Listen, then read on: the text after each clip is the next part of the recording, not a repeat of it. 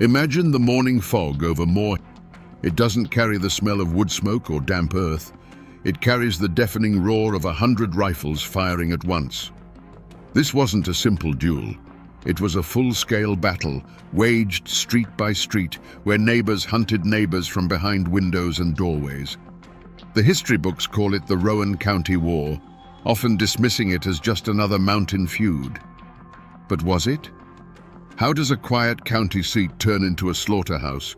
And how does one man, a charismatic saloon owner, become its undisputed king, holding life and death in his hands? Today, we separate the smoke of legend from the fire of truth to understand how a political argument on a hot August day unleashed 3 years of terror. To understand the blood that was spilled, you first have to understand the land. This was Rowan County, Kentucky, in the years after the Civil War.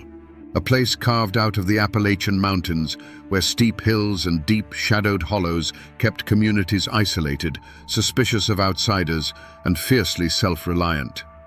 Here, the law wasn't something that came from the state capital in Frankfurt.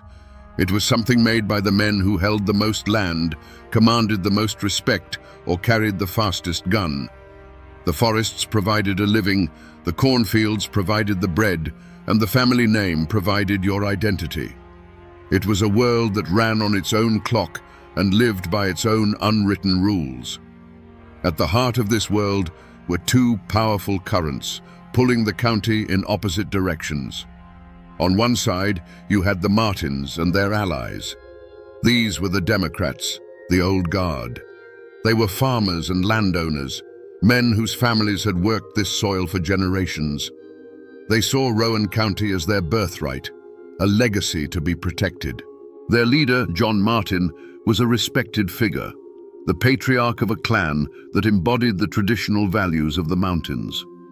They were the establishment, the deep roots of the county. On the other side stood Craig Tolliver and his followers. They were the Republicans, the ambitious newcomers who saw the future not just in farming, but in business, commerce, and control of the growing town of Moorhead. Tolliver himself was a force of nature. He wasn't some backwoods brawler. He was a sharp, charismatic, and utterly ruthless man who ran the town's most prosperous saloons. He knew that real power didn't come from owning a few acres of land. It came from controlling the flow of money, whiskey, and votes. He was a political boss in the making, and his iron will was beginning to forge Moorhead into his personal kingdom. This wasn't a simple family feud, not in the way the legends tell it. The names Martin and Tolliver became flags, banners under which people gathered based on their politics, their debts, their family ties, or simple fear. If you were a Democrat who felt the old ways were best, you stood with the Martins. If you were a Republican who saw opportunity in the changing times, you threw your lot in with Tolliver. Choosing a side wasn't just a political preference, it was a declaration of loyalty that could determine whether your family ate well or starved, whether you found justice in a courtroom or at the end of a rope. Life in Rowan County went on, with harvests and church socials, births and funerals. But underneath the surface, a bitter tension was simmering. It was the friction between the old world and the new, between the farmer and the businessman, the Democrat and the Republican. Every election, every business deal, every drunken argument was another ounce of pressure building in a sealed container. They were living in a powder keg, and they all knew it. All they were waiting for was the spark that would blow their world to pieces. The spark finally landed on Election Day, in the thick, muggy air of August 1884. You can almost feel it. The town of Moorhead is buzzing, not with excitement, but with a raw, nervous energy. The air is heavy with the smell of sweat, cheap whiskey, and the metallic tang of unspoken threats. Men, their loyalties and their tempers stoked by liquor and politics, are gathered near the polling station, eyeing each other with suspicion. It was here that the first words were thrown like stones. The argument started between a Republican named Solomon Bradley and the Democratic patriarch John Martin. It was the same argument happening all over the county, a clash of the old world and the new. But then, a new player stepped into the circle. Floyd Tolliver, a relative of Craig's. The shouting quickly turned to shoving, and in the chaotic scuffle there was a flash of steel. In a single brutal motion, Floyd Tolliver's knife found its mark, and John Martin, the leader of the county's Democrats, fell bleeding into the dust. This was more than a murder. It was a public execution, a message sent in broad daylight. The Republicans had struck down the head of the Democratic snake. The Martin clan, stunned and enraged, demanded justice. They turned to the law, but in Rowan County, the law had a name, and that name was Craig Tolliver. He controlled the courts, he controlled the sheriff, he controlled the narrative. And so, it came as no surprise to anyone when a jury declared Floyd Tolliver had acted in self-defense and set him free. For the Martin clan, that verdict wasn't justice. It was a declaration of war. It was proof that the system was rotted through, and that the only law they could trust was the one they enforced themselves. They retreated into the hills, not in defeat, but to plan. A few cold months later, in December, Floyd Tolliver was walking down the main street of Moorhead, wrapped in the arrogant confidence of a man who believed he was untouchable. He was wrong. A sudden volley of rifle fire erupted from a darkened alleyway. Floyd fell dead onto the frozen ground, his body riddled with the Martins' answer to the court's verdict. The blood of John Martin had been answered with the blood of Floyd Tolliver. A personal score had been settled, but a terrible line had been crossed. There was no going back now. The first drops had been spilled, and they had opened a wound that would bleed for 3 long years, turning the hollows and streets of Rowan County into a hunting ground. The war had begun. For 2 years, the war had been a story of back-alley ambushes and simmering fear. On June 22nd, 1887, it exploded into the open. Before the sun had fully risen, nearly 100 men from the Martin faction descended on Moorhead. They moved not as a frantic mob, but as a determined army, entering the town from multiple directions with a single, unified purpose: to cut the head off the snake and end the reign of Craig Tolliver. The first shot wasn't a single crack, but a deafening, rolling thunderclap as dozens of rifles opened fire at once. For the townspeople huddled in their homes and cellars, the world dissolved into a terrifying storm of noise. They could hear the high-pitched whistle of bullets passing overhead, the splintering crash of lead tearing through wooden walls, and the sharp ring of ricochets off anything solid. The street outside was no longer a place for commerce or conversation. It had become a no-man's land. Through the shifting curtains of gunsmoke, a deadly ballet unfolded. Tolliver's men, barricaded inside saloons and hotels, turned second-story windows into sniper nests. The Martins and their allies returned fire from behind overturned carts and the corners of buildings, methodically advancing toward the center of town. Moorhead had become a brutal chessboard where every move was a gamble with death, and the air was thick with the acrid smell of burnt black powder. This was a war of neighbors, and the cost was intimate. At some point during the hours of relentless battle, a sharp cry of grief cut through the roar of the guns from the Martin side. One of their own had fallen, John Martin's son. A leader in the fight had been forced to watch his own bloodline severed in the chaos, a father's worst nightmare realized in a hail of gunfire. The stakes, already impossibly high, had just become personal in the most painful way imaginable. And then, at the height of the battle, the central pillar of the conflict simply vanished. Craig Tolliver, the undisputed king of Moorhead, had been directing his defense from a fortified position, a commanding presence against the storm. One moment, his voice was the anchor for his men. The next, there was only silence from his post. There was no heroic last stand, no dramatic duel, just a sudden, shocking absence.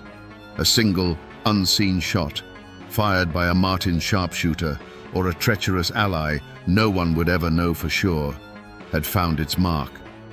As the news rippled through the ranks, the fighting faltered. The organized defense collapsed into confusion. The gunfire sputtered out, replaced by an eerie, ringing silence. When the smoke finally began to clear, It revealed a town that had been brutalized. The walls of buildings were scarred with hundreds of dark marks, silent witnesses to the fury that had just passed. The battle was over. The king was dead. When the last echo of gunfire faded, a stunned silence fell over Moorhead. It was the silence of a graveyard. Slowly, cautiously, doors creaked open. Townspeople emerged from their cellars and hiding places, not to a town celebrating a victory, but to a scene of utter devastation. The streets were littered with shattered glass, splintered wood, and the dark, still shapes of men who had been alive just hours before. The air, thick with the lingering scent of gunpowder, now carried the heavy weight of shock and grief. The war was over, but the town felt like it had died with it. For the Martin faction, their objective was complete. Craig Tolliver was dead. They hadn't stayed to claim Moorhead as a prize. That was never the point. Their army of 100 men melted back into the hills and hollows from which they came, leaving the chaos behind them. They had rid the county of the man they saw as a tyrant, but in doing so, they had declared war not just on a rival faction, but on the state of Kentucky itself. They were no longer just feuding mountaineers, they were now fugitives. The Tolliver faction, once the iron fist that ruled the county, was shattered. With their leader gone, they were a body without a head. Panic and fear replaced the arrogant confidence they once held. Some of his most loyal men lay dead in the streets, while others, wounded or terrified of what was to come, fled the county, knowing that either the Martins' revenge or the state's justice would soon be coming for them. The empire Craig Tolliver had built with bullets and fear had crumbled into dust in a single morning. This time, the news of the slaughter didn't just prompt a temporary response from the governor, it demanded a permanent solution. The state of Kentucky had had enough. Soldiers of the state militia were dispatched to Rowan County, but they didn't come as peacekeepers to separate two bickering families. They arrived as an occupying force, with orders to disarm the populace and impose state law by force. Martial law, ineffective not in name, descended on Moorhead. The era of clan rule was over, brought to an end by the cold steel of state-issued bayonets. With the militia securing the town, the gears of official justice began to grind. Warrants were issued for dozens of men from the Martin faction. Rewards were posted for their capture, turning neighbors against one another with the promise of gold. But the fear in Rowan County didn't disappear. It simply went quiet. People who had witnessed the battle locked their doors and their mouths, terrified of getting caught in the crossfire between the vengeful Martins and the newly empowered state authorities. The gun smoke had cleared, but a new suffocating fog of suspicion and fear had settled over the hills. The gavels that fell in the Rowan County courthouse weren't just calling a room to order. They were trying to hammer a new reality into place. The trials that followed the Moorhead Massacre were meant to be a display of state power, a clear message that the days of clan law were over. The courtroom itself was a theater of tension. It was the same building whose walls were still pockmarked with bullet holes from the battle. Armed militia guards stood at every entrance, their presence a constant reminder that this was not business as usual.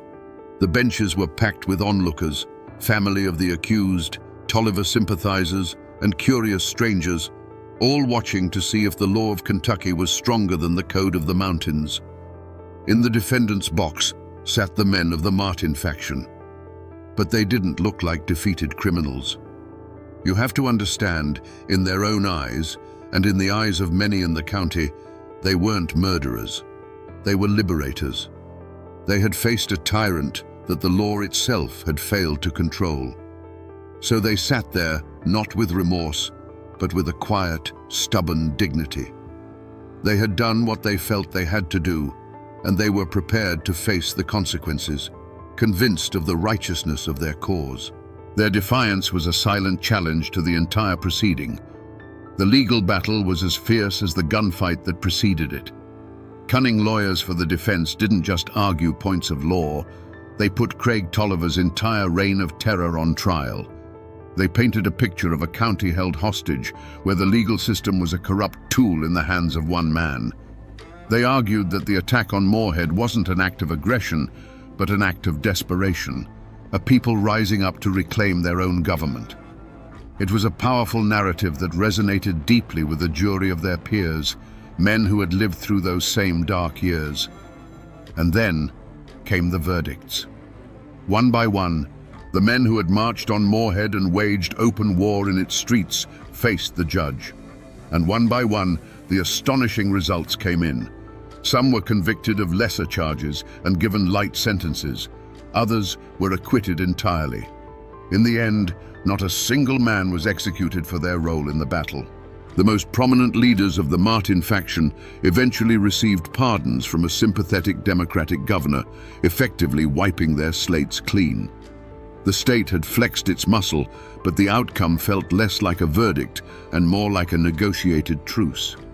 The old power structure was broken, and a new one, led by the Democrats, had taken its place. The men who had taken the law into their own hands had been vindicated, not by the mountains, but by the very system they had attacked. So, was this justice? The Tolliver faction was gone, their leader buried. The Martin faction, despite laying siege to a town, walked free. The law of men had been spoken in the courtroom, but the final judgment sounded an awful lot like the justice of the mountains. It left a profound and unsettling question hanging in the Appalachian air. Who really won the war? The war ended, but the peace was a fragile, bitter thing. The hatred stirred up by the feud didn't vanish with the last puff of gunsmoke. They seeped into the soil of Rowan County and poisoned the roots of the community for generations. For decades after the massacre, the names Martin and Tolliver were spoken with caution. They dictated who you did business with, whose children your children were allowed to marry, and which side of the aisle you stood on in local politics. The shooting had stopped, but the war lived on in quiet, resentful hearts. If you visit Moorhead today, you might think the past has been completely erased. It's a bustling university town now, full of students who know more about textbooks than blood feuds. But the ghosts are still there, if you know where to look for them. For many years, the old courthouse stood as the most stubborn witness. Visitors could run their hands over the dozens of pockmarks scarring its brick walls, each one a physical memory of that terrible morning in 1887. And up in the cemetery, you can still find the grave of Craig Tolliver, the fallen king, a simple stone marker for a man who once held the county in an iron fist. But the most powerful reminders aren't the ones you can touch. They're in the landscape itself. The main street of Moorhead is no longer a battlefield, but the ghosts of the men who fought and died there still linger in the local lore. The winding back roads and shadowed hollows leading out of town were once the sites of countless ambushes and secret meetings. They are quiet now, but it's a heavy kind of quiet, the kind that holds stories. Most people who walk those streets today have forgotten the names of Craig Tolliver and John Martin. The story of the Rowan County War has faded from living memory into the dry pages of history books. But the story hasn't truly vanished. It has simply become part of the place itself. It's a lesson embedded in the land, a reminder of how quickly order can break down and how thin the line is between neighbor and enemy. The people may forget the details, but the mountains always remember everything. So we return to the question that hung in the gunsmoke at the start of our story. How does a quiet county turn into a battlefield? The answer, buried for a century under the myth of a simple family squabble, is now clear. The Rowan County War was never just a feud. It was a political war, fought for the soul of a community. The names Martin and Tolliver were the banners, but the real conflict was over power, control, and whose vision of the future would prevail. Craig Tolliver became a king because he understood that in a place where the law was weak, the strongest will becomes the law. And the Martins went to war because they believed the only way to fight a broken system was to burn it to the ground. This story is more than a dark chapter in Kentucky's history. It is a brutal lesson in what happens when people lose faith in their institutions, when they believe the ballot box is broken and the judge's gavel is for sale. It shows that when official justice becomes a mockery, men will seek out their own, older and bloodier form of justice in the streets. This is a story not just of Appalachian violence, but of the indomitable and sometimes terrifying spirit of people who refuse to be ruled by a tyrant, even if it means becoming killers themselves. It is a grim reminder that the line between civilization and chaos is not a fortress wall, but a thin, fragile thread of trust. And when that thread is cut, the most ordinary of places can become a hell on earth.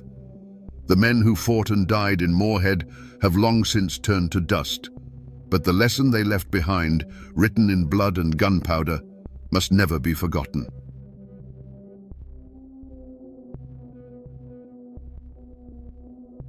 The judge pronounced the sentence, 1 year in the county jail. A dead silence fell over the packed Virginia courthouse. Then, the patriarch of the most powerful clan in these mountains, Floyd Allen, rose to his feet. His eyes blazed as he uttered the words that would become a signal for slaughter. "Gentlemen, I ain't a-goin'." A split second later, the courtroom exploded in a firestorm of bullets. When the gun smoke cleared, the judge, the sheriff, and the prosecutor lay dead. The newspapers called it an act of savage barbarism. But was it a cold-blooded ambush, or the last desperate stand of a man defending his honor? Today, we will try to find the truth behind the 90 seconds of hell that forever scarred these mountains. To understand the blood that was spilled, you first have to understand the world that was about to be lost. This was Hillsville, Virginia, at the dawn of the 20th century. Tucked deep in the Blue Ridge Mountains, this wasn't just a town, it was a fortress of tradition, a kingdom unto itself. Here, the hollows held the morning mist like secrets, and the rugged peaks stood as silent guardians against a world that was changing too fast.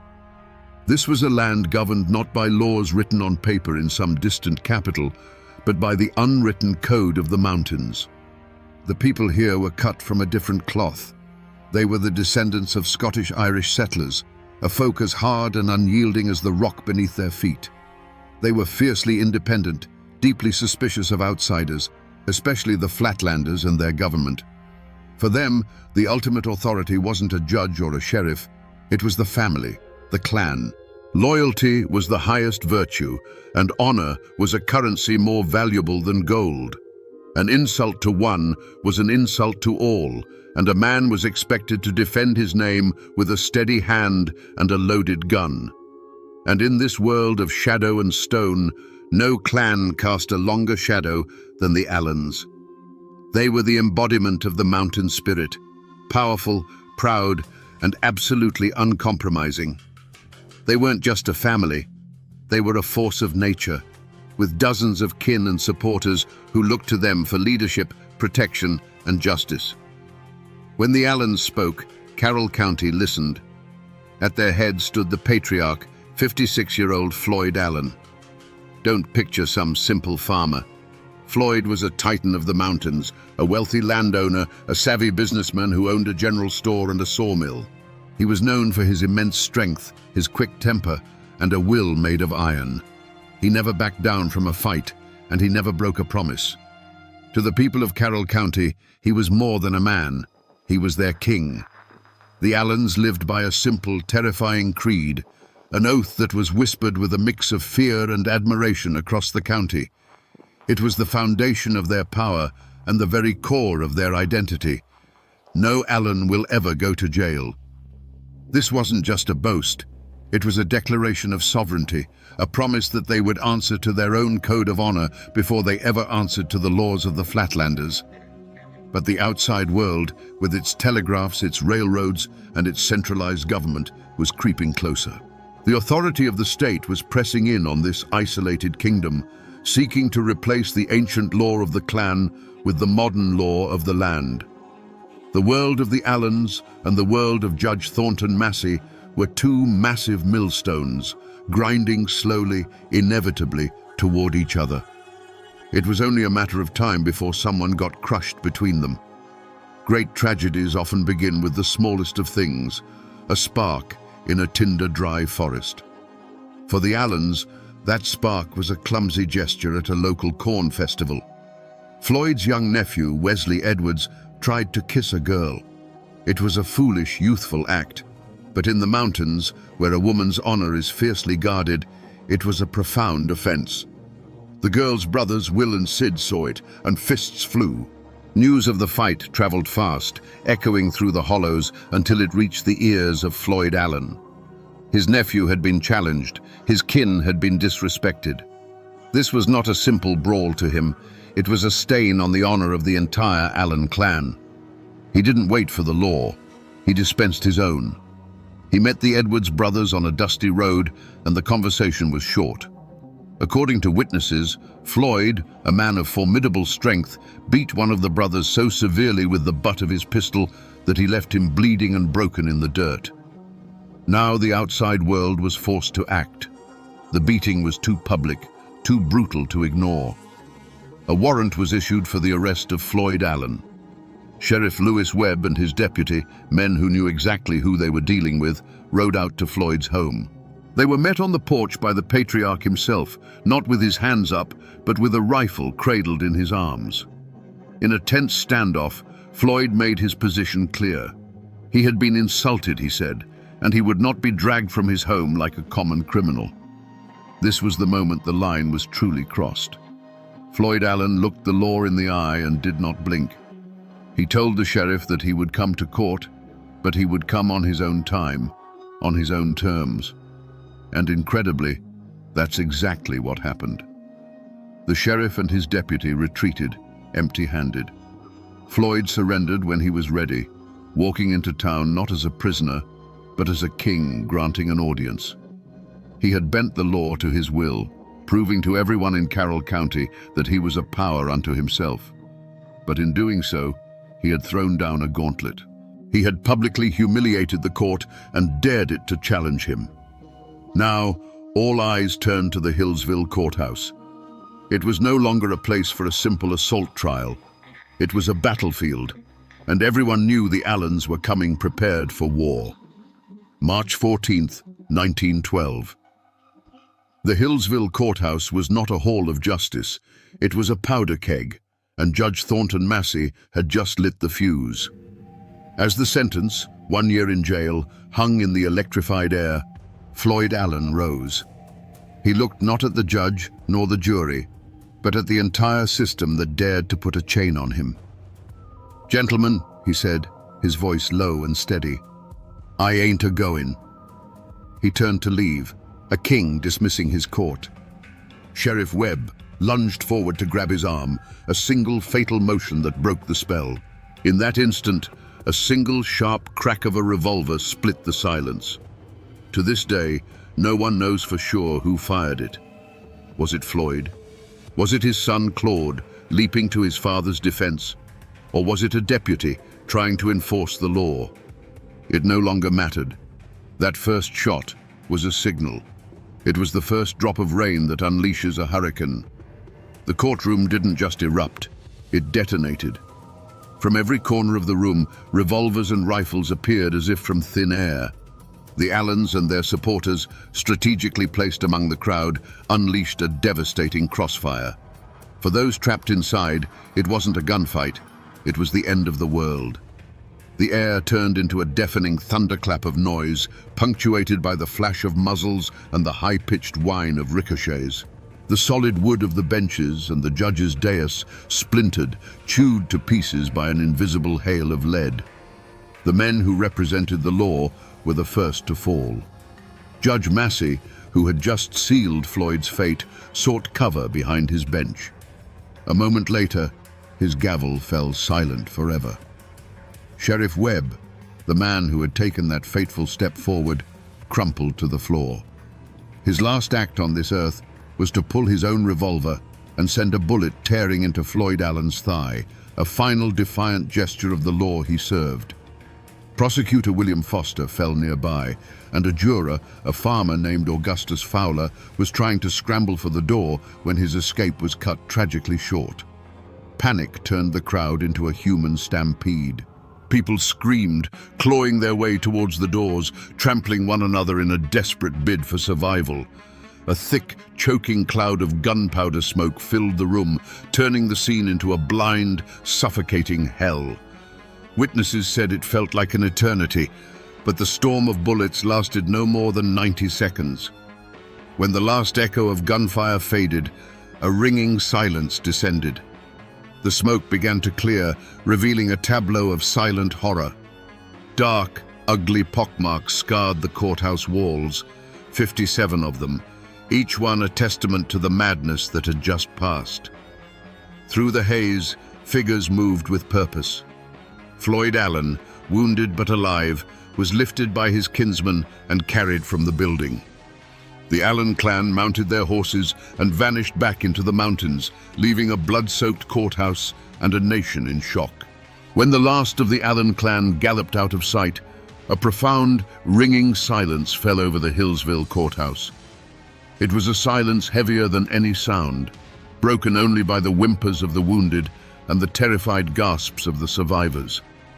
The air, thick with the acrid stench of gunpowder, now carried a new, coppery smell. On the blood-soaked floorboards, the law of the Commonwealth of Virginia lay dead. The judge, the sheriff, the prosecutor, the very symbols of the state's authority, had been executed in their own sanctuary. The news of the massacre didn't just spread, it shot out of Hillsville like a bullet, hitting the telegraph wires and exploding across the nation. Newspapers from Richmond to New York screamed with headlines that painted a picture of a savage war against civilization itself. They called the Allens mountain degenerates, barbaric clansmen who had risen up against the rule of law. The story tapped into a deep-seated fear of Appalachia as a wild, untamed frontier. There was no room for nuance in these reports. There was only shock, horror, and a thunderous call for vengeance. The response from the state was swift and absolute.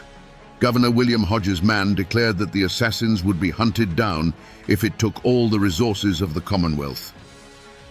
He mobilized the state militia, but he also called in a force more feared and perhaps more suited to the task, the Baldwin Felts Detective Agency. These were not ordinary lawmen. They were ruthless, efficient bounty hunters, veterans of the brutal coalfield wars, known for their willingness to meet violence with greater violence. They were the modern world's answer to the Mountain Clan, a hired army that understood the language of the gun. The great hunt began. The mountains, which had always been the Allens' fortress, had now become their cage. The Baldwin Felts detectives, methodical and relentless, swarmed into Carroll County. They brought with them the tools of the modern age, photographs of the wanted men, a network of informants, and the promise of a hefty reward that could turn a neighbor into a betrayer. They combed every hollow, searched every cabin, and squeezed the community with a grip of fear. For the Allens, there was nowhere left to run. One by one, the fugitives were captured or surrendered. The net tightened until finally, acting on a tip, detectives found their ultimate prize. Hiding in a lumberjack's shack, wounded and exhausted, were Floyd Allen and his son, Claude. The king of Carroll County, the man who swore he would never see the inside of a jail, was now in shackles. The wolf hunt was over. The wolves were caged, and now they would face the victor's justice. The trial of the Allen clan was never going to be held in Hillsville. The influence of their name was too strong, the memory of the massacre too raw. To ensure a conviction, the state moved the proceedings to the city of Wytheville. But this change of venue did more than just move the trial. It ripped the Allens out of their world and placed them in the heart of their enemies. It wasn't a trial, it was a reckoning. The courthouse was surrounded by armed militia. Reporters from across the country filled the press benches, eager to send back sensational stories of the Appalachian savages. The court of law had become a theater of vengeance, and the public demanded a bloody final act. In the center of this storm sat Floyd and Claude Allen. They were not the wild-eyed murderers the newspapers described. Witnesses from the trial remembered them as composed, stoic, and utterly unbowed. They sat like fallen kings, their faces carved from mountain stone, showing no fear and no remorse. They listened to the testimony against them with a quiet dignity that was, in its own way, a final act of defiance. They had lived by the code of the mountains, and they would not grovel before the code of the Flatlanders, even with their lives hanging in the balance. The prosecution painted a picture of a cold, calculated conspiracy, an ambush designed to assassinate the law itself. Their lawyers argued that it was a spontaneous eruption of violence, a tragic misunderstanding that spiraled out of control. But in a courtroom filled with rage and grief against the testimony of dozens of terrified survivors, their words were meaningless. The verdict was a foregone conclusion before the first witness was even called. The jury, drawn from a world that neither knew nor understood the Allens' way of life, deliberated for only a short time. The verdict came back. Guilty. Guilty of murder in the first degree. The judge, his voice heavy with the weight of the state's authority, sentenced Floyd Allen and his son Claude to die. Not by the gun, the weapon of their world, but by the electric chair. A cold, scientific answer to the hot-blooded code of the mountains. The other clan members involved were handed sentences that would see them waste away for decades behind bars, their power broken, their families scattered. The sentence was met with applause in the courtroom and celebrated in newspaper headlines as a triumph for civilization. The law had been challenged, and the law had won. But back in the misty hollows of Carroll County, the whispers told a different story. To many, this wasn't justice. It was an execution carried out by a foreign power. The state had not just punished murderers, it had made an example of men who dared to live by their own rules. And so the question that hangs over this story remains, even a century later. Was it justice that was delivered in that Wytheville courtroom? Or was it simply the final brutal act of a war between two worlds, where the victor got to write the law and call it by whatever name they chose?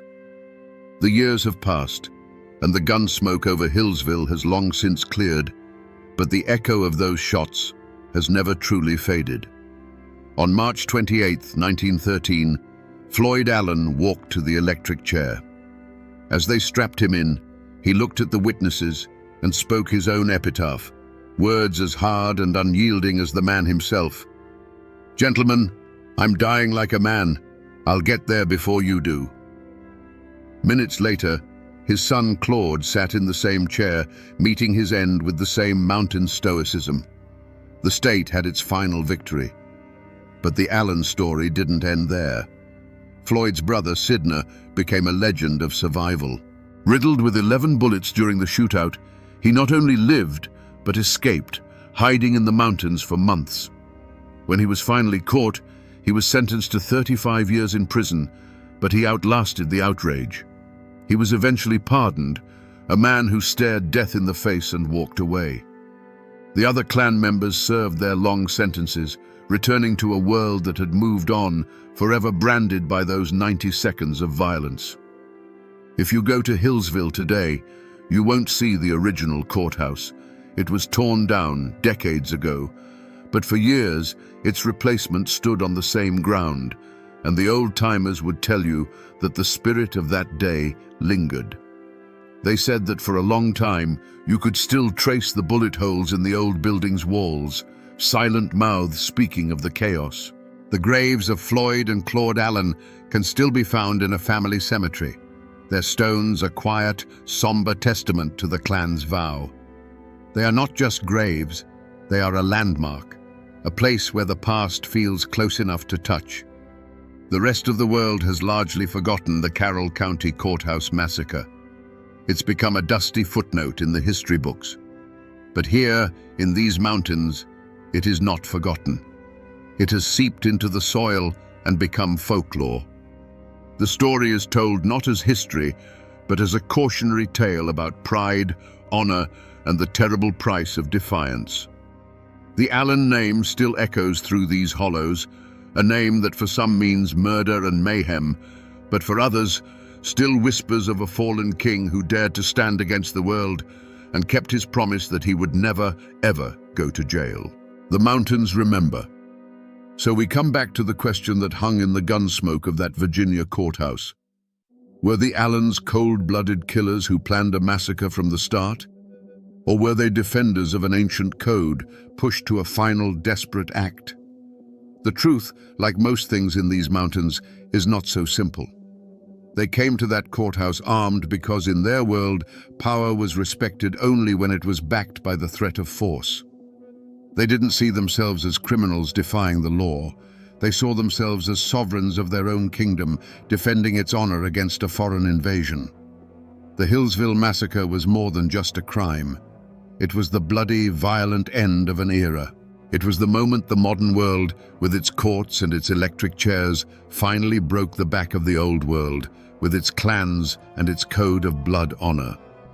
The state sent a message that day, written in the language the Allens understood best. Its power was now absolute, its reach inescapable. The Allen clan wasn't just fighting a one-year jail sentence, they were fighting the 20th century, and the 20th century won. This is a story of brutality, yes, but it is also a story of the indomitable Appalachian spirit, a spirit so fiercely independent that it can lead to both greatness and ruin. Floyd Allen was a king who refused to watch his kingdom crumble. He and his family were not heroes, but their tragic, violent story has become a dark legend, a warning of what happens when pride and honor demand a price that can only be paid in blood. And while the law won the war that day, the story of the clan who swore they would never go to prison and kept that oath at the cost of everything still haunts these hills.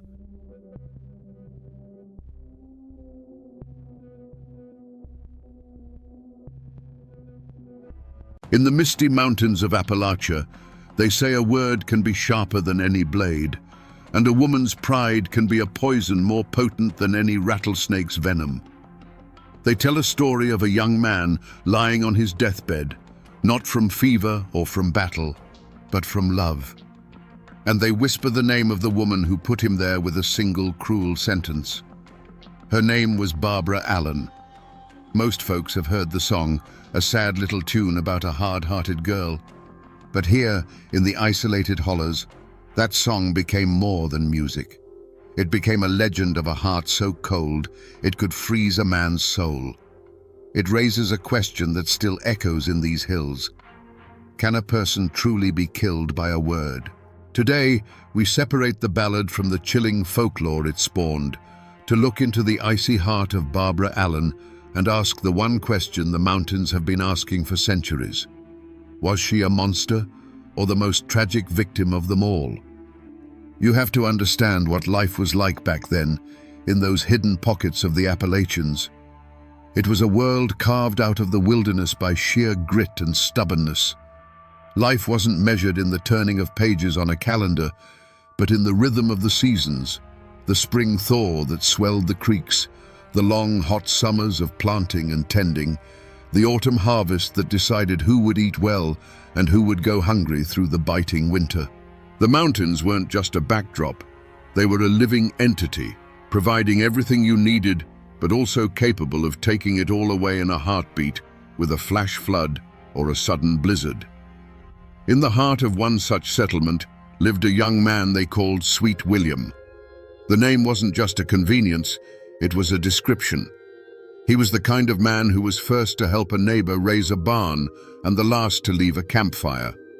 He had a strength that came from working the hard soil and a laugh that could cut through the thickest mountain fog. He was the future, the promise of another generation surviving and thriving in this unforgiving land. Everyone loved him because he was the best of them, a reflection of the warmth and community that was the only real shield against the cold and the dark. And then there was Barbara Allen. If William was the warm hearth of the community, she was the frost on the window pane. She possessed a beauty that was almost painful to look at, sharp and perfect, like a shard of ice. But it was a remote beauty. She lived with her mother in a small cabin, keeping to herself, her silence often mistaken for arrogance. The other girls whispered about her pride, and the young men who tried to court her came away feeling as if they'd tried to warm their hands on a marble statue. She was a mystery, an outsider in a community where there were no secrets. Yet, as it so often happens, the fire was drawn to the frost. William saw something in Barbara that no one else did. Not coldness, but a guarded sorrow, a strength that had hardened into a shield. And she, in turn, saw in his open-hearted nature a warmth she'd never known. Their courtship wasn't one of public pronouncements, but of stolen glances across the clearing during a Sunday service, of a wildflower left on her doorstep, of two people from different worlds circling each other like the sun and the moon. For a brief, hopeful season, it seemed that William's warmth might just be enough to melt her icy heart. But this world was as fragile as it was harsh. It was held together by unwritten laws of respect, honor, and pride. A person's reputation was their most valuable possession, more precious than land or livestock. And in a place where life was a constant struggle, a wounded pride could fester like a snakebite, turning the promise of love into the certainty of a grave. The community, watching the two lovers, held its breath, sensing that this was a story that could only end in one of two ways, with a wedding or with a tragedy that would be whispered around their fireplaces for 100 years to come.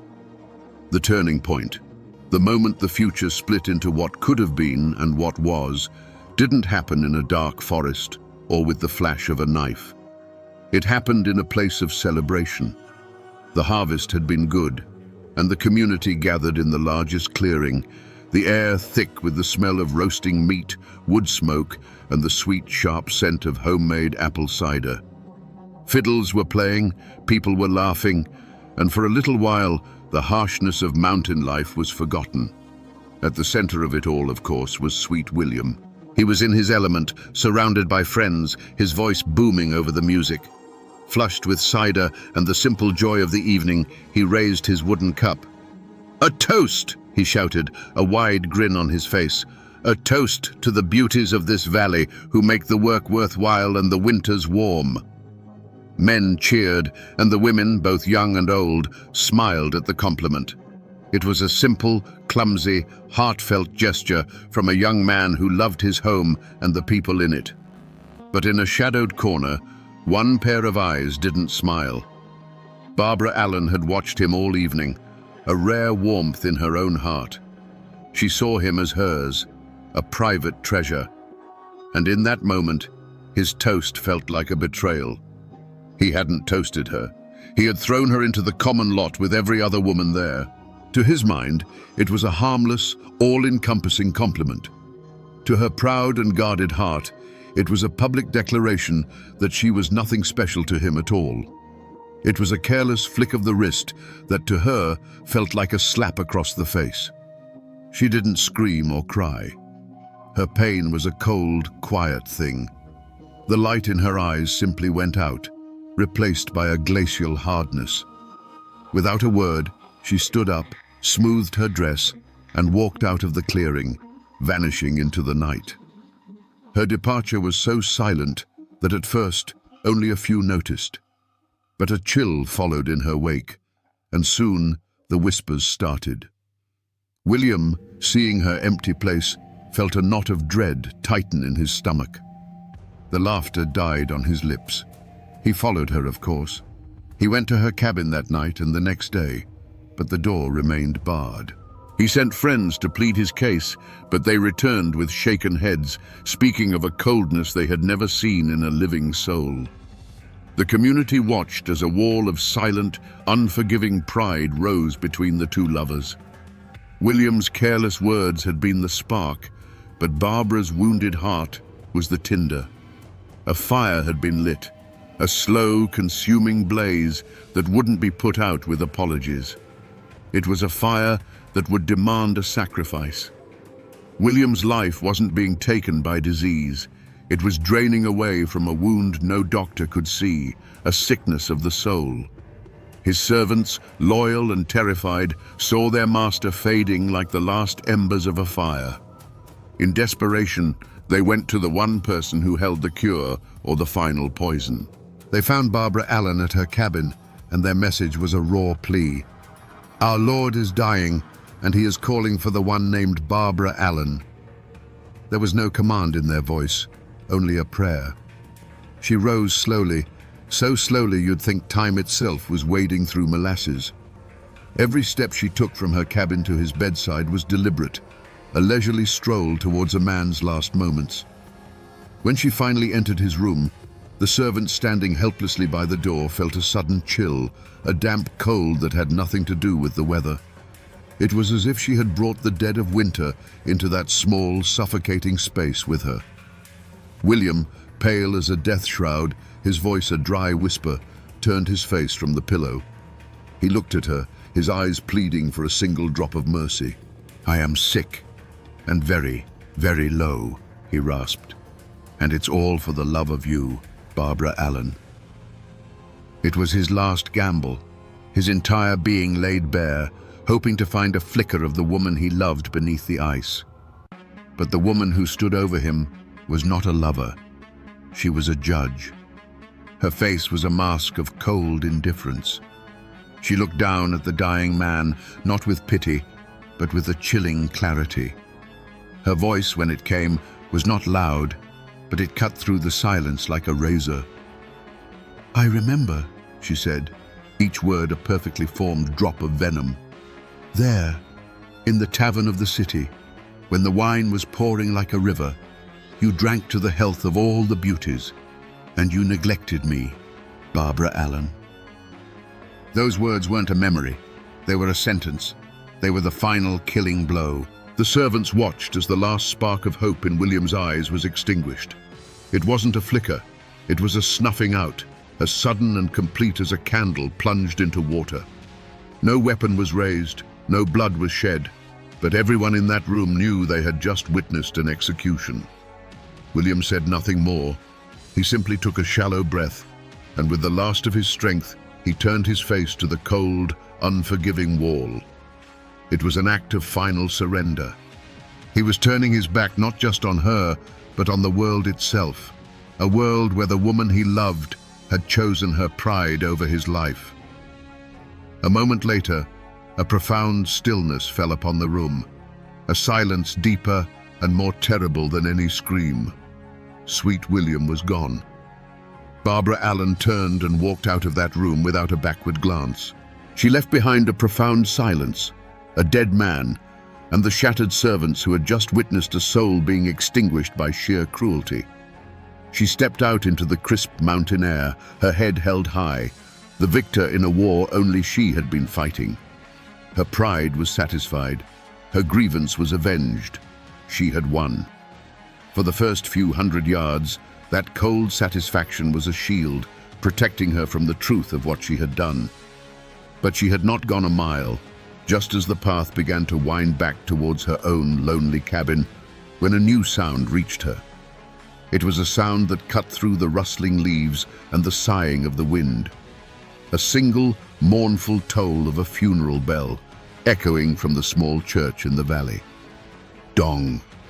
It was a sound of finality, a sound of fact. Sweet William was dead. The bell was telling the mountains the news, and that sound pierced her icy armor. The second toll followed the first, and with each resonant peal, a crack appeared in the frozen wall around her heart. It was no longer the sound of her victory, it was the sound of her damnation.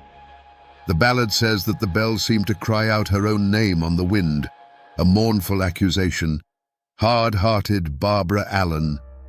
The pride, the anger, the memory of that silly toast in the tavern, it all evaporated, leaving behind a horrifying, empty void. The realization struck her with the physical force of a blow. The man she loved was in the ground because of her. She had traded his life for a moment of bitter triumph, and the bargain was a fool's one. Her heart, which could not be melted by his love, was now shattered by the sound of his death knell. The community would hear that bell too. The servant's story would spread from cabin to cabin, whispered over cook fires and spinning wheels. There would be no trial, no judge or jury. Her verdict was already being delivered by the hushed, horrified voices of her neighbors. She was no longer just the proud girl. She was the cruel woman, the one who had killed sweet William with nothing but a handful of cold, unforgiving words. There was no trial held in a courthouse for Barbara Allen. There was no judge in a black robe, no jury of 12 good men and true. What law had she broken? There is no statute against having a heart of stone, no crime on the books for killing a man with a memory and 5 cruel words. The law of men, with its ink and paper, was silent. It had no language to describe what had happened in that death room. But in the mountains, there is another kind of justice, an older and more immediate law. And Barbara Allen's trial had already begun. The courtroom was every cabin, every clearing, every fireside in the valley. The servants who had stood helpless at William's bedside were the sole witnesses, and their testimony, spoken in hushed, horrified tones, was the only evidence needed. The story spread faster than a forest fire, a tale of love turned to poison, of a pride so monstrous it could watch a man die and feel nothing. The community, which had once whispered about her coldness, now spoke of it as a fact, an unnatural blight on the world. The verdict was unanimous. She was guilty. But Barbara wasn't listening to them. She was a prisoner in a different kind of court, the one held in the echoing silence of her own soul. The funeral bell had been the prosecution's opening statement, and it had shattered her every defense. As she ran home, stumbling through the woods, she wasn't fleeing justice. She was rushing to accept her sentence. When she burst through the door of her mother's cabin, her face was a mask of terror and grief. She was no longer a cold-hearted killer. She was a condemned woman. Her confession was not a plea for mercy, but a final, desperate command. She cried out to her mother, the words tumbling from her in a torrent of unbearable guilt. "Mom, Mom, make my bed, make it softly and long. My darling died for me today, and I will die for him tomorrow." In that moment, she was both the accused and the executioner. She understood the ancient law of the mountains, a heart for a heart, a life for a life. Her own pride had demanded William's life as payment, and now her conscience, awakened too late, demanded hers in return.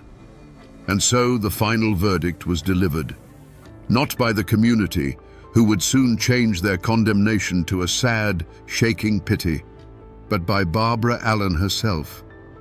She died the next day, not of fever or sickness, but of a broken heart, the very ailment she had inflicted upon her lover. Was it justice? Perhaps it was something more profound. It was a perfect, terrible symmetry. The law of men could never have balanced the scales so precisely. The mountains had rendered their own judgment, leaving 2 fresh graves as a permanent warning that a heart closed to forgiveness is a tomb waiting to be filled. And so they buried them in the old churchyard, side by side. He, the victim of a love too strong, and she, the victim of a pride that had turned to poison. In any other story, that would be the end. 2 graves on a lonely hillside, slowly being reclaimed by the wild grass and the passage of time. But in Appalachia, some stories refuse to stay buried in the ground. They grow. Out of Sweet William's grave, the old-timers say, there grew a rose. It wasn't just any rose, but one with petals so deep and red they looked like drops of blood, a symbol of the true and passionate love he'd held in his heart. And from Barbara Allen's grave, there grew a briar, its vines thorny and grasping, a testament to the sharp, tangled pride that had protected and ultimately destroyed her. They grew, reaching up towards the Appalachian sun as if pulled by some unseen force. The rose climbed the old stone wall of the churchyard, and the briar followed. Higher and higher they went, until at the very peak of the wall they met. And there, Under the watchful eyes of the mountains, the soft red rose and the thorny green briar intertwined. They wove themselves together into what the ballad calls a true lover's knot, a symbol of forgiveness, a sign that the love that was denied in life had finally found its union in death. Now, you can't go to a specific place in Kentucky or North Carolina and find a headstone that reads Barbara Allen. Her grave is not a place on a map. The real marker isn't made of stone, it's made of music. The ballad itself is the echo. It survived the long ocean voyage from Scotland, and in the isolated hollows of Appalachia, it found its true home. It was passed down like an heirloom, from a grandmother's cracked voice to a child listening on a porch swing, a lesson and a lullaby all in one. The story became a part of the people, and that is what remains today. The traces are not in archives or history books, but in the culture itself. It's in the melancholy bend of a fiddle string, in the lyrics sung by 1,000 different voices over hundreds of years. The mountains do remember, and though most people have forgotten the fine details, the legend of the rose and the briar still hangs in the air of every old, overgrown cemetery, a ghostly reminder that love and pride are two powerful vines that, once tangled, can never truly be separated. So we come back to the question that has haunted this story from the start, a question that the wind still whispers in the high mountain passes. Was Barbara Allen a monster, or was she a victim? The truth, like most truths in these mountains, is not a simple thing. In that death room, standing over the man who loved her, she was a monster. She wielded her wounded pride like a weapon and dealt a killing blow. But in the moments that followed, when the sound of a funeral bell shattered her soul, she became the story's final, most tragic victim, a prisoner of a pride she could no longer live with. This is the eternal lesson encoded in the ballad of Barbara Allen, the reason it has survived for centuries while grander tales have turned to dust. It's a story that warns us that a heart shielded by pride is the most fragile heart of all. It teaches us that forgiveness is not a gift we give to others, but a key to our own freedom. The rose and the briar are not just a fanciful ending, they are the story's true moral. They tell us that even after a tragedy born of bitterness and spite, redemption is possible, that two souls torn apart by life can find their way back to each other in the end. This is more than just a ghost story or a sad old song. It is a piece of Appalachia's soul. It is a testament to the people who lived and died by a code of honor that could be both their greatest strength and their most fatal flaw. And even today, if you find yourself deep in the mountains when the fog is rolling in and the world grows quiet, you can almost hear it. A sad, distant melody on the wind and the mournful toll of a bell, forever crying out a warning and a lament. Poor Barbara Allen.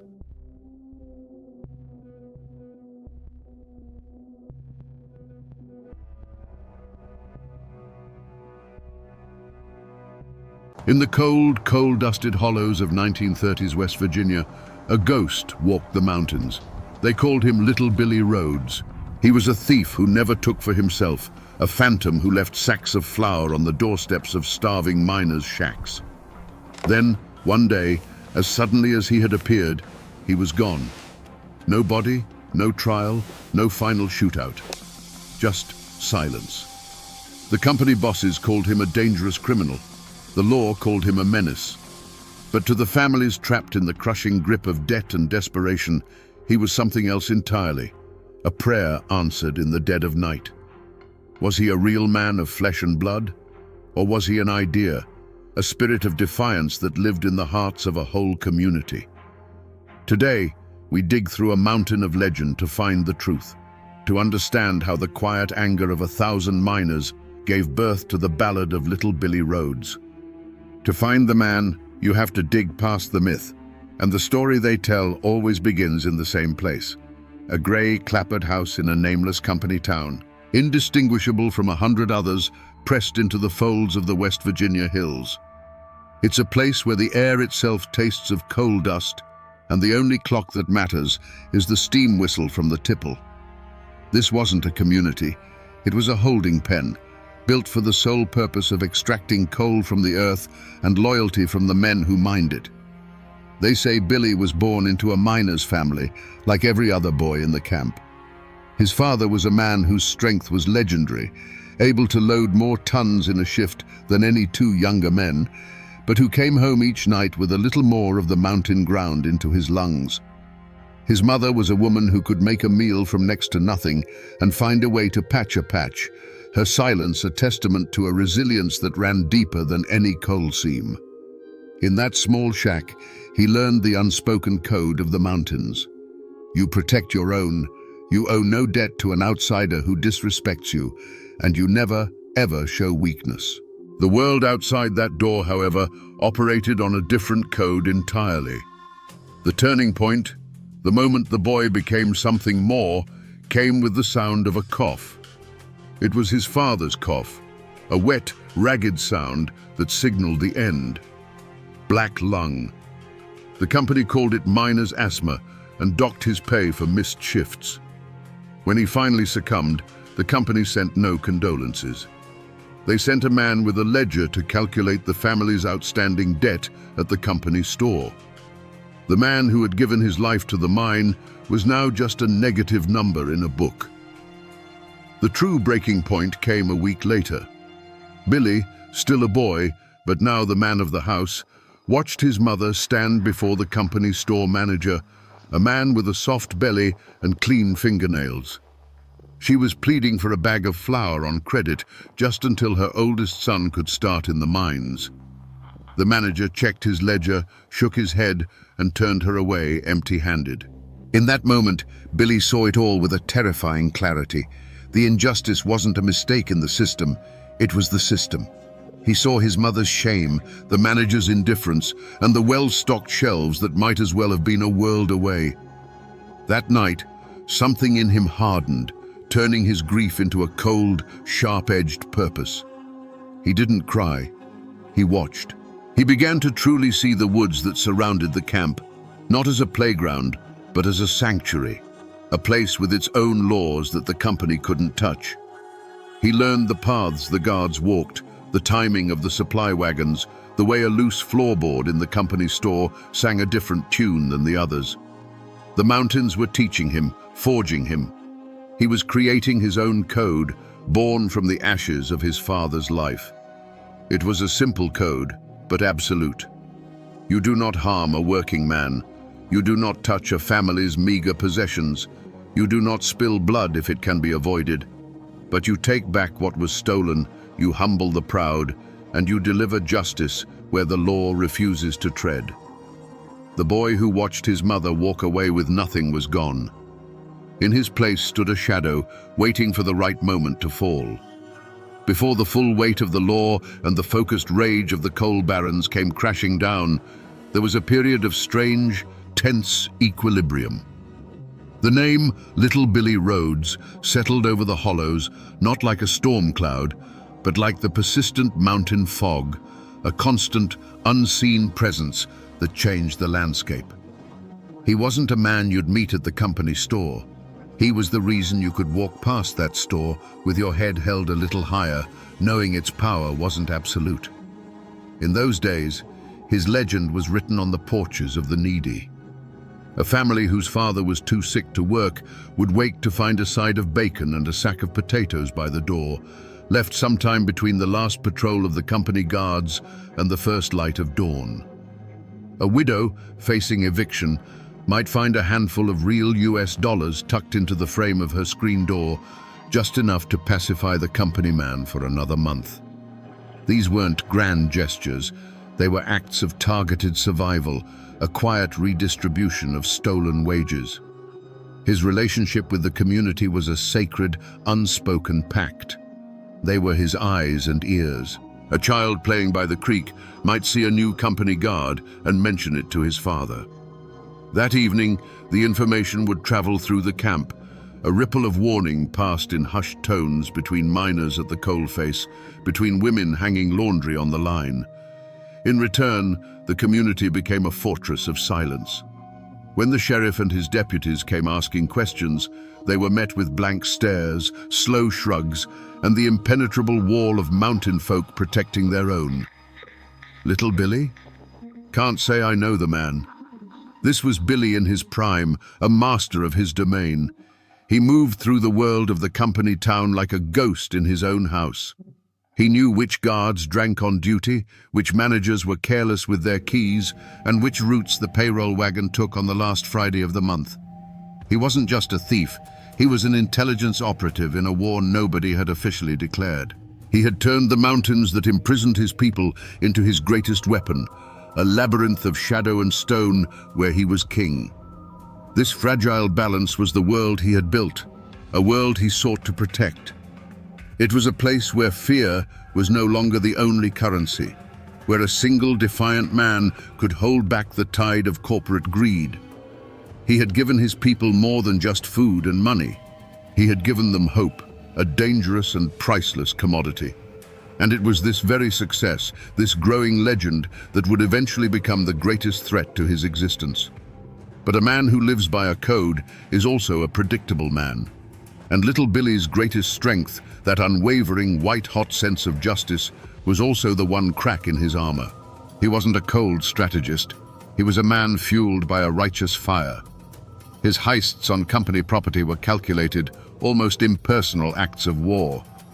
But when the cruelty of the system took on a human face, his response became deeply, dangerously personal. The story they tell is of a new mine foreman, a man named Blackwood, who came to the camp with a reputation for breaking unions and a temper as foul as mine drainage. Blackwood wasn't content to simply enforce the rules. He reveled in the humiliation of the miners. One afternoon, he publicly berated an elderly miner, a man who had worked the seams for 40 years, for being too slow, kicking the old man's lunch pail into the mud and mocking him in front of his crew. For Billy Rhodes, this was not a matter of scrip or payroll. This was an intolerable affront to the dignity of his people. The system wasn't just starving them, it was now spitting in their faces. That night, little Billy didn't go to the company store. He slipped past Blackwood's own yard dogs, through the window of his private residence, and into the room where the foreman slept. He stole nothing of value.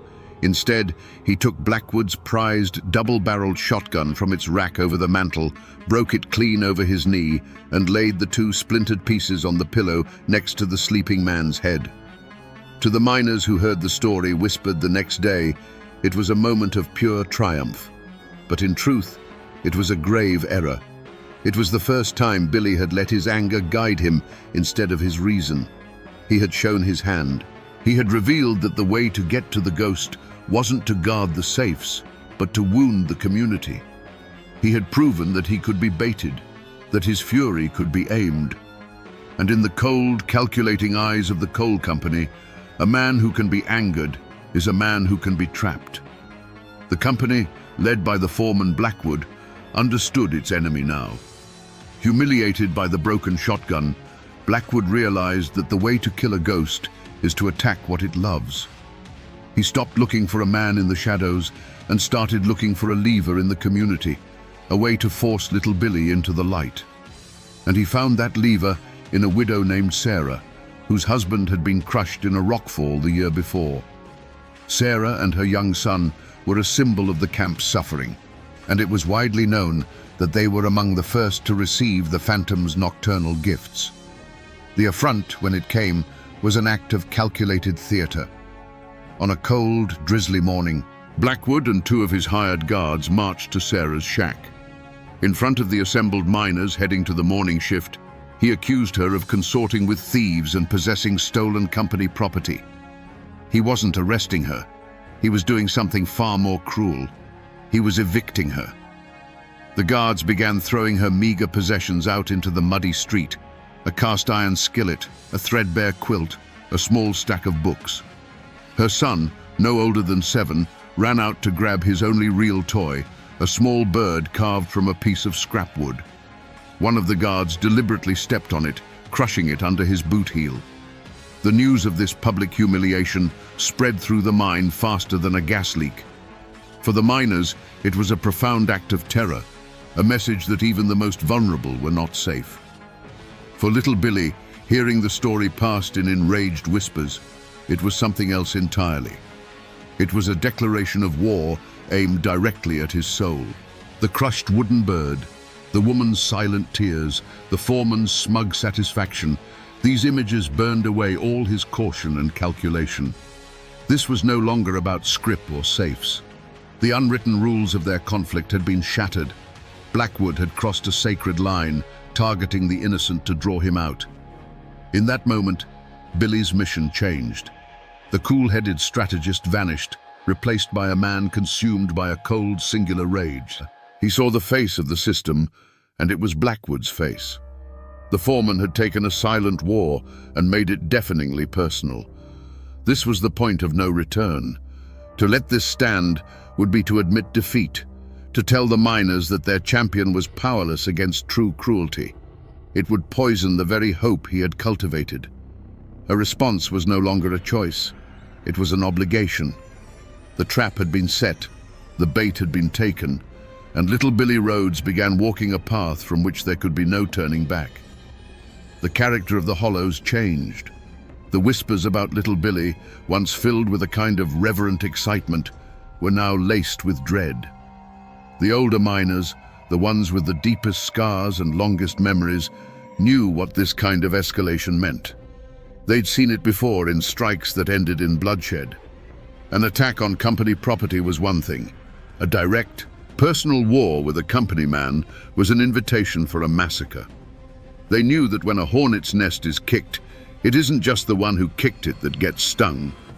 An old miner, a man who had worked alongside Billy's father, sought him out. He met him not in the camp, but in the deep woods, at a place marked by a lightning-scarred oak. He didn't plead. He spoke with the quiet authority of a man who had buried too many friends. "It's a trap, son," he said, his voice raspy from a lifetime of coal dust. "Blackwood is goading you. He wants you to come at him. He wants a reason to bring in the guns from Baldwin Felts and turn this camp into a war zone. You do this, and every family here will pay the price for your anger." Others sent messages through the silent network of the community. They urged patience. The unions were getting stronger, they argued. Roosevelt's government was starting to make noise. There were other ways to fight, slower ways that wouldn't get people killed. They were offering him a path of compromise, a chance to let his personal fury cool and melt back into the collective struggle. They were begging their ghost to remain a ghost, not to become a target. But Billy's ears were deaf to caution. From his perspective, their pleas for patience sounded like a quiet acceptance of defeat. How could he wait for a union organizer to arrive next month when a widow and her son were homeless now? His entire existence was built on the principle of immediate, tangible justice. To ignore Blackwood's cruelty would be to break his own code, to betray the very people he was trying to protect. He saw their warnings not as wisdom, but as the fear that had kept them all in chains. His response, passed back to the old miner, was chilling in its finality. He put a woman and her child in the mud. There's no waiting after that. The conversation was over. His actions grew bolder and more personal. He no longer cared about stealth. One night, the two guards Blackwood had used to evict Sarah woke up to find their shotguns missing and a dead blacksnake coiled on each of their doorsteps, a clear mountain threat. Then he went for Blackwood himself. The foreman came out one morning to find a single pristine bullet sitting on his porch railing, a promise of what was to come. The ghost was no longer content to rob. He was now actively hunting. Each act was another step down a narrowing path, stripping away his anonymity and locking him into a collision course. He was ignoring every outstretched hand, every offered exit, his eyes fixed only on the man who had become the embodiment of all his hatred. The company brought in new guards, hard-faced men from out of state who didn't know the miners' names and didn't care to learn them. They patrolled the camp in pairs, shotguns held at the ready, turning the already tense atmosphere into a powder keg, waiting for a spark. The community that had been Billy's shield was now a prison for its own people, and he was the reason. The weight of that knowledge led him to the one place he could think clearly. A rocky outcrop high above the camp, a crow's nest where he could watch the lights of the shacks below without being seen. It was there she found him. Sarah. The old miner who had warned him must have told her where to look. She didn't approach with fear, but with a weary, heartbreaking resolve. She stood before him, a simple woman in a worn dress, and in the pale moonlight he could see the profound exhaustion in her eyes.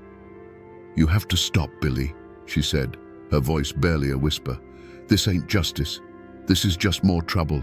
She told him how the other women now shied away from her, afraid to be seen as her friend. She told him how Blackwood's men followed her son home from his games by the creek.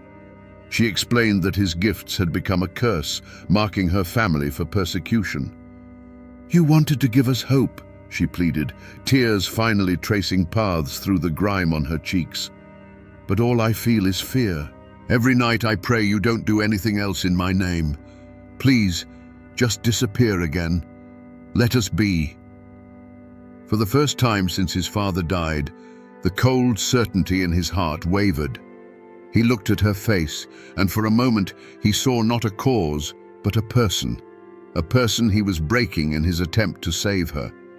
Her words were a lifeline, a final off-ramp from the path of violence he was on. He could listen. He could heed the warnings of his own people. He could melt back into the mountains, let the Union men fight the long, slow battle, and allow the wounds to heal. He could let the ghost of little Billy die, and let the man live. But then he looked past her, down at the company town, lit by the cold, electric glare of the tipple, and he saw the bars of the cage. He saw Blackwood's house, warm and bright, while Sarah stood before him shivering. The image of the crushed wooden bird flashed in his mind.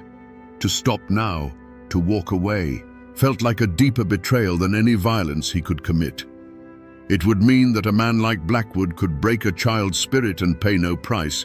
It would mean the system always wins. He looked back at Sarah, and the conflict in his eyes hardened back into resolve. "If I stop now," he said, his voice low and final, "then he wins. Then they all win. This has to end with him." He had heard the plea of the widow and chosen the path of the bullet. The final crossroads had been passed. The night of the payroll was a night of ritual. The heavy rains came, turning the camp's dirt streets into a river of mud, a perfect curtain of noise and shadow. Inside the company office, a single lamp cast a greasy yellow circle of light. Within that circle sat Blackwood, alone, the stacks of scrip and the few precious stacks of real dollars laid out before him like a king surveying his hoard. He was a man at the peak of his power, secure in his fortress of glass and wood. He did not hear the creak of the floorboards on the porch over the drumming of the rain. When the office door opened, it didn't swing gently. It was kicked inward, the lock splintering with a sharp crack. Blackwood looked up, not in fear, but in pure, undiluted rage. Standing there, framed in the doorway with the storm at his back, was no longer a ghost. It was a man, soaked to the bone, his face pale and set like a death mask. For the first time, the two men were in the same room, the entire conflict of the hollows condensed into the 10 feet of space between them. Blackwood slowly pushed his chair back, a venomous smirk spreading across his face. "So the rat finally comes out of his hole," he sneered, his voice dripping with contempt. "Come to see what a real payroll looks like?" He gestured to the money on the desk, a clear and final act of mockery. Billy didn't look at the money. His eyes, burning with a cold fire, never left Blackwood's face. The world outside, the rain, the camp, the entire mountain, it all faded away. The universe had shrunk to the size of this one small, lamplit room. "This is for Sarah." Billy's voice was unnaturally calm, a quiet stone in the heart of the storm. "This is for the bird." Blackwood laughed, a harsh, ugly sound. He started to rise, his hand moving toward a drawer in the desk. "That worthless woman, that brat, you threw your life away for—" He never finished the sentence. A flash of brilliant orange light filled the room, so bright and so brief it seemed to steal the very air. It was followed by a sound so immense, so absolute, it was more than a sound, it was a physical blow. The single window pane behind the desk shattered, and the lamp on the desk leapt into the air before crashing down, plunging the room into near darkness. The argument that had raged for a month was suddenly, permanently over. The heavy silence that rushed in to fill the void was broken only by the steady drumming of rain on the tin roof and the frantic metallic spin of a single silver dollar that had been knocked from a stack on the desk. It spun on the floorboards, a tiny, glittering whirlwind in the gloom, before it finally wobbled, fell, and was still. In that deafening quiet, Billy stood in the doorway, the cool rain on his back a stark contrast to the sudden, stifling heat in the room. He could smell the sharp, acrid scent of burnt powder hanging in the air. There was no feeling of victory, no satisfaction. There was only a cold, hollow emptiness. The ghost of little Billy was gone, and in his place stood a man who had just crossed a line from which no one ever returns. For a long moment, Billy did not move. The only sound was the rain, a constant, indifferent witness. The ringing in his ears slowly subsided, replaced by a silence that was heavier than any noise. The fire that had driven him for months, that white-hot core of righteous fury, was gone. In its place was a profound and chilling emptiness, as if the act itself had scoured him clean of all emotion. He looked at the dark shape slumped behind the desk and felt nothing. Not triumph, not remorse, just the dead weight of a line crossed.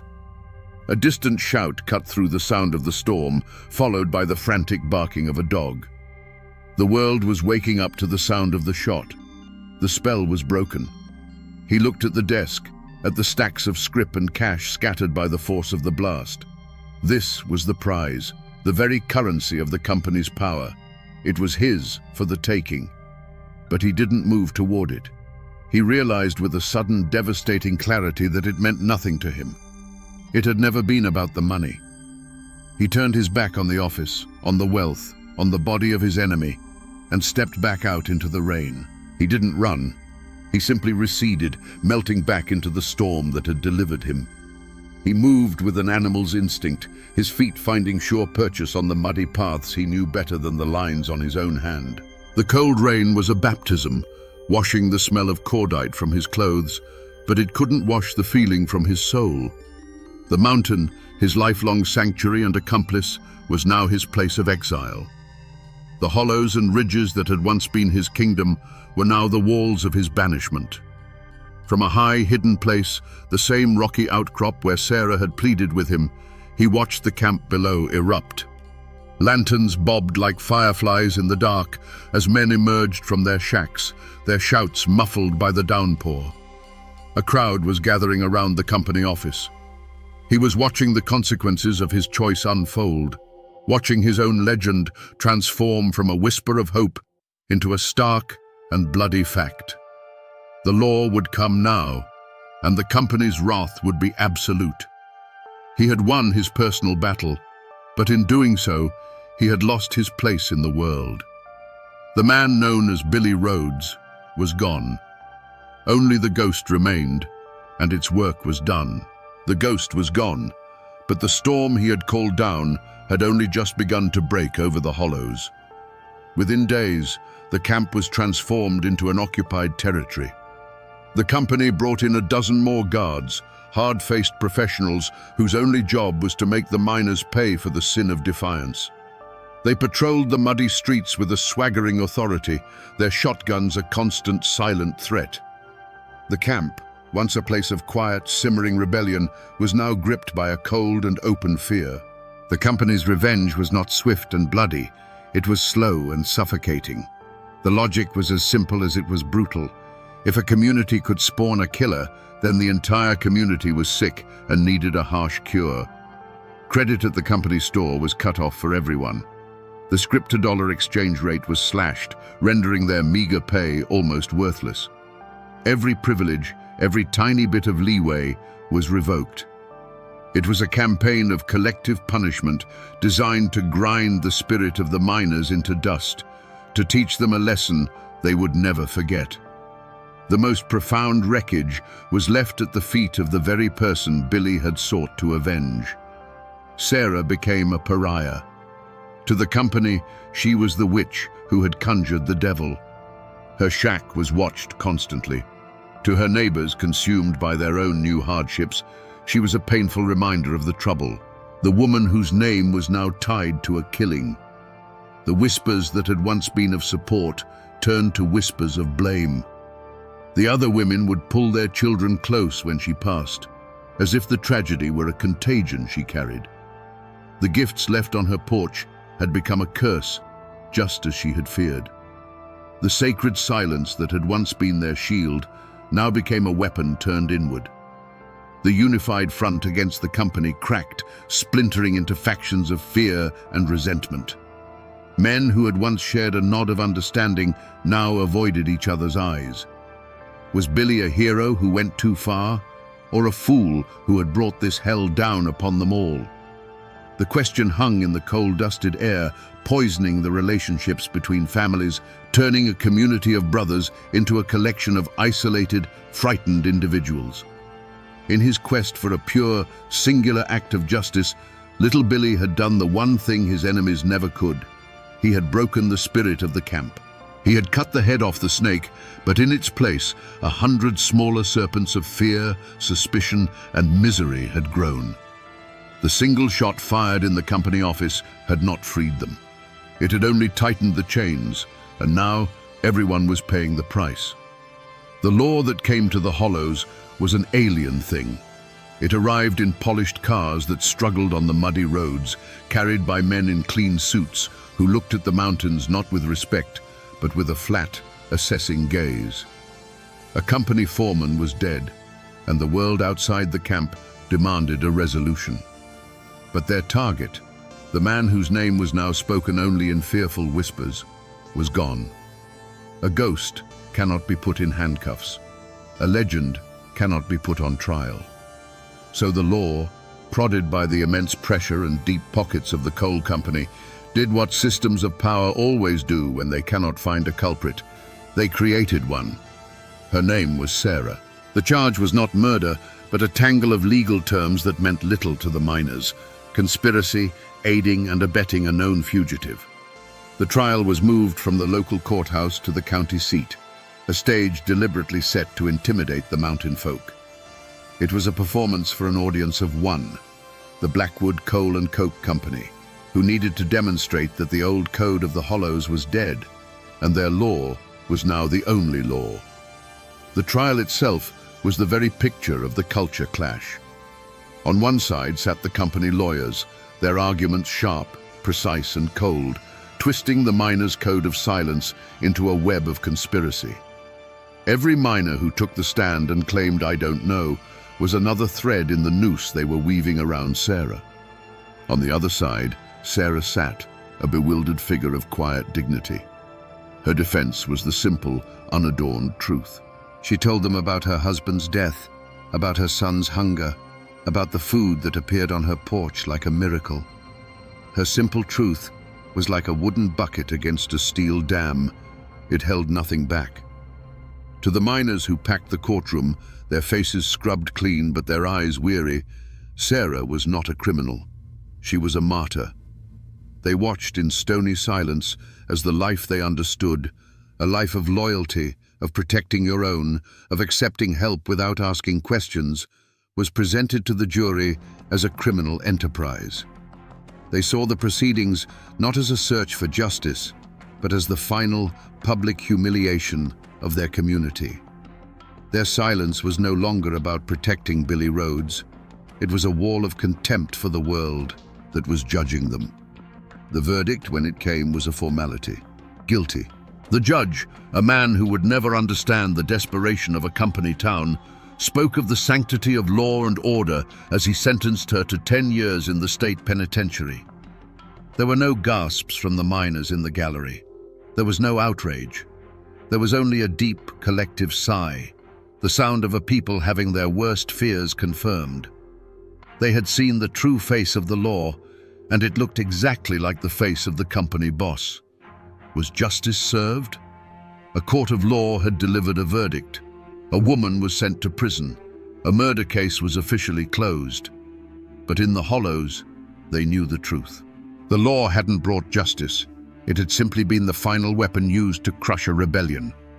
It had punished the victim to send a message to the ghost, and in doing so, proved that the only real crime in the eyes of the company was to be poor, hungry, and defiant.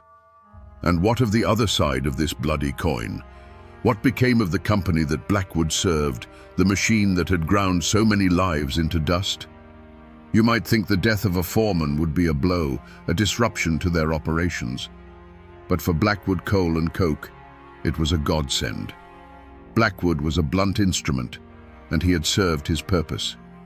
He was more valuable to them as a corpse than he ever was as a living man.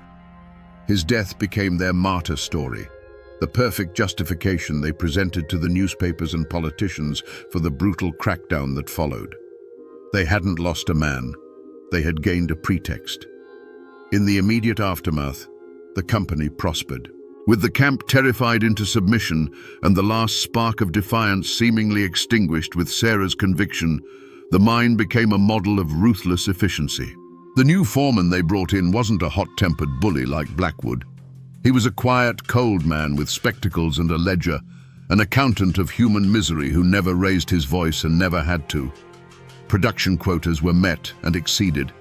The company's store, now without any competition from phantom benefactors, squeezed every last cent from the miners. On paper, in the Charleston and Philadelphia boardrooms, the company had never been stronger. They had won. But a story like this has a way of seeping out of a hollow like a poisonous gas. Men who eventually left the camp carried the tale with them. Union organizers, hearing the whispers, took note. The tale of Little Billy and the widow Sarah became a dark ballad sung in secret, a cautionary example of corporate cruelty at its most naked.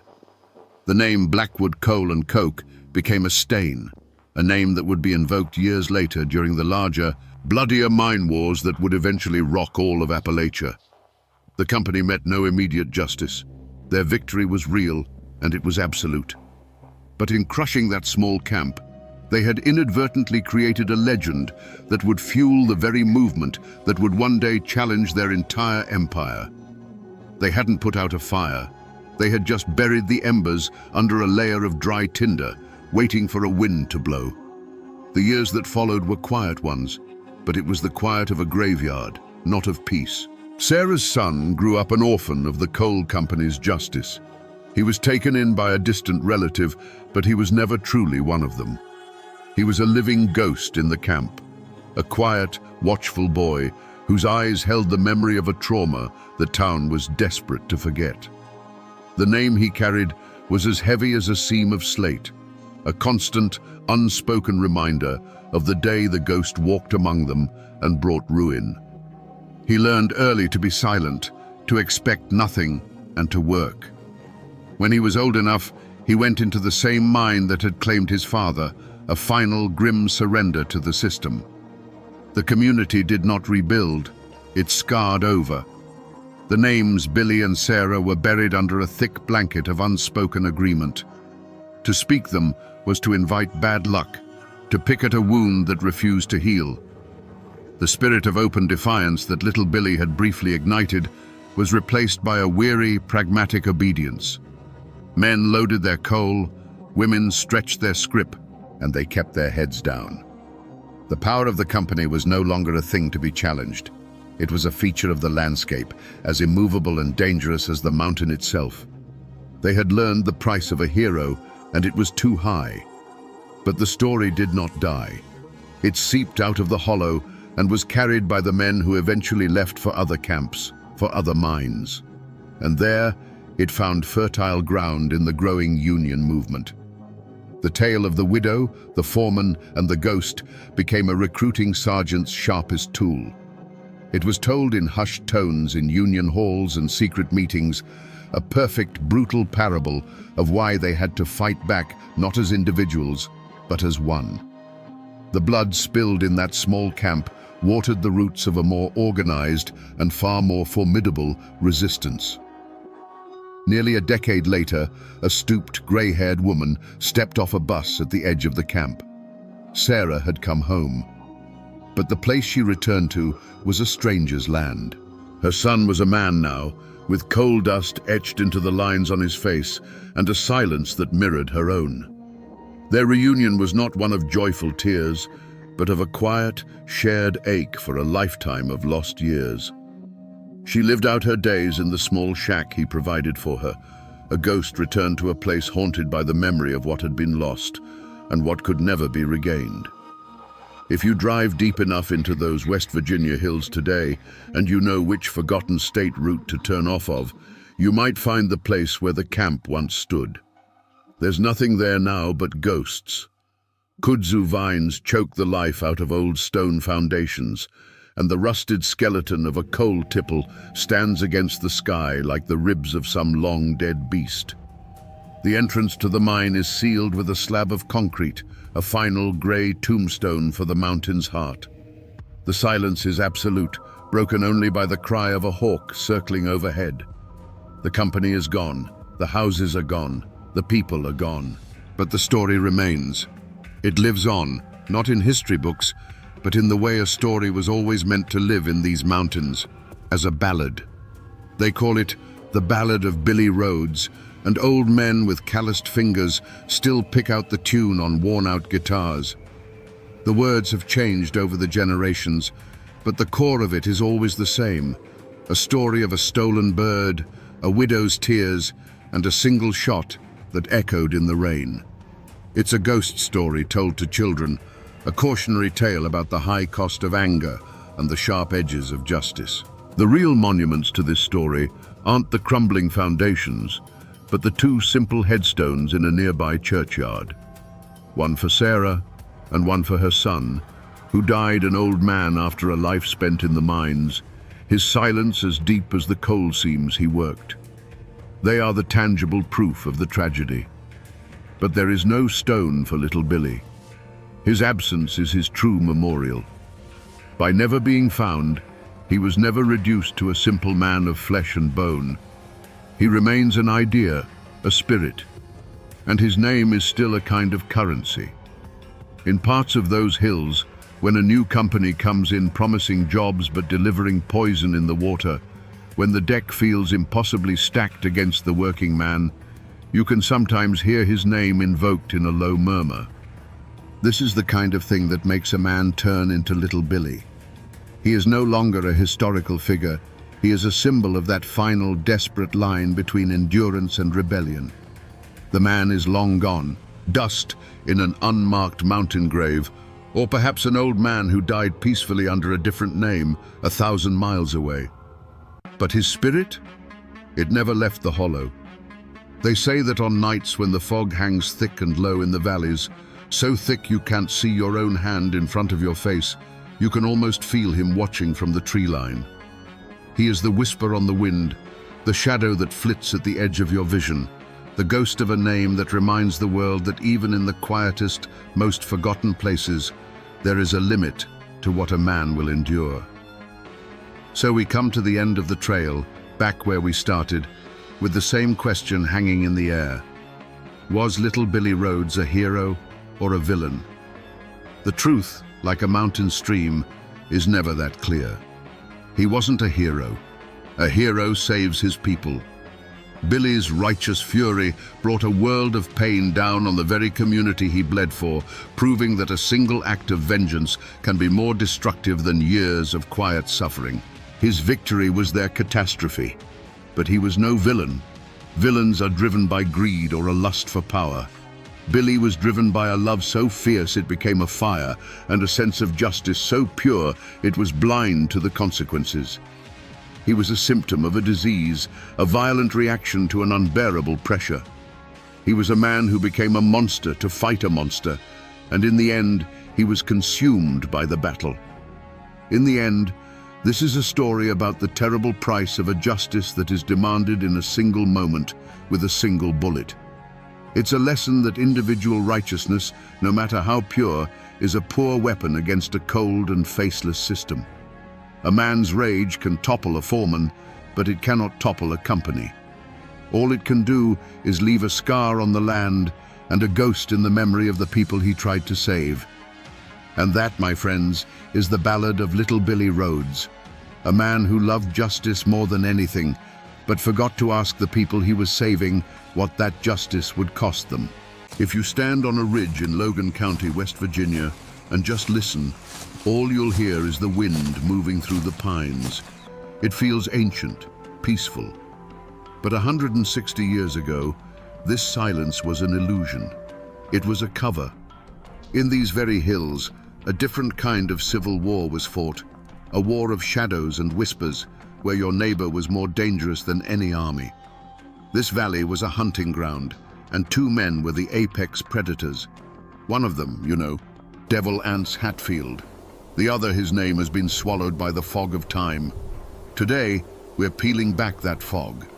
We're here to find the story of Captain William Anderson, known to his men as Wall. He was the first man to wage a private war against Hatfield, a Union guerrilla chief whose personal crusade for a murdered friend would pour the foundation for the most infamous feud in American history. This ground remembers him, and if we listen close enough, it'll tell us his tale.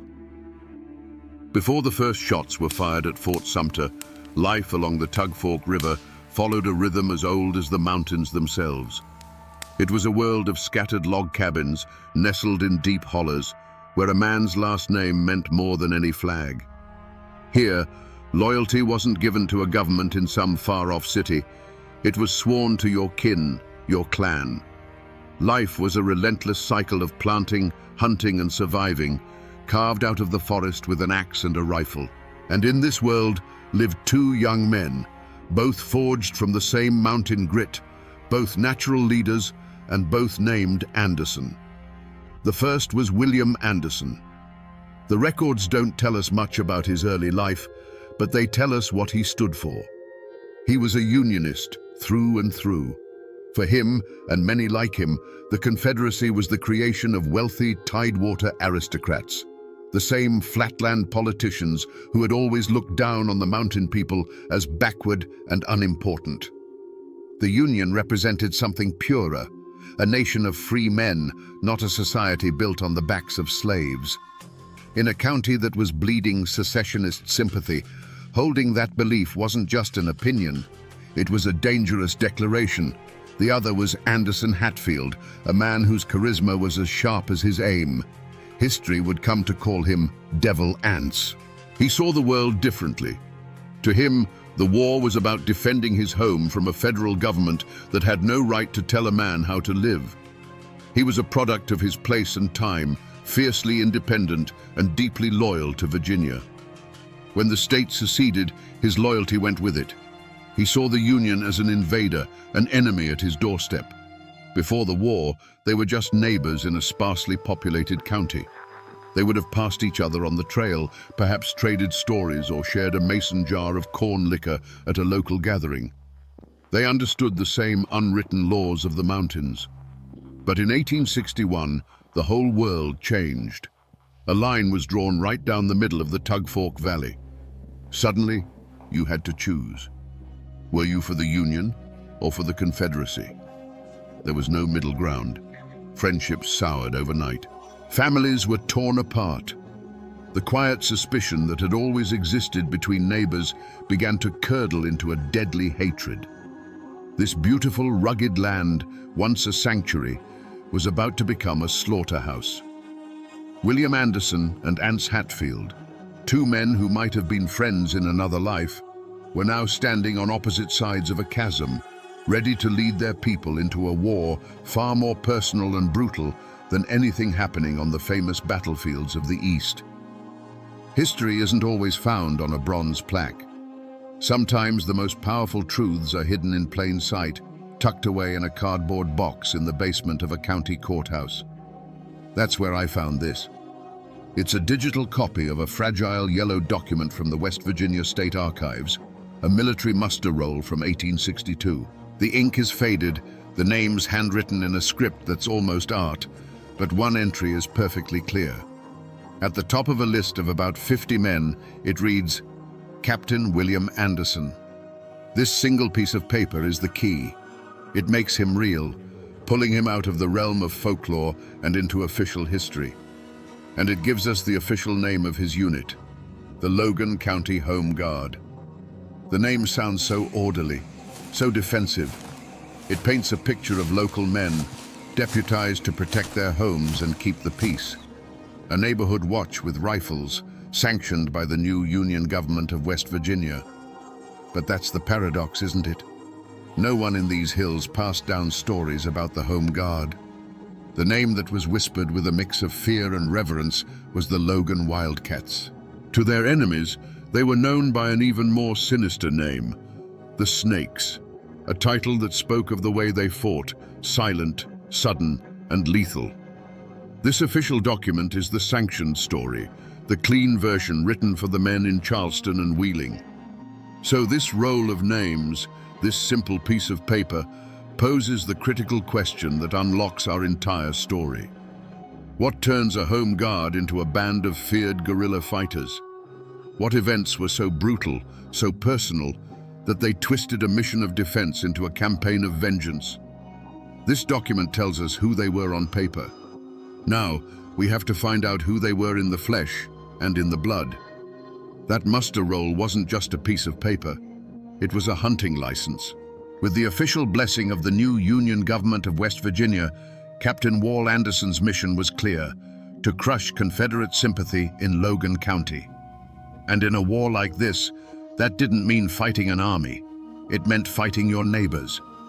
Their first and most critical task was to disarm the local population known to be loyal to the South. In the mountains of Appalachia, this was more than a strategic move. It was a profound insult.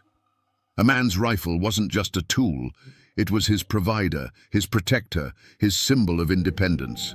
To have it taken from you, especially by men you grew up with, was an unforgivable violation. Imagine the scene. Anderson and his home guard ride up to a remote cabin, the smoke curling from its chimney. They aren't an invading army, they are familiar faces. They call the man of the house by his first name. But they are there to demand he surrender his long rifle and his squirrel gun, the very things he needs to feed his family and defend his home. They are acting under official orders, but to the family inside that cabin, this is nothing short of tyranny. This is how the war began here, not with a cannon blast, but with a tense standoff on a cabin porch. Of course, this aggression did not go unanswered. For every action, there is an equal and opposite reaction, and in Logan County, that reaction was Ance Hatfield. He watched as Anderson's men, his Unionist rivals, used the law as a weapon against his kin and his allies. In response, he gathered his own band of fighters, also known confusingly as the Logan Wildcats. They became the Confederate shadow to Anderson's Union force. If Anderson's men raided a secessionist farm for guns and supplies, Hatfield's men would retaliate, hitting a Unionist farm twice as hard. This was the true beginning of the conflict. It was a slow-burning fuse lit in the summer of 1862. It became a brutal, intimate cycle of retribution. A Unionist would wake to find his corn crib burned to the ground. A week later, a Confederate sympathizer would find his best mule gone, taken in the dead of night. Taunts were shouted across moonlit hollers. Men would vanish on lonely trails, their bodies found days later. The formal name, Home Guard, became a bitter joke. This is how they earned their real names. To the Union families they protected, they were the Wildcats, fierce and loyal. But to the families they terrorized, their tactics were more subtle, more sinister. They were said to move through the woods without making a sound, to strike from the laurel thickets without warning and melt back into the shadows. They were the Snakes. And Captain Wall Anderson, once just a neighbor, was now their leader, locked in a deadly chess match with Devil Ance Hatfield, where the pawns were their own people and the board was the land they all called home. The official record is a cold thing. It gives you names, dates, and causes of death, but it never tells you about the fear. To find that, you have to talk to the people who carry the stories in their blood. My search led me to a small house just outside of Matewan, to a man sitting on his front porch, whose great-great-uncle was Asa Harmon McCoy. He's one of the unofficial keepers of the valley's memory, a man whose quiet words carry the weight of 5 generations of pain. When I asked him about Harmon, he nodded slowly, his eyes fixed on the distant ridgeline. The books will tell you he was a Union soldier killed by Confederate partisans, he said, his voice raspy with age. And that's true, far as it goes. But the story my grandpa always told me, it was a whole lot more personal than that. He explained that Harmon wasn't just a faceless enemy in a blue uniform. He was known. He had lived here his whole life. His enemies weren't strangers. They were the men he'd grown up with. According to the McCoy family law, the real trouble started when Harmon came home from the army. He was seen at the local grist mill by Jim Vance, Devil Anse Hatfield's uncle, a man known throughout the valley for having a temper as hot as a forge and a heart as cold as a stone. Vance looked Harmon up and down, taking in the blue uniform and the discharged soldier's limp, and said something that wasn't just a threat, but a prophecy. "The way my family tells it," the old man said, leaning forward in his chair. Vance looked him dead in the eye and said, "The buzzards will be picking at your bones before the winter's out." You see, that's the part the history books leave out. This wasn't a random act of war. It was a death sentence delivered in public. Harmon knew Jim Vance, and he knew that Vance wasn't a man for idle threats. The family story insists that Devil Anse Hatfield himself had given his blessing to this kind of intimidation, telling his men to make life a living hell for any McCoy who had sided with the Union. Harmon McCoy was now marked. He was a man being hunted, not by an army, but by his own neighbors. This is the human truth that breathes life into the cold facts. The story passed down on this porch explains the terror that followed, and it gives us the emotional key to what happens next. It wasn't politics anymore. It was personal. And for Wall Anderson, hearing that his friend and comrade was being stalked like an animal by his sworn enemy's clan, it was about to become the point of no return. The winter of 1864 was a bitter one in the mountains. The war was grinding to its bloody conclusion, but in the Tug Fork Valley, the hatred burned hotter than ever. Asa Harmon McCoy, home from the Union Army with a broken leg, knew the threat against him was real. He didn't dare sleep in his own bed. He found a small, cold cave in the hills above his cabin, a place where he thought he would be safe. His wife and a loyal family slave named Pete would sneak food and blankets to him under the cover of darkness. For weeks, he lived like a hunted animal, listening to every snap of a twig, watching every shadow. His chief protector during this time was Captain Wall Anderson. Anderson saw Harmon's situation not just as a threat to one of his men, but as a direct challenge from Devil Anse Hatfield. He vowed to keep Harmon safe. Anderson's wildcats would patrol the ridges around the McCoy property, a silent, unseen shield. For a time, it worked. The presence of Anderson's feared guerrilla fighters kept the Hatfield clan at bay. A tense, fragile stalemate settled over the valley, a cold war fought with watchful eyes and loaded rifles. But the stalemate couldn't last. In the first week of January 1865, the fragile peace was shattered. A critical message reached Wall Anderson.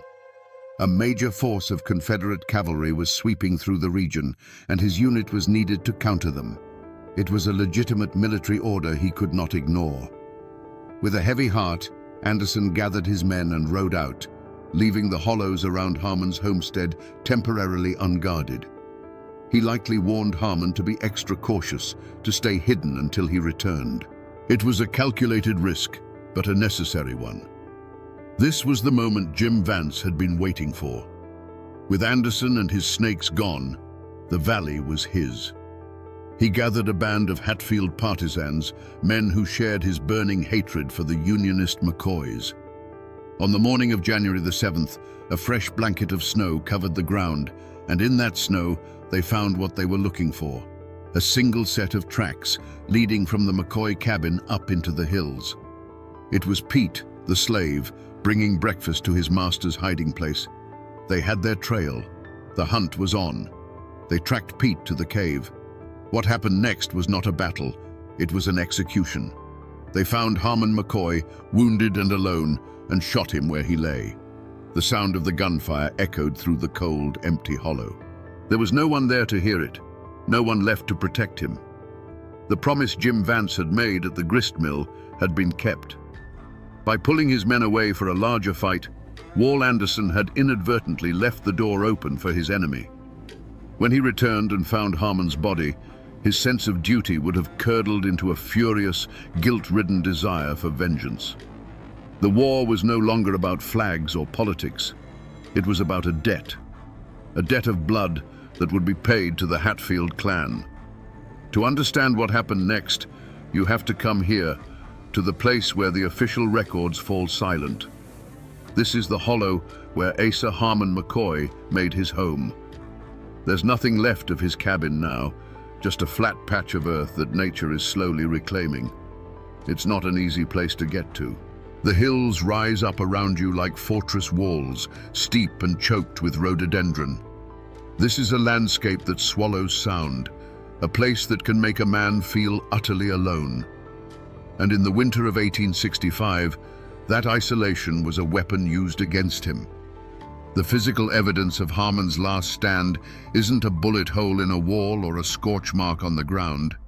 It's the land itself. Up there, on that ridge, the hillside is riddled with shallow caves and rock outcroppings. The exact one where he hid is lost to legend, and in a way, that makes the story even more chilling. It could have been any of them. I'm standing at the mouth of one now. It's cold, damp. Water drips from the rock, and the only sound is the wind at my back. It feels like a sanctuary, a perfect hiding place, but it's a trap. There's only one way in and one way out. This is where the hunt ended. Imagine that morning, January 7th, 1865. A fresh coat of snow covers everything, a perfect, clean slate. And on that canvas, a set of footprints, left by the slave Pete as he carried food up this very hillside. He was an act of loyalty, an act of human decency in the middle of a brutal war. But Jim Vance and his partisans saw those tracks not as a sign of loyalty, but as a map. Every step Pete took in that snow was a nail in Harmon McCoy's coffin. The land that was meant to hide him had betrayed him. The partisans didn't have to search, they just had to follow. Right here, on this unforgiving slope, the silence was about to be shattered. This cold stone hillside was about to become a tomb. Inside the cave, the cold was a physical thing, seeping through Harmon McCoy's clothes and settling deep in his bones. The only warmth came from a small, shielded fire that gave off more smoke than heat. He would have heard them coming, but not in the way you hear an army. There was no thunder of hooves, no battle cry. There was only the unnatural silence that falls over a forest when all the animals go quiet at once. A single bird, startled from a branch. A crunch of snow that was too heavy to be a deer. He was a woodsman. He knew the signs. The trap had been sprung. The men who surrounded the cave moved with the patience of wolves. They were shadows against the snow, their faces grim, their eyes hard. Jim Vance was at their head, his presence radiating a cold, implacable menace. There were no words spoken, no final taunts. The time for threats was over. This was the time for the prophecy to be fulfilled. They took their positions, a semicircle of rifles aimed at the dark mouth of the cave. For a long moment, the only sound was the wind whispering through the bare winter trees. Then, the hollow exploded. A single rifle shot cracked the silence, its report echoing off the rock faces like a clap of thunder. It was followed instantly by a volley, a deafening roar of black powder and lead that ripped through the frigid air. The birds that had been hiding in the trees burst into the sky in a panic. The sound rolled down the valley, a brutal announcement that a debt had been collected. And then, as suddenly as it began, it was over. A profound silence fell, heavier and more complete than before. The only smell was the sharp, sulphurous tang of burnt gunpowder hanging in the air. The figures in the snow didn't linger. Their work was done. One by one they turned and melted back into the trees, leaving behind nothing but their tracks and the deep, ringing quiet. When the first search party, led by Harmon's family, finally made their way up the treacherous hillside hours later, they were met with that same chilling silence. They saw the disturbed snow, the dozens of footprints circling the cave. Inside, the meager fire had burned down to embers. A tin plate with a piece of cornbread lay overturned on the dirt floor. The air was still thick with the ghost of violence. They didn't need to see the full horror to understand what had happened. The message, delivered with such brutal finality, was clear. This wasn't an act of war. This was murder. And it was a message intended not just for the McCoys, but for their protector, Captain Wall Anderson. After a crime so brutal, you expect to find a paper trail. You expect to see the machinery of justice, however slow and imperfect, begin to turn. So, I went to the Logan County Courthouse archives, to the massive leather-bound ledgers where the county's business was recorded. The pages are thick and brittle, the ink faded to a rusty brown. You can smell the history on them, a century and a half of dust and decay. I was looking for one thing, an indictment for the murder of Asa Harmon McCoy. I turned the fragile pages, past land disputes and lawsuits over stolen pigs, to the entries for January of 1865. My finger traced the elegant handwritten script, searching for the names. Vance, Hatfield, anyone from the partisan band. I was looking for a warrant, a coroner's report, a magistrate's note, anything to show that the law recognized that a man had been hunted down and killed in a cave. But there is nothing. It's not just a lack of a conviction, it's a lack of any record whatsoever. The official legal account of January 7th, 1865 is a complete and total silence. It's as if Asa Harmon McCoy simply ceased to exist. His murder, an event that would ignite a feud for the next 30 years, is a ghost in these pages. The ink of the law never touched it. This is where you have to learn to read between the lines, to see the story in the empty space. That silence is more damning than any written verdict. It tells you that in Logan County, the official law was either powerless or complicit. It tells you that men like Jim Vance and the Hatfield clan operated with impunity, their influence so strong that the local courts wouldn't dare cross them. The system had failed, and when the official law turns a blind eye, another, older law takes its place. The law of the mountains, the law of blood for blood. For Captain Wall Anderson, this empty page in a courthouse ledger would have been the final confirmation. There would be no trial. There would be no justice from a judge in a black robe. He and his wildcats would have to become the judge, the jury, and the executioner themselves. The hunt was on, but it wouldn't be the sheriff leading it. When the law refuses to write the story, men with guns write it for them. For Captain Wall Anderson, that silent ledger in the Logan courthouse was not an ending. It was a declaration of war. If the official system would not pursue Asa Harmon McCoy's killers, then he would. The mission of the Logan Wildcats changed that day. It was no longer about defending the Union or disarming sympathizers. It was now a single, burning objective: to hunt down Jim Vance and every man who had followed him up that snowy hill. Justice would not be found in a courtroom. It would be delivered from the barrel of a rifle. The manhunt that followed was a terrifying affair. Anderson's snakes were masters of this terrain. They knew every trail, every hidden pass, every creek bed that could hide a man's tracks.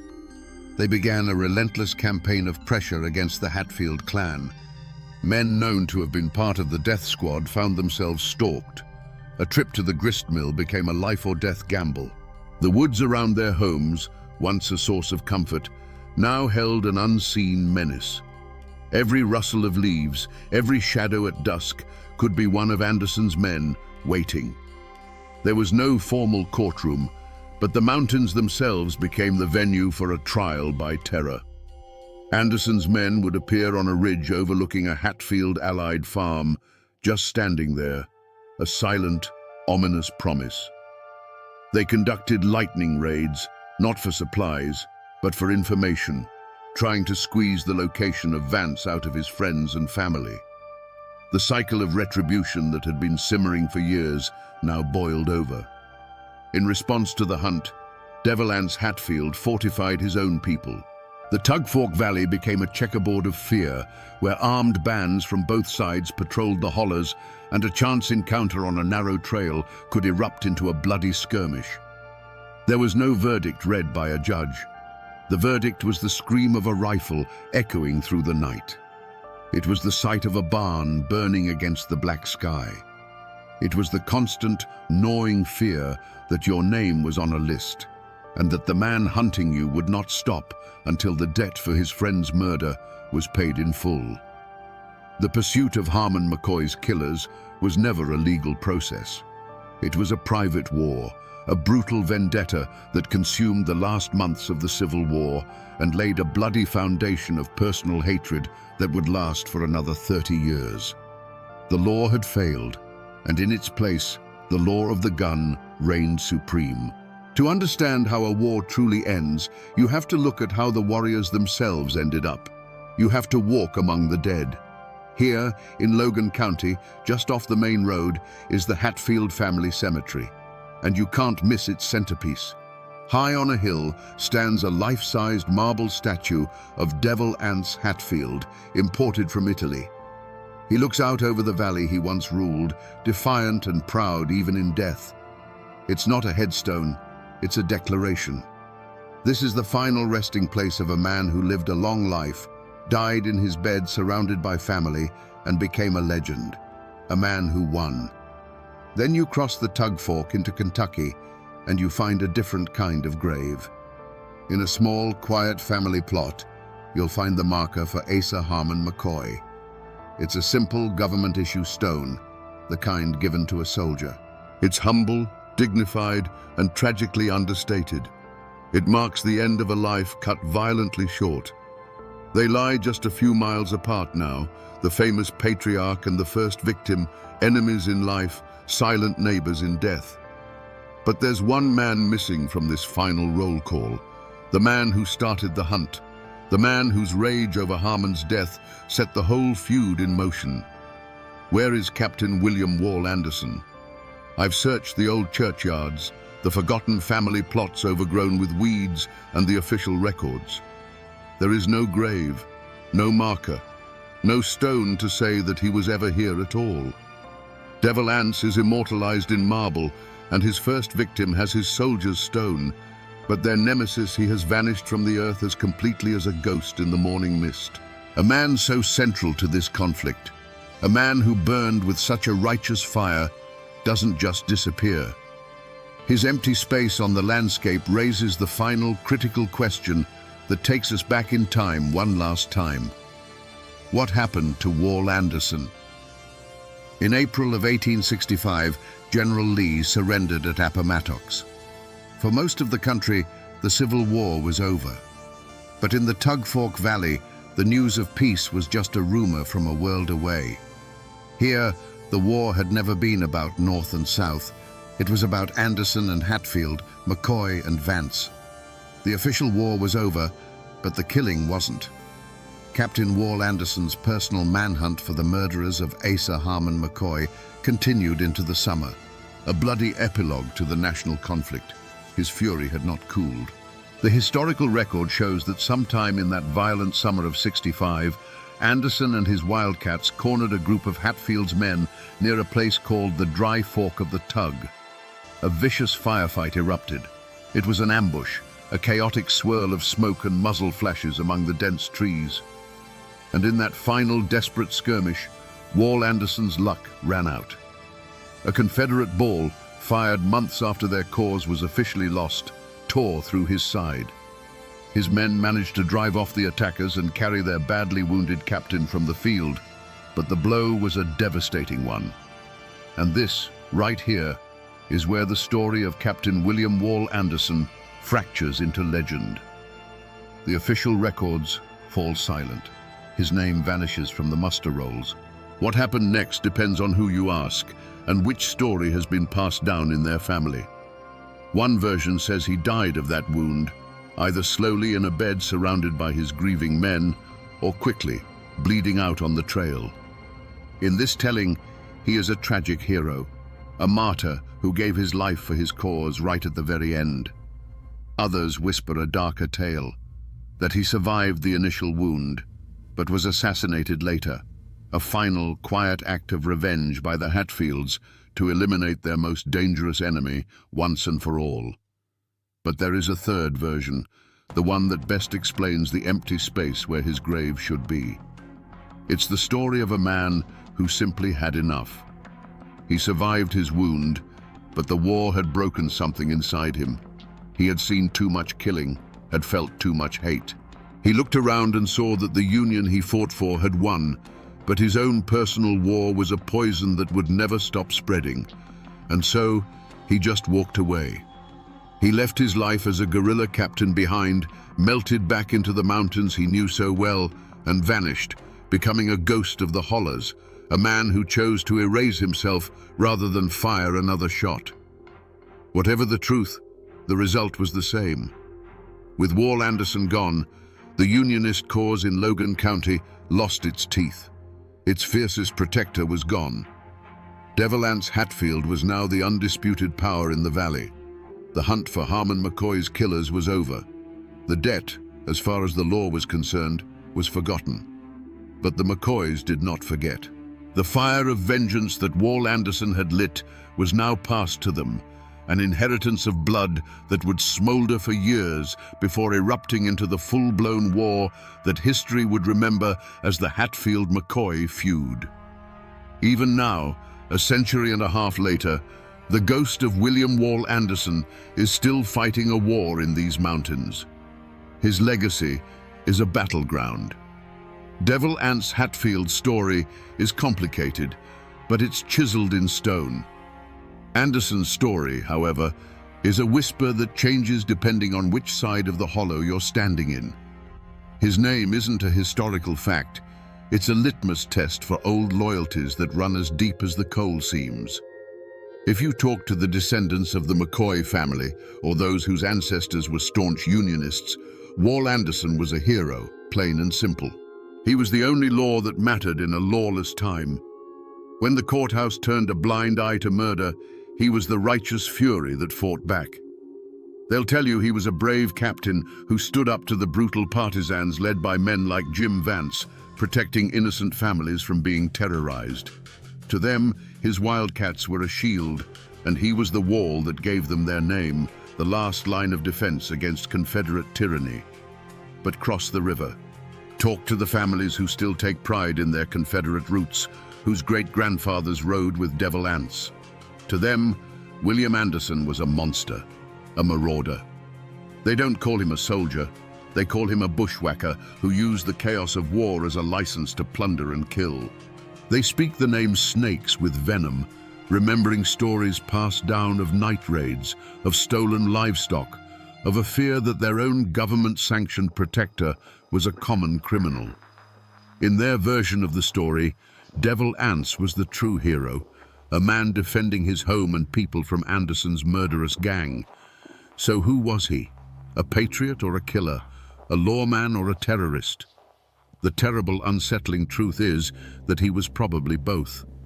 In a guerrilla war, fought neighbor against neighbor, the line between a soldier and a murderer is often just a shadow on the ground. To the family he was protecting, he was a savior. To the family he was hunting, he was the devil himself. His legacy isn't a single story, but a collection of conflicting, deeply personal truths, all of them held with absolute conviction. He reminds us that the victor may write the history books, but the vanquished write the family stories, and those are the ones that never die. When a man leaves no grave, he can't be buried. And when a story has no ending, it can never truly be over.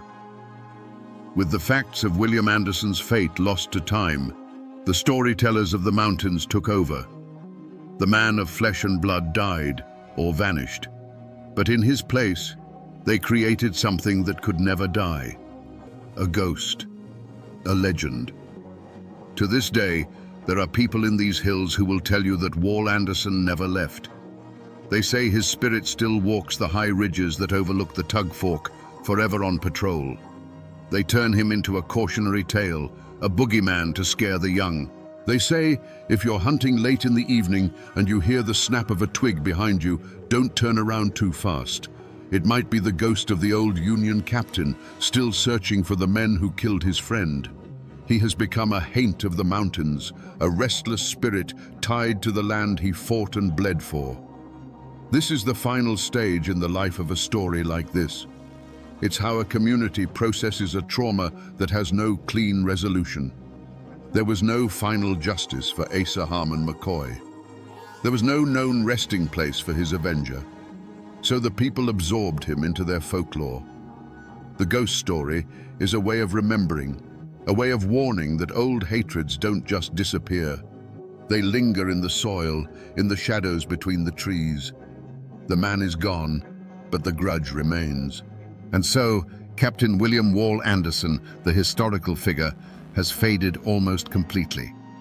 In his place stands the legend. He is no longer just a man who fought in a war. He is a permanent part of the landscape's psychic terrain, a symbol of a feud so bitter that not even death could end it. He is the whisper in the pines, the unseen fear in the hollow, a ghost born from a real man's quest for vengeance. And so, we end where we began. Standing on this ridge in Logan County, listening to the wind move through the pines. The sound hasn't changed, but after our journey, the silence feels different. It's no longer empty. Now, it's filled with the echoes of a forgotten war. We started with a single name on a faded muster roll and followed it into the heart of a darkness that history tried to forget. We stood at the mouth of a cold cave. We saw the ghost in the empty pages of a courthouse ledger, and we learned how one man's righteous fury could become a law unto itself. The story of William Wall Anderson is the proof that the most famous legends are often built on forgotten foundations. The world remembers the Hatfield-McCoy feud as a story of stolen pigs and star-crossed lovers. But that's the tale, not the truth. The truth began here, with a political assassination and a promise of vengeance.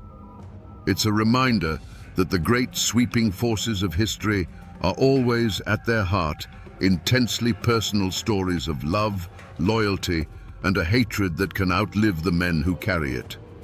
So the next time you pass a forgotten ruin on a lonely road, remember that it's not just a pile of stones.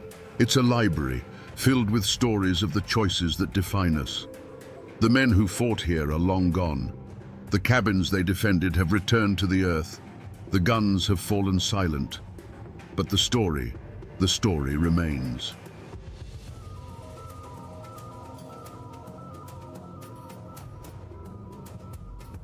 I'm standing on the bank of Wallens Creek, here in the rugged heart of Virginia.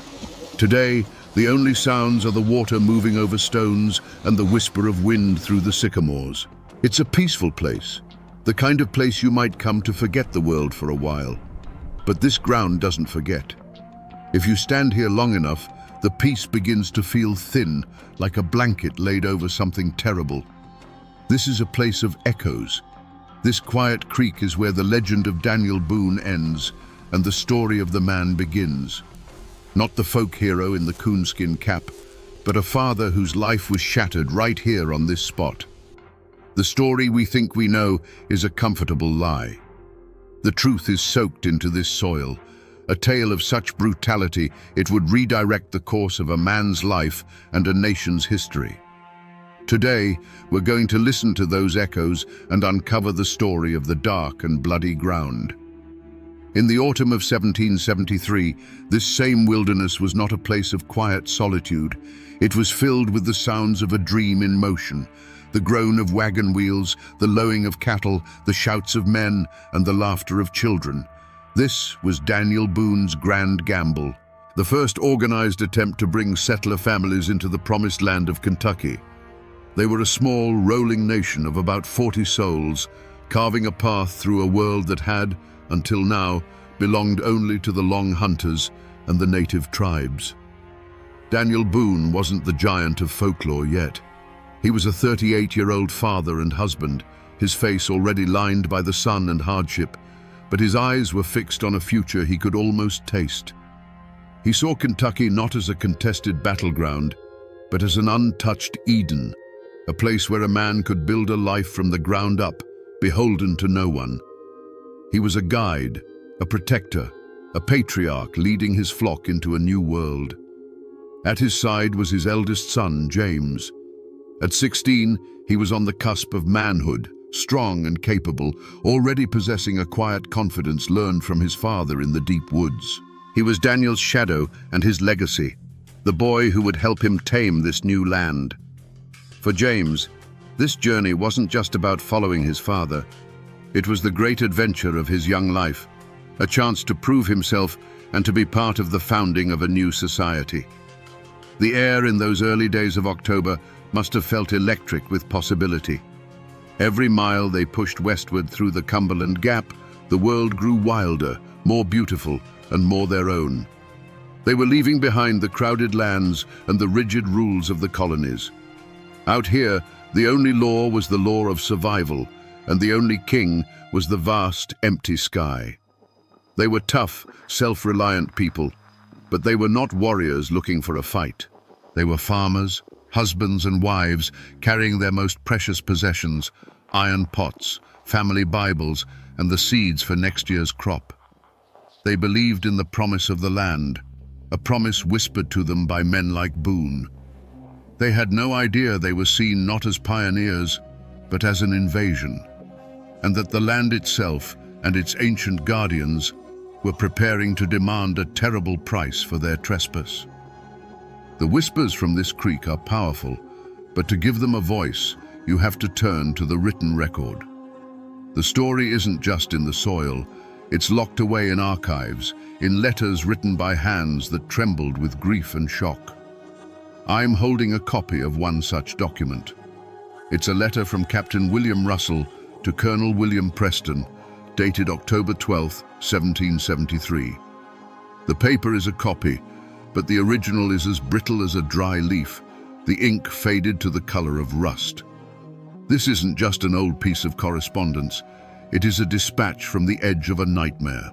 William Russell was another leader of the expedition, and his own son Henry was with James Boone that night. This is a letter from one father to the world, trying to make sense of the unthinkable.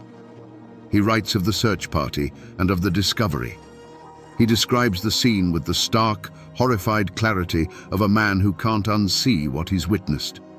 He calls the perpetrators inhuman and details how the boys were tortured in the most barbarous manner. This document is the key. It's the first official confirmation of the event, transforming local horror into historical fact. It verifies the location, the date, and the sheer savagery of the attack. It is a cold, hard piece of the past that proves the echoes here are real. But this letter, for all its terrible detail, raises a more profound question. It tells us what happened, but it doesn't tell us why. This wasn't just a raid for supplies or a swift, violent skirmish. The level of brutality described here was intentional. It was a message, written in blood. To understand that message, we have to look beyond the settlers' hopes and see this land through the eyes of the people who already called it home. To understand the horror described in that letter, you have to understand the land itself. To the Shawnee, the Cherokee, and the Delaware, Kentucky wasn't an empty paradise waiting for a master. It was Kentar-ten, the land of tomorrow, a sacred and vital hunting preserve. They didn't build their villages there, but it was their great commons, a shared cathedral of forest and meadow teeming with the buffalo, elk, and deer that sustained their people. Its borders were jealously guarded, and they called it the dark and bloody ground for a reason. When Daniel Boone's party of settlers snaked its way through the mountains, they were not seen as brave pioneers. They were seen as a plague. The Long Hunters had been one thing, solitary men who took some game and left. But this was different. This was a tide of axes and fences, of families and cabins.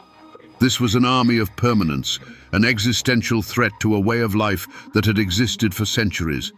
Every tree they felled, every patch of cane they cleared, was an act of war. Watching this slow-moving invasion was a war party, a coalition of Shawnee, Delaware, and Cherokee warriors. They were not a random band of marauders. They were the guardians of this land, men whose families depended on the game Boone's settlers were about to displace. They would have tracked the party for days, observing them with a mix of fury and contempt. The settlers' noisy, lumbering progress was an insult to the silence of the woods, a clear sign they did not belong. The decision to attack was a calculated one, and the decision to make it a spectacle of cruelty was a strategic one. They needed to send a message so terrifying that it would echo all the way back to the colonies in Virginia and Pennsylvania. They needed to turn the dream of Kentucky into a nightmare.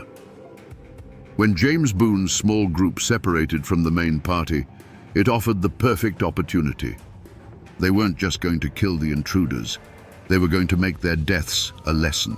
The barbarism Captain Russell would later describe in his letter wasn't mindless savagery. It was a deliberate act of psychological warfare designed to break the will of the invaders and burn the memory of this failure into Daniel Boone's soul forever. To understand a story this old, the paper trail can only take you so far. You have to find the people who have kept the story alive, not in books, but in memory. In a small town nestled in the Cumberland Gap, I found a local historian named Silas Blackwood. He's not an academic. He's a man whose family has lived in the shadow of these mountains since before Kentucky was a state. His knowledge comes from stories told on front porches, passed down from one generation to the next like a well-worn rifle. He looked over my copy of the Russell letter, his brow furrowed. "This is the white man's truth," he said, his voice raspy like dry leaves. "It tells you a storm came through and tore the roof off the barn. It doesn't tell you why the lightning chose to strike right there, right then." He explained that for 200 years, another version of the story has been whispered in these hills, a version that provides a motive far more terrifying than a simple land dispute. According to the tale passed down in his family, the war party wasn't just a random collection of warriors. It was led by a Shawnee warrior who was already carrying a deep and personal wound. The previous spring, his own son, a boy not much older than James Boone, had been killed during a skirmish with a party of white Long Hunters. For this man, the sight of Boone's settlers, an unstoppable wave of the very people who had taken his child, was not just a political threat. It was a personal desecration. This detail, passed down outside the official record, changes everything. The unspeakable acts committed on the bank of Wallen's Creek were not just a strategic message of terror. They were a targeted, ritualistic act of revenge, a horrific mirror image of the warrior's own grief. It was meant to be a dark sacrament of an eye for an eye. It was designed specifically to make Daniel Boone, the great leader, feel the exact same hollowing loss that had destroyed his own life. The lightning wasn't random, it was aimed directly at a father's heart. On the night of October 9th, 1773, the air in the mountains grew cold. For the main body of settlers, it was a normal evening. Fires lit, guards posted, the familiar sounds of a camp settling in for the night. But miles away, a smaller group, including James Boone and Henry Russell, had separated from the others to chase down a stray horse and gather supplies. It was a routine task, the kind of thing these frontier boys had done 100 times before. They were capable, unafraid, and utterly oblivious that they were being watched. The war party had shadowed them for days, moving like ghosts through the forest. At its head, if the old stories are true, was a man whose heart was already a cold, dead stone. He was not just a warrior defending his land, he was a grieving father. And as he watched James Boone, the strong, promising son of the man leading this invasion, he saw not an enemy to be killed, but a debt to be collected. This was the moment he had been waiting for, a chance to make the world balance again in the only way he had left, through pain. The boys made camp by Wallen's Creek, building a small fire against the chill. They were young men full of talk about the future, about the land they would clear and the homes they would build. They were confident in their skills, secure in their small bubble of firelight, believing the deep, dark woods around them were empty. You can almost hear their last conversation, the easy banter of youth on the edge of a great adventure. They fell asleep under a canopy of ancient trees, dreaming of a Kentucky that would never exist for them. The attack was not a battle, it was an execution. It came in that disorienting pre-dawn gray, a sudden explosion of violence that ripped the sleeping camp apart. There was no time to fight back, only to be overwhelmed by a wave of silent, purposeful fury. Several in the small party were cut down in their bedrolls, their lives extinguished before they were even fully awake. But James Boone and Henry Russell were not killed. They were seized, dragged from their blankets, their arms bound tight. This was the moment that sealed their fate. The skirmish was over. The warriors had won. They could have vanished back into the woods, leaving the bodies as a stark warning. But the leader's eyes fixed on the captured boys. In that instant, the strategic goal of terrorizing the settlers merged with the raw personal need for vengeance. The son of the leader for the son of the leader. A life for a life, a wound for a wound. The decision was made. The remaining captives were quickly and brutally dispatched, but James and Henry were kept alive. They were shoved toward the creek bank, their pleas and struggles met with stony silence. The point of no return had been crossed. This was no longer about land or resources. It had become a dark ritual, a sacrifice to be performed on the altar of grief. And the dawn that was about to break would bring not light, but a descent into an unimaginable hell. Up on the highway, there's a historical marker, a simple metal sign that gives you the cold, hard facts, the names, the date, the event. It's an official scar, an attempt to nail down this ghost to a specific point on a map. But the sign is for passing cars and tourists. It sanitizes the story. The real marker, the real testament to what happened, isn't up there on the roadside. It's down here by the water. I'm standing on the creek bank now. It's a small, flat clearing, barely big enough for a few men and a campfire. The river stones are smooth and gray, worn down by countless years of flowing water. It's a perfect place to camp, naturally sheltered, which is exactly why the boys would have chosen it. This little patch of ground is the only physical evidence that's left. This is the stage. There are no monuments here, no weathered cross, no pile of stones to mark the spot. Nature has reclaimed it all. But standing here, you feel it. This isn't just a place, it's a crime scene. The silence is different. It's heavier. You can almost feel the weight of what this soil has absorbed. Right here. This is where it happened. And each of these smooth, silent stones is a silent testament to the chaos of that morning, a witness to an act so cruel that it would stain this ground forever. The fire on the creek bank was no longer a source of warmth or comfort. It had become a spotlight on a stage of unimaginable cruelty. James Boone and Henry Russell were bound, the last glimmers of hope extinguished from their eyes. Their captors moved not with the frantic energy of a raid, but with a chilling deliberateness, a sense of grim ceremony. This was not going to be a quick end. This was going to be a lesson. The work began. The first sound was not a scream, but a sharp, choked cry that was swallowed by the vast, indifferent wilderness. The violence that followed was methodical. It was not the hot-blooded rage of a battle, but the cold, patient work of men intent on deconstruction. The sounds that carried across the water were not those of a fight, but of something being systematically taken apart. The fire threw their silhouettes against the ancient sycamores, long distorted shadows that flinched and writhed in a terrible dance. The sharp, clean scent of pine from the fire was soon corrupted by something else, a smell of scorching that was deeply, fundamentally wrong, an odor of violation that clung to the damp night air. It was the smell of something sacred being made profane. The boys' voices, which had pleaded and begged, had broken. Now, the only sounds were guttural, involuntary responses to a pain beyond the limits of language. It was the sound of humanity being stripped away, layer by layer, until only the raw nerve of existence remained. The warriors worked in near silence, their movements economical and precise, as if following the steps of a dark and ancient ritual. Then, a new sound. The heavy, rhythmic impact of wood against bone and flesh. It was a dull, percussive beat in the heart of the night, sickeningly methodical. A sound of absolute finality, repeated until it was no longer necessary. And then, the abrupt and total silence that followed was more horrifying than any of the sounds that had preceded it. The shadows detached from the trees and melted back into the forest as silently as they had come.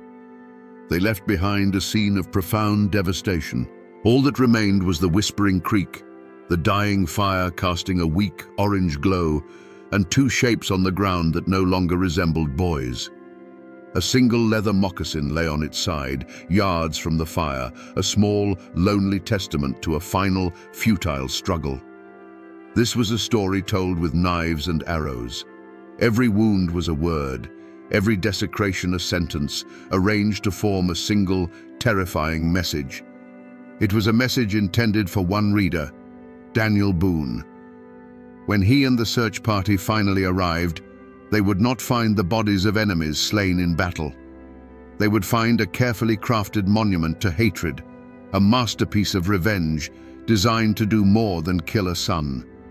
It was designed to kill a father's soul. After the raw horror of a place like Wallens Creek, you come inside. You go to the quiet, climate-controlled rooms of a historical society where the past is filed away in acid-free folders. You look for the official story. Here, the chaos of that October morning is flattened, pressed between pages, and tamed by the formal language of the 18th century. You find depositions, journal entries, and the same letter from William Russell, now treated as a piece of evidence. The language is always the same. It's stark, formal, and designed to strip away the emotion. A report might state that James Boone, deceased, was discovered by the search party. It lists the names of the dead as if taking inventory. It describes the state of the bodies with a detached, clinical precision that is almost as chilling as the act itself. The report simply lists the cause of death as injuries sustained during an attack by hostile natives. Injuries sustained. It's a phrase meant to create distance. It doesn't mention the fire or the deliberate, methodical nature of the violence. It doesn't capture the image of Daniel Boone kneeling in the dirt next to what was left of his firstborn son, a man whose heart was just ripped out of his chest. The official record has no language for that kind of grief. This is the fundamental conflict of telling these stories. The documents give us the bones, the names, the dates, the locations. But they are silent on the most important truths. They don't record the sound of a father's cry echoing through the woods. They don't capture the cold, calculating fury of a warrior seeking his own dark justice. They record an incident, but they miss the humanity. And for the men on that expedition, the official record wasn't nearly enough. The law of the settlements was slow and distant. The law of the frontier was about to be enforced. There was no manhunt, not in the way we think of one, with a determined posse riding out in a cloud of dust, crying for vengeance. The reality was far more grim. After Daniel Boone and his men buried what was left of their sons in the cold, hard wilderness, the spirit of the expedition was broken. The message of terror sent from the banks of Wallens Creek had been received, loud and clear. They turned back. The dream of Kentucky was drowned in blood, and the retreat back through the Cumberland Gap was a silent, shuffling funeral procession. But the story traveled faster than they did. It moved from one isolated cabin to the next, a spark in dry tinder. The cold, official language of Captain Russell's letter was transformed on the lips of the frontiersmen. Injuries sustained became torn to pieces. Hostile natives became devils from hell. The names of James Boone and Henry Russell became a rallying cry, a justification for a hatred that had long been simmering. The law's pursuit didn't come from a sheriff's office. It came from the governor's mansion in Virginia. Lord Dunmore, the royal governor, saw the massacre not just as a tragedy, but as an opportunity. The dry reports from the frontier were all the pretext he needed to unleash the full force of the colonial militia. There was no courtroom, no judge, no jury.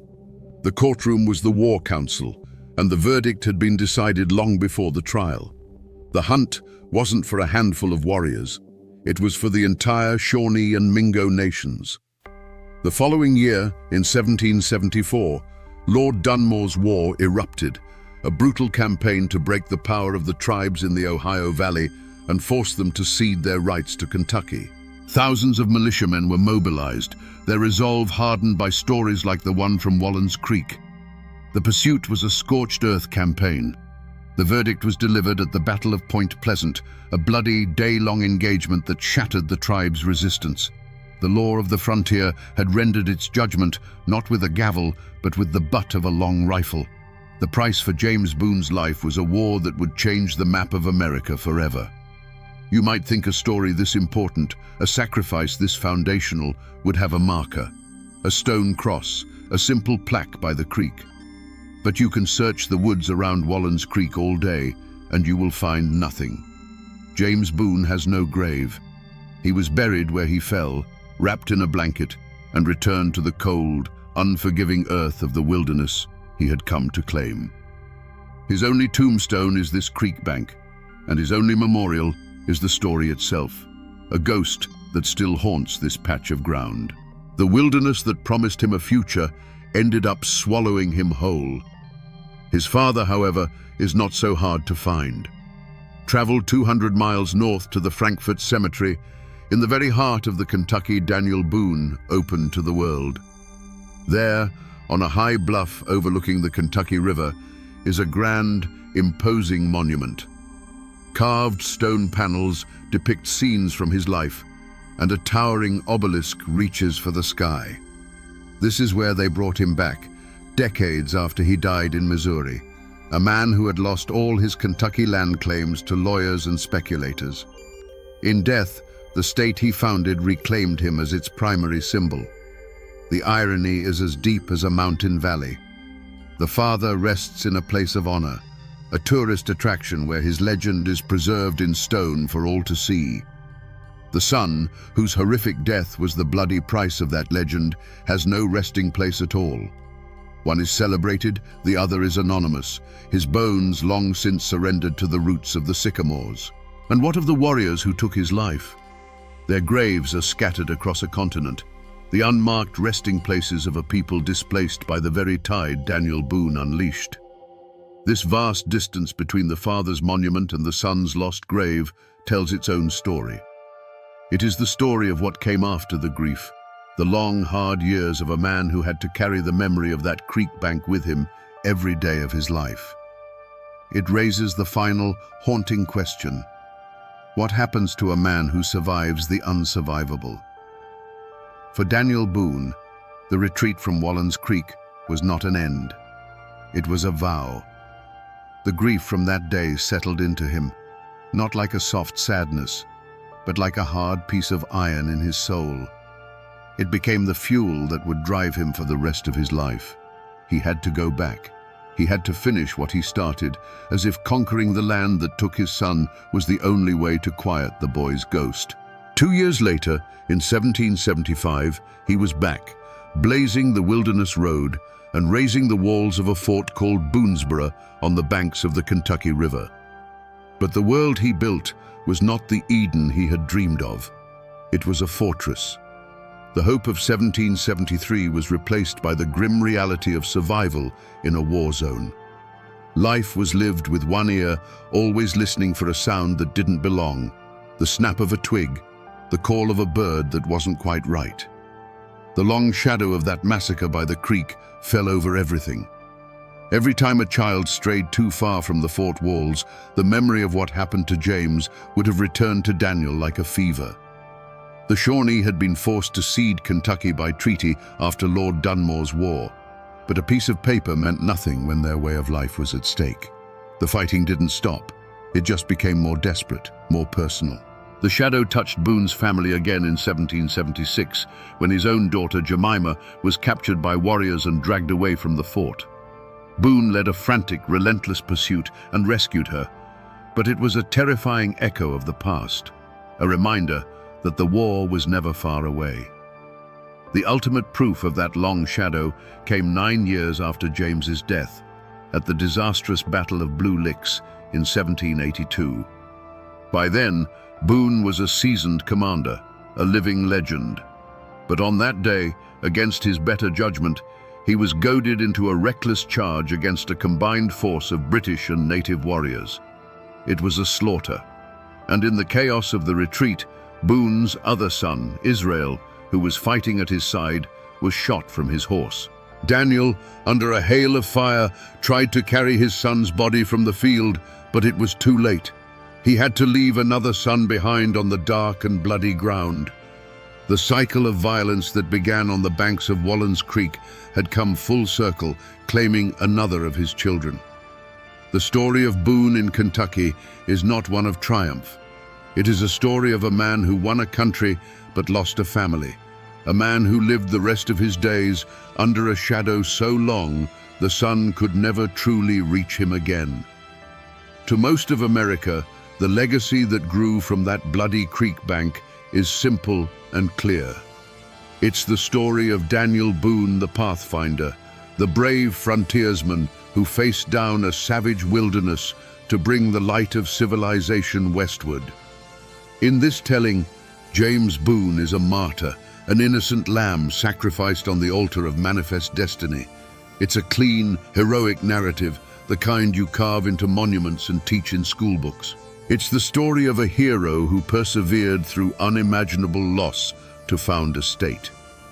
But that's not the only story this land remembers.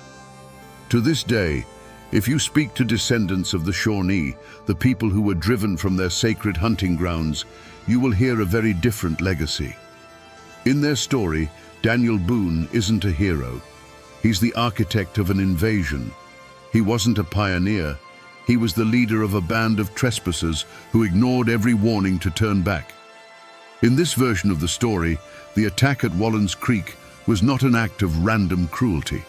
It was a desperate, violent act of defense, a last-ditch effort to protect a way of life from being extinguished. And that's where the memory gets truly complicated, tangled up in the tale of the grieving warrior who may have led the attack. Was it an act of unprovoked savagery? Or was it a terrible symmetrical act of revenge, a wound for a wound? In one legacy, he is a nameless, faceless monster. In another, he is a father, driven to madness by his own loss, inflicting the very same pain that had been inflicted upon him. He becomes a dark mirror of Daniel Boone himself. So which story is true? The hero or the invader? The martyr or the trespasser? The hard truth is, the answer depends entirely on which side of the Cumberland Gap your ancestors stood. The truth is a matter of perspective. One man's pioneer is another man's destroyer. One man's tragedy is another man's last stand. The war for Kentucky didn't end when the shooting stopped. It continues to this day, fought not with rifles and tomahawks, but with the stories we choose to tell and the ghosts we choose to honor. A story this brutal can't live forever as just a set of facts. The human mind can't hold on to that much sharp-edged horror. Over time, it has to be reshaped. The pain has to be dulled, the events smoothed over, until the history becomes something else entirely, a legend. And that's exactly what happened here.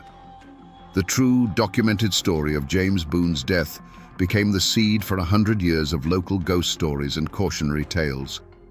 Locals will tell you not to camp by Wallens Creek, especially not in October. They say that if you come down here at dusk, when the light is failing and the mist starts to rise off the water, you have to be quiet and listen. They say you might hear something on the wind that isn't the wind, a thin crying sound. Some say it's the ghost of a young boy, forever lost, forever calling out for a father who came too late. Fishermen have talked for generations about a cold spot near the bank, a patch of air that stays chilled even on the hottest summer day. It's the haint of Wallens Creek, a permanent scar of sorrow left on the landscape. Over the decades, the story also became a tool, a boogeyman with a real name used by parents to keep their children close. "Don't you wander off," a mother would warn, "or what happened to the Boone boy will happen to you." The names might have gotten jumbled, the details blurred, but the core lesson remained. The wilderness is not your friend. Danger is silent, and it is always watching. The story became a fence, built of fear, to keep the next generation safe from the same fate. This is the final stage of a story's life. This is where history dissolves. The real James Boone, the 16-year-old boy full of hope for the future, is gone. In his place is a mournful spirit, a whisper in the trees. The complex, grieving Shawnee warrior is gone, replaced by a faceless shadow that stalks the woods. This is what happens when history is too painful to remember clearly. It gets turned into a haunting so that the community can forget the facts, but never, ever forget the feeling of that terrible morning. And so, we're back where we started, on the banks of Wallens Creek. The water still moves over the stones, and the wind still whispers through the sycamores. But it doesn't sound peaceful to me anymore. After peeling back the layers of history, of memory, and of legend, I understand what the echoes are saying now. The peace you feel here is a lie. It's just the silence that comes after a scream has finally faded. This isn't just the place where a boy died. This is the place where the myth of the peaceful frontier died with him. It's the place where Daniel Boone the man was forged, a man who would be haunted by this ground for the rest of his days. It's a story of grief, a story of revenge, and a story that reminds us that the history of this land wasn't a clean, heroic adventure. It was a messy, brutal, human tragedy, filled with fathers who lost their sons on both sides of the conflict. The next time you drive through these mountains and see a quiet little creek by the side of the road, or pass a forgotten historical marker, remember this one. Remember that these places aren't empty. They are libraries, filled with stories that are more terrible and more true than any legend you've ever been told. You just have to be willing to stop and listen to the silence. The boy is gone. The father's grief has long since turned to dust. The warrior's vengeance is forgotten. But the dark and bloody ground remembers. And the story remains.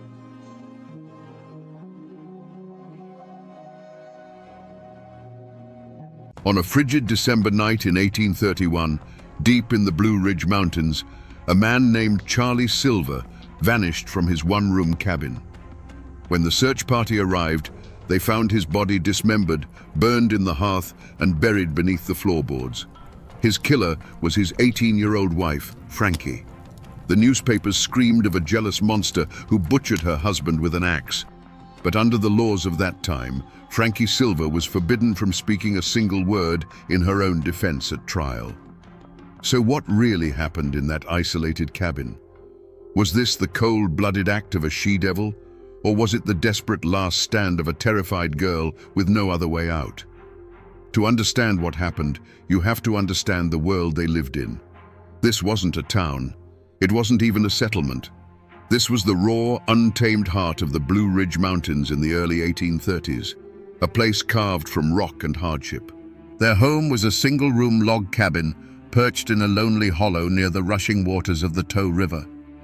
The wind didn't just whistle through the gaps in the logs, it moaned. The mountains weren't just a backdrop. They were a green cage, beautiful and deadly, that cut you off from the rest of the world. Life in that cabin was a relentless battle for survival. Their entire universe was contained within those 4 log walls, with a dirt floor under their feet and a stone hearth that was the center of their existence. It was where they cooked, where they slept, and where they found their only defense against the bone-deep cold of a mountain winter. It was a place of immense intimacy, but also a place with nowhere to hide, where every frustration and every dark thought had no room to escape. Charlie Silver was just 19, but he was a man of the woods.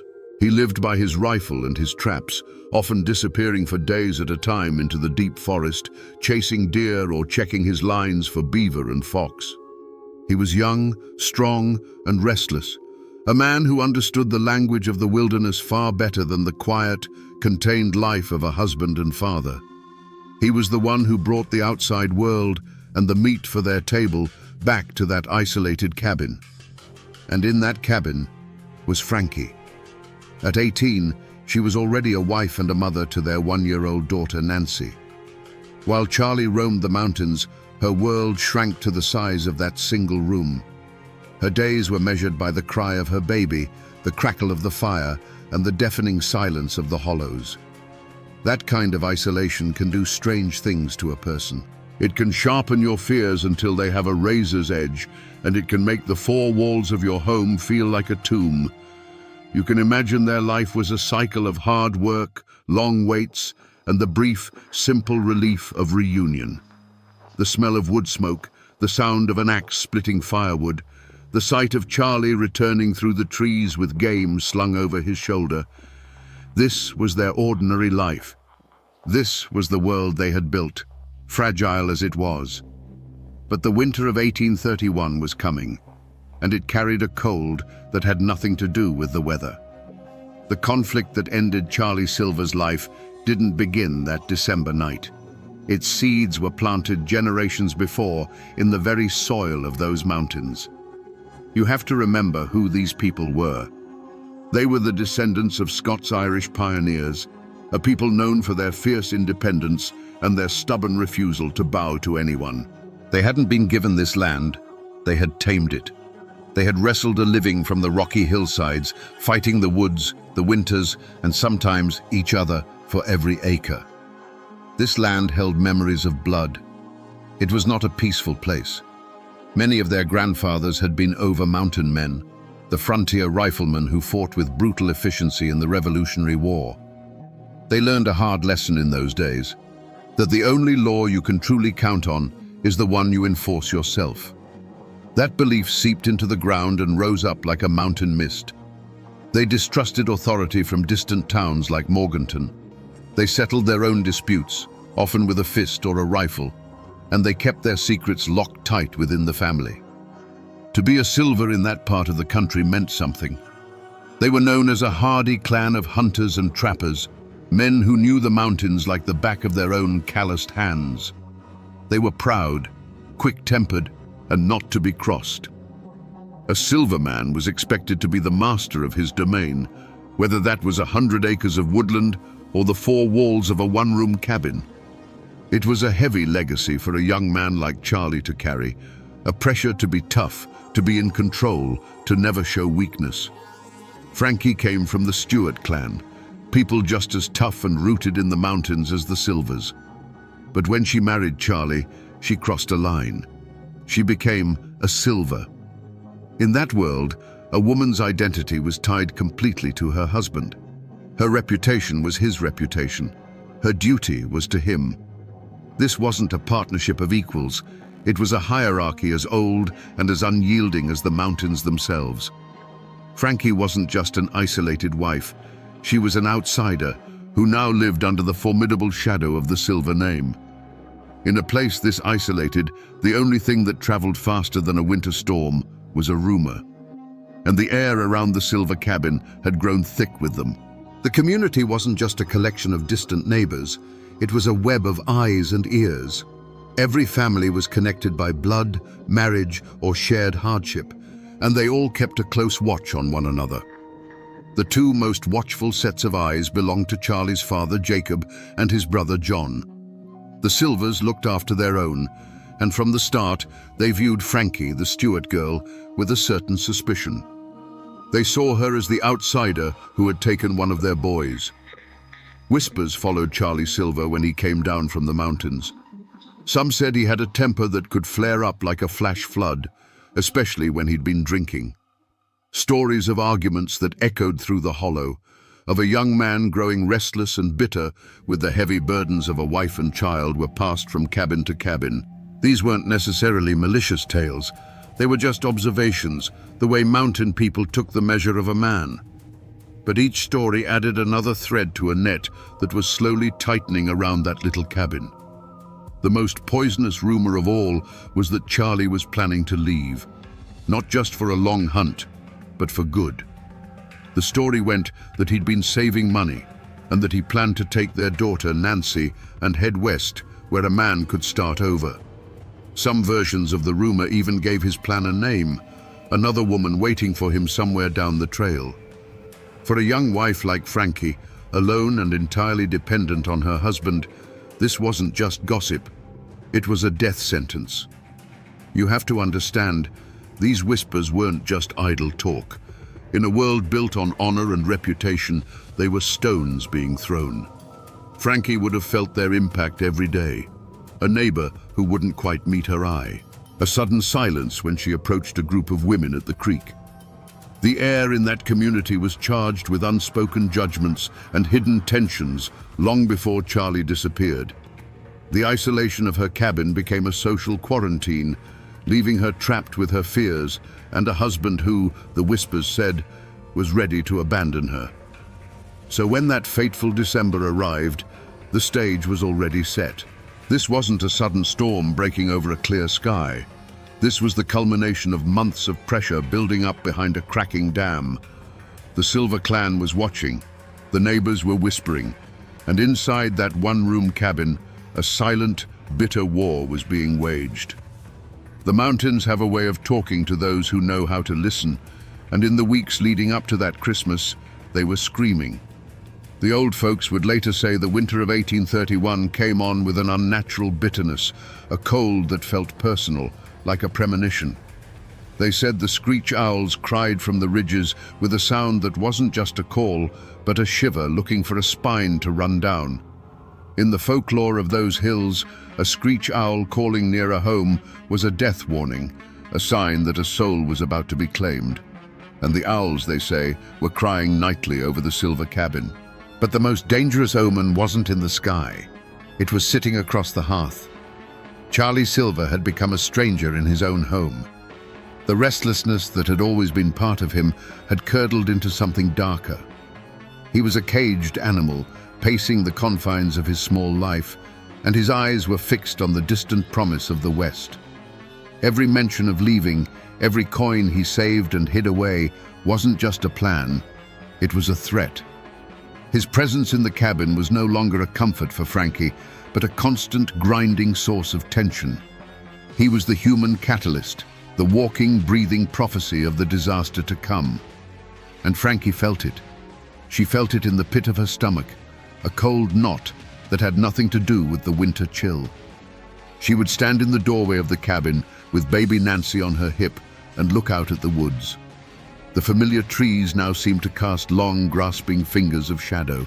The wind whistling through the hollow sounded like it was whispering a warning she couldn't quite understand.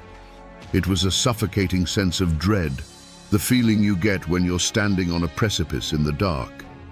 She couldn't have known what was about to happen, but she knew with every fiber of her being that her world was about to be torn apart. The night of December 22nd, 1831, arrived cold and clear. Inside the Silver cabin, the fire in the hearth would have been battling the bitter chill, casting flickering shadows that danced on the rough-hewn log walls. The baby, Nancy, was asleep, and in that suffocating little room, the final act began. We will never know the exact words that were spoken between Frankie and Charlie. The fire was the only witness, and it keeps its secrets. But we know that a line was crossed, a point from which there could be no retreat. Perhaps it happened just as the prosecution later claimed. Charlie, his mind set on a new life in the West, finally told her. Maybe he said it calmly, maybe he said it cruelly. He was leaving. He was taking the money they had scraped together. And most devastating of all, he was taking their daughter.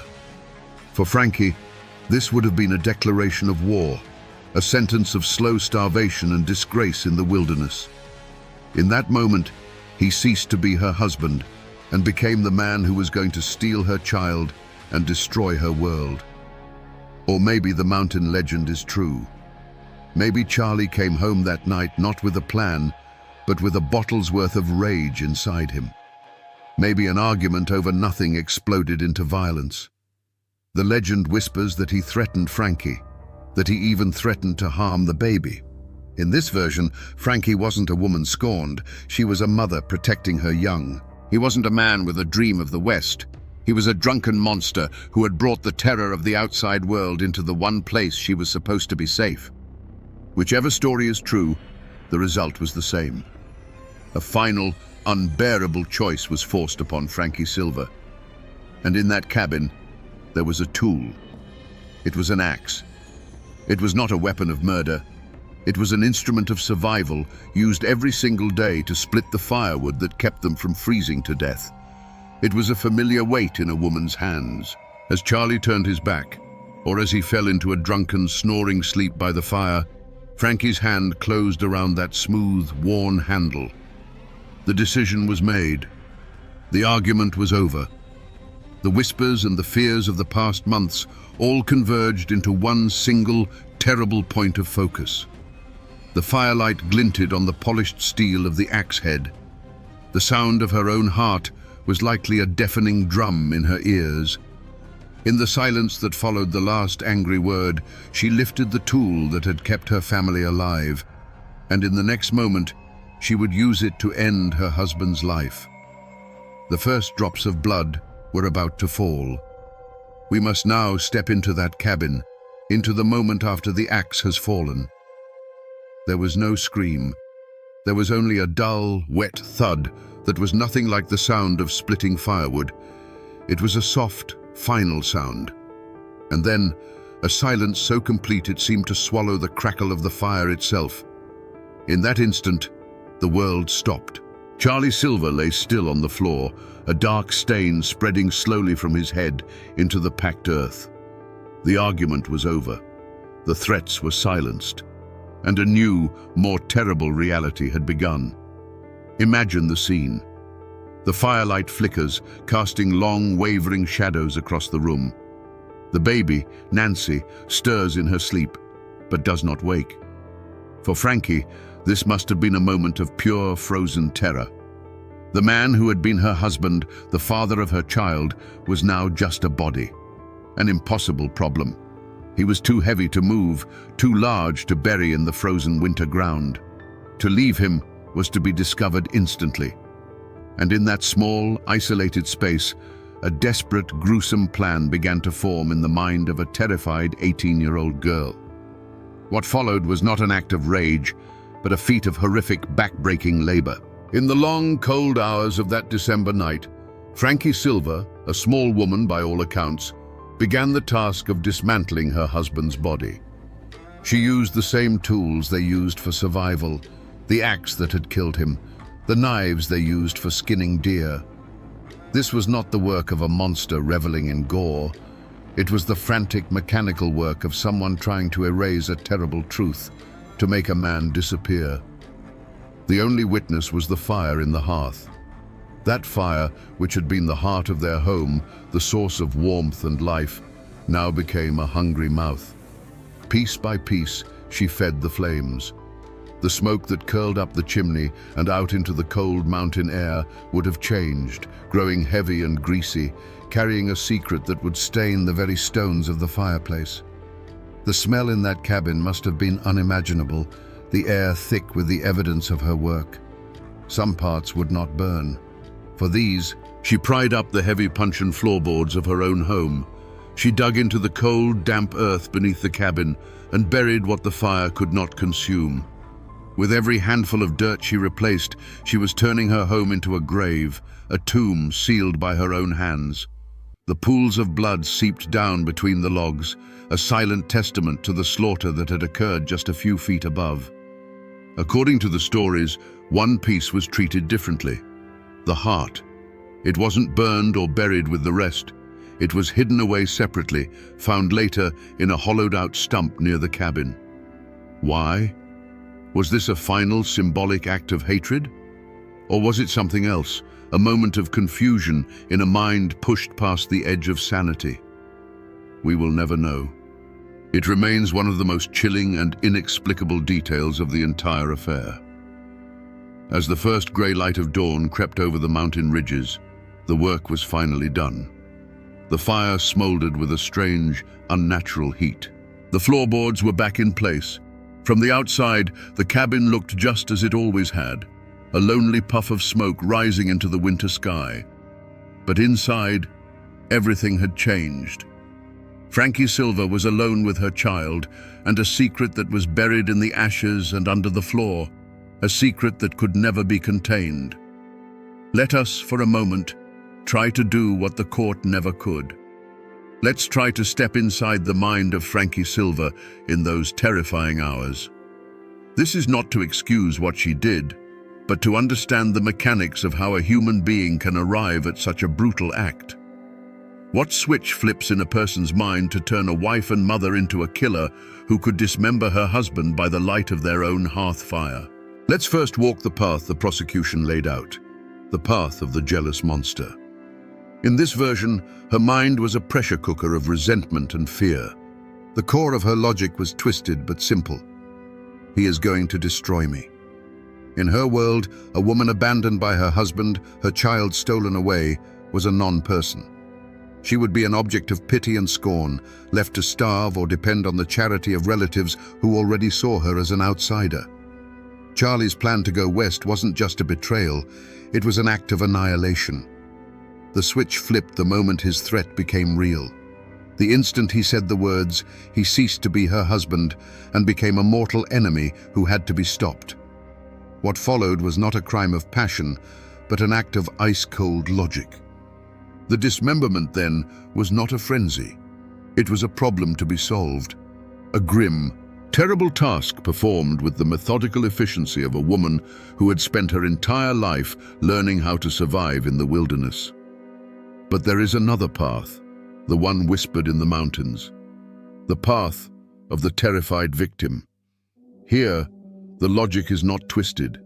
It is primal. He is going to kill my child. In this scenario, Charlie is not a man with a plan, but a drunken, violent force of nature. The switch flips the instant his rage turns towards the baby's crib. In that second, all thought of wife, husband, law, and future vanishes. There is only the mother animal, cornered in her den, protecting her young from a predator. The axe is not a tool of murder. It is a fang, a claw, a desperate act of defense. What happens next is not cold calculation, but pure, shrieking panic. The dismemberment is a frantic, horrifying attempt to hide what she has done, driven by the certain knowledge that no one will ever believe her. She isn't trying to erase a man, she's trying to erase a moment of justifiable terror that she knows will be her death sentence. After the deed was done, did she feel triumph, relief, or a chilling, bottomless emptiness? If she was the jealous killer, she might have felt a grim sense of victory, the quiet of a problem solved, quickly replaced by the cold fear of discovery. If she was the abused wife, she would have felt nothing but a hollow, ringing terror, a mind shattered by what she'd been forced to do. Only Frankie knew which path she walked in her own mind. And that is the most terrifying part of all. In the days that followed, an unnatural quiet settled over the Silver cabin. It was the silence of a secret.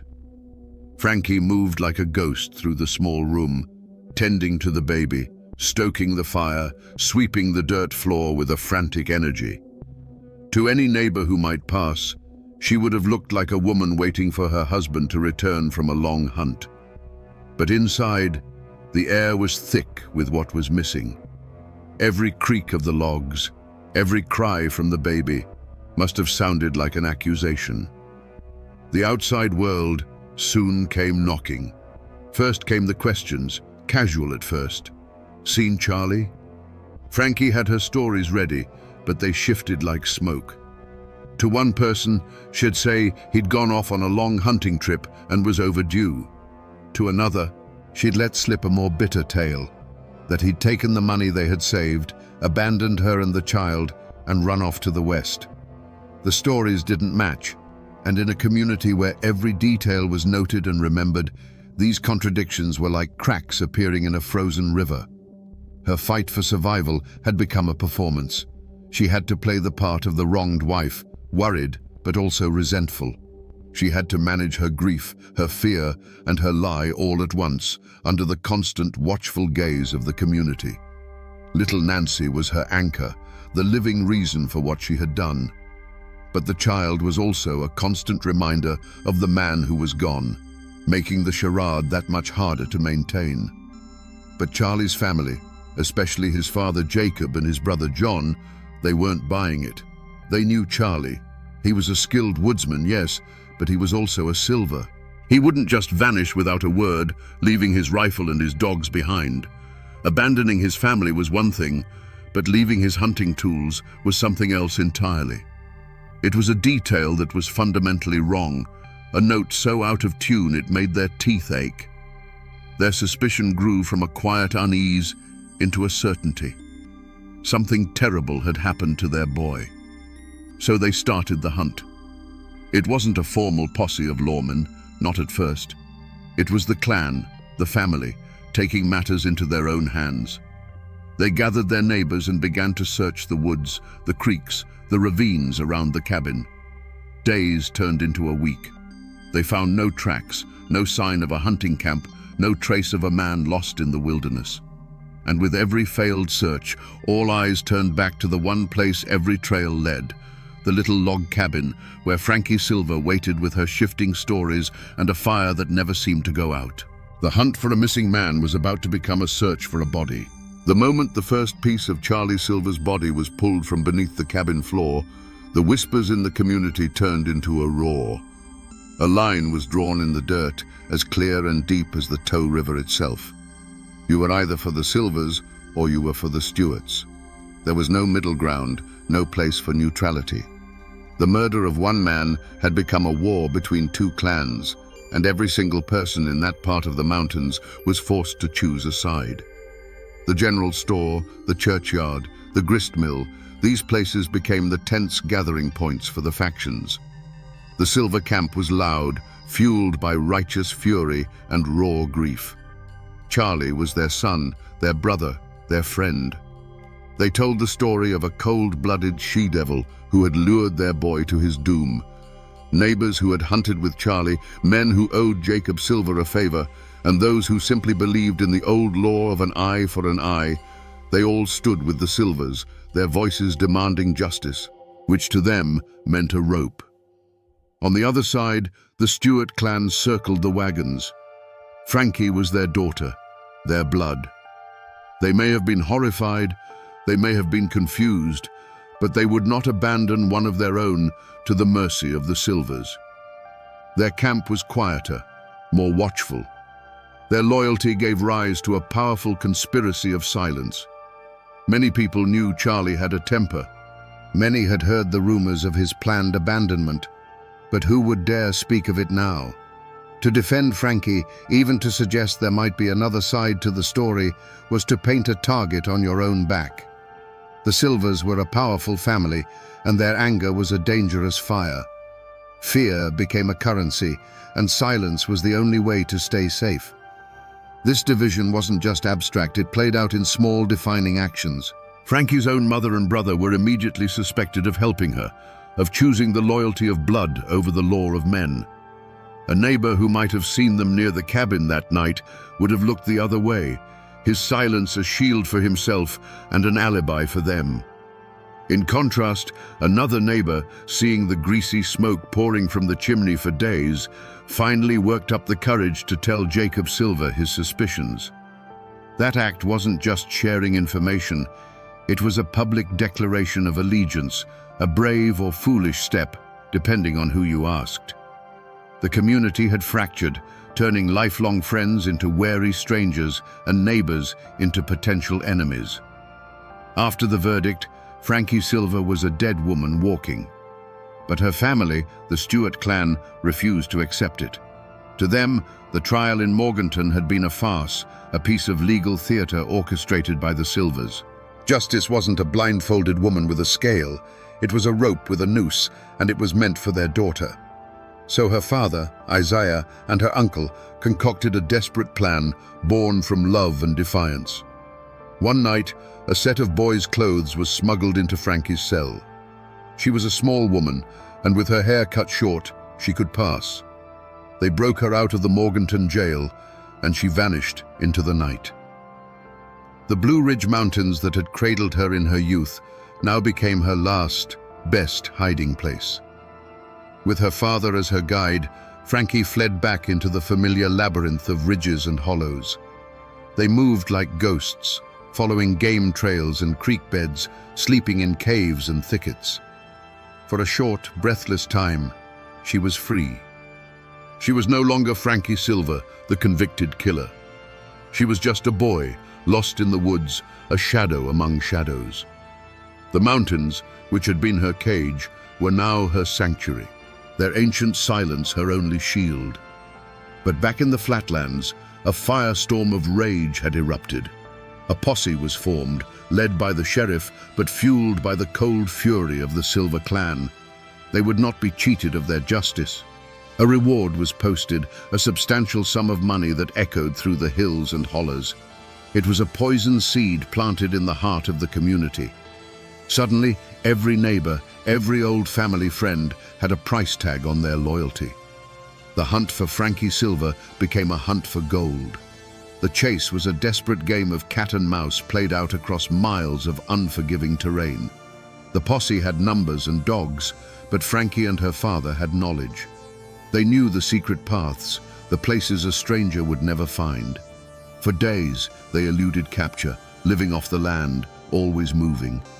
You can just imagine the terror of it, the constant listening for the baying of hounds on the wind, the fear of a snapped twig giving away their position, the exhaustion that ground them down day by day.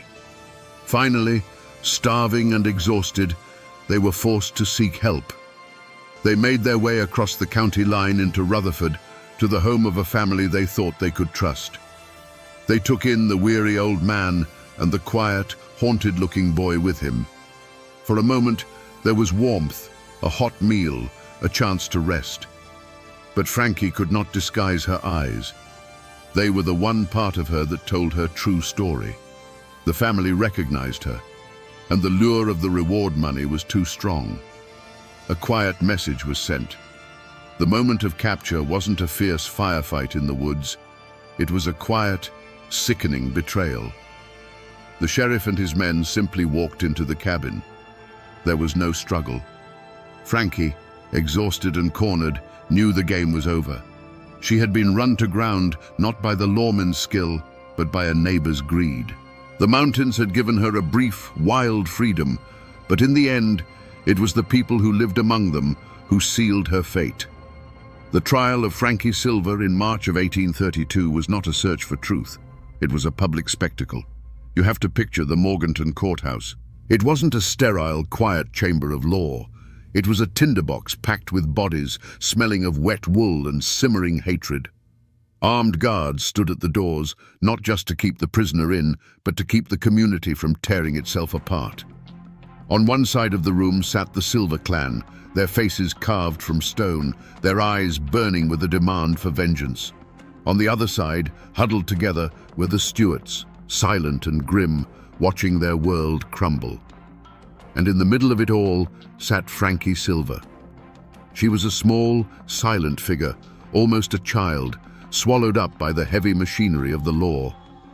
The most brutal fact of her trial was not the evidence against her, but the gag that the law itself had placed over her mouth. Under the legal customs of that time, an accused person could not testify in their own defense. She was a ghost at her own trial, forced to listen as lawyers and witnesses constructed the story of her life and her crime, while she was forbidden to speak a single word. She could not confirm, she could not deny, she could not explain. The prosecution had an easy task. The lawyer laid out the evidence piece by horrifying piece. He presented the bone fragments from the hearth, the blood-soaked earth from beneath the floorboards, the testimony of the searchers.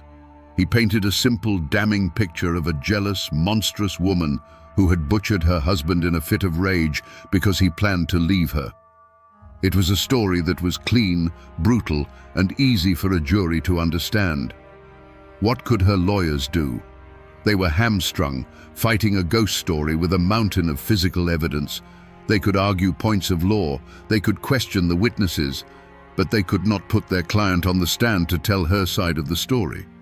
They couldn't tell the jury about Charlie's temper or about a potential threat to the baby, because the only person who could testify to that was legally silenced.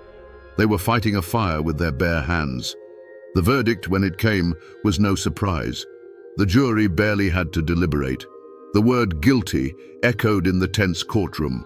A wave of grim satisfaction rolled through the Silver side of the room. On the Stewart side, there was only the quiet devastation of the inevitable.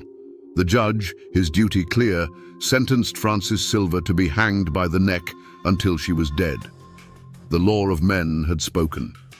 The formal process of justice, as understood by the courts in Morganton, was complete.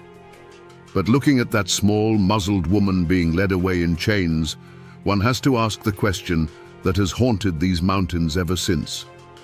Was justice actually served? Or was it simply the final formal act of a tragedy whose ending had already been written in blood and ashes?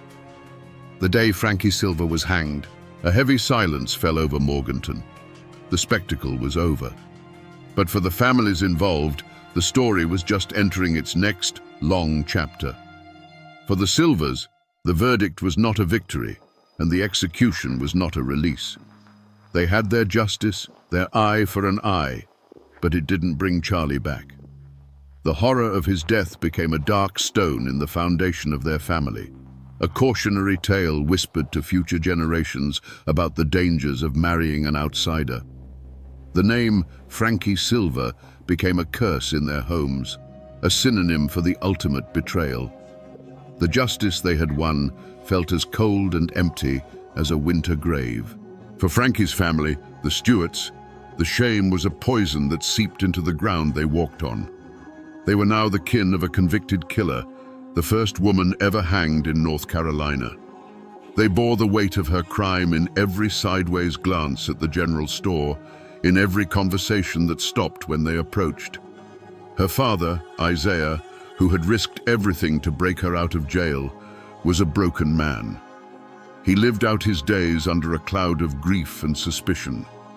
The family that had been proud and independent was now marked, forced to live with the consequences of an act they did not commit, but could never escape. And what of the child at the heart of it all? Little Nancy Silver was now an orphan, her legacy a horror story. Her mother had murdered her father. She was raised by relatives, growing up in the shadow of a tragedy she was too young to remember, but could never outrun. She was the living, breathing embodiment of that terrible night, a constant reminder of the blood that connected the two feuding families. Her life would be forever defined by the actions of her parents, a quiet testament to the innocent lives that are shattered in the wake of such violence. In the wider community, a collective amnesia began to set in. The story was too ugly, the divisions it created too deep. To heal, the community had to forget. People stopped talking about Frankie Silver. Her name was scrubbed from polite conversation. The brutal murder, the sensational trial, the dramatic escape, it was all pushed down, buried under the relentless demands of survival. The scar on the community was deep, and the only way to live with it was to pretend it wasn't there, to cover it with a thick blanket of silence. But in the mountains, stories don't die. They just go to sleep, waiting for the right voice to wake them up again. And what is left of this story today? If you go looking for the physical traces of Frankie Silver, you will find mostly ghosts. The one-room cabin is long gone, its logs rotted back into the earth, reclaimed by the deep woods of the Tow River Valley. The forest has swallowed it whole, erasing the scar from the land, but not from the memory. The exact spot where the gallows stood in Morganton is a matter of debate, likely a paved street corner or a parking lot now, a place people pass every day without knowing they are walking over ground that was once consecrated by a terrible and public death. You will not find a tombstone for Frankie Silver. After the hanging, her body was likely given to her father, who buried her in an unmarked grave, perhaps in the family plot, perhaps at a lonely crossroads, as was the custom for those who died in disgrace. The exact location is a secret that died with him. In a way, this lack of a final resting place is her most fitting memorial. It has allowed her to become more than a historical figure. She is a legend, a ghost without a home, a whisper that still haunts the hollows. But the most powerful echo isn't in a place, it's in the people. The Silvers and the Stewarts still live in those mountains. For over a century, the two families lived in a state of tense silence, the memory of the murder a deep, uncrossable chasm between them. But in recent decades, the descendants of both Frankie and Charlie, many of them descended directly from their orphaned daughter Nancy, have begun to come together. They hold joint reunions, not to forget the tragedy, but to finally acknowledge their shared, tangled, and bloody roots. They are living proof that the wounds of the past, even the deepest ones, can eventually begin to heal. And yet, the most enduring monument to this entire tragedy is not made of stone or of flesh and blood. It is made of words and a simple, haunting melody. The ballad of Frankie Silver, whether it was her confession or her father's creation, became her true headstone. It escaped the mountains and was carried across the country by folk singers and storytellers. The ballad is what kept her story alive, ensuring that even when the community tried to bury it in silence, her name would never truly be forgotten. The people tried to move on, the buildings fell, and the graves were lost, but the mountains remember. And in the quiet hollows, if you listen closely, you can still hear the echo of that lonesome, tragic song. So we come back to the question we asked at the very beginning, standing in the cold ashes of that 1831 cabin. Was Frankie Silver a cold-blooded monster of jealousy? Or was she a terrified victim of abuse who made a desperate last stand? The honest answer is that we will never know. The law of her time did not care about her reasons, her fears, or her side of the story. It cared only about the horrifying evidence found under her floorboards. Because she was legally forbidden to speak, we are left forever with two competing ghosts, the ghost of a brutally murdered man and the ghost of his wife's untold truth. The official record calls her a killer. The mountain legend calls her a victim. The reality is buried with her in that unmarked grave, and it will remain there forever.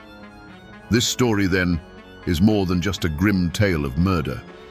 It is a profound and chilling lesson about the power of a voice and the terrible consequences of silence.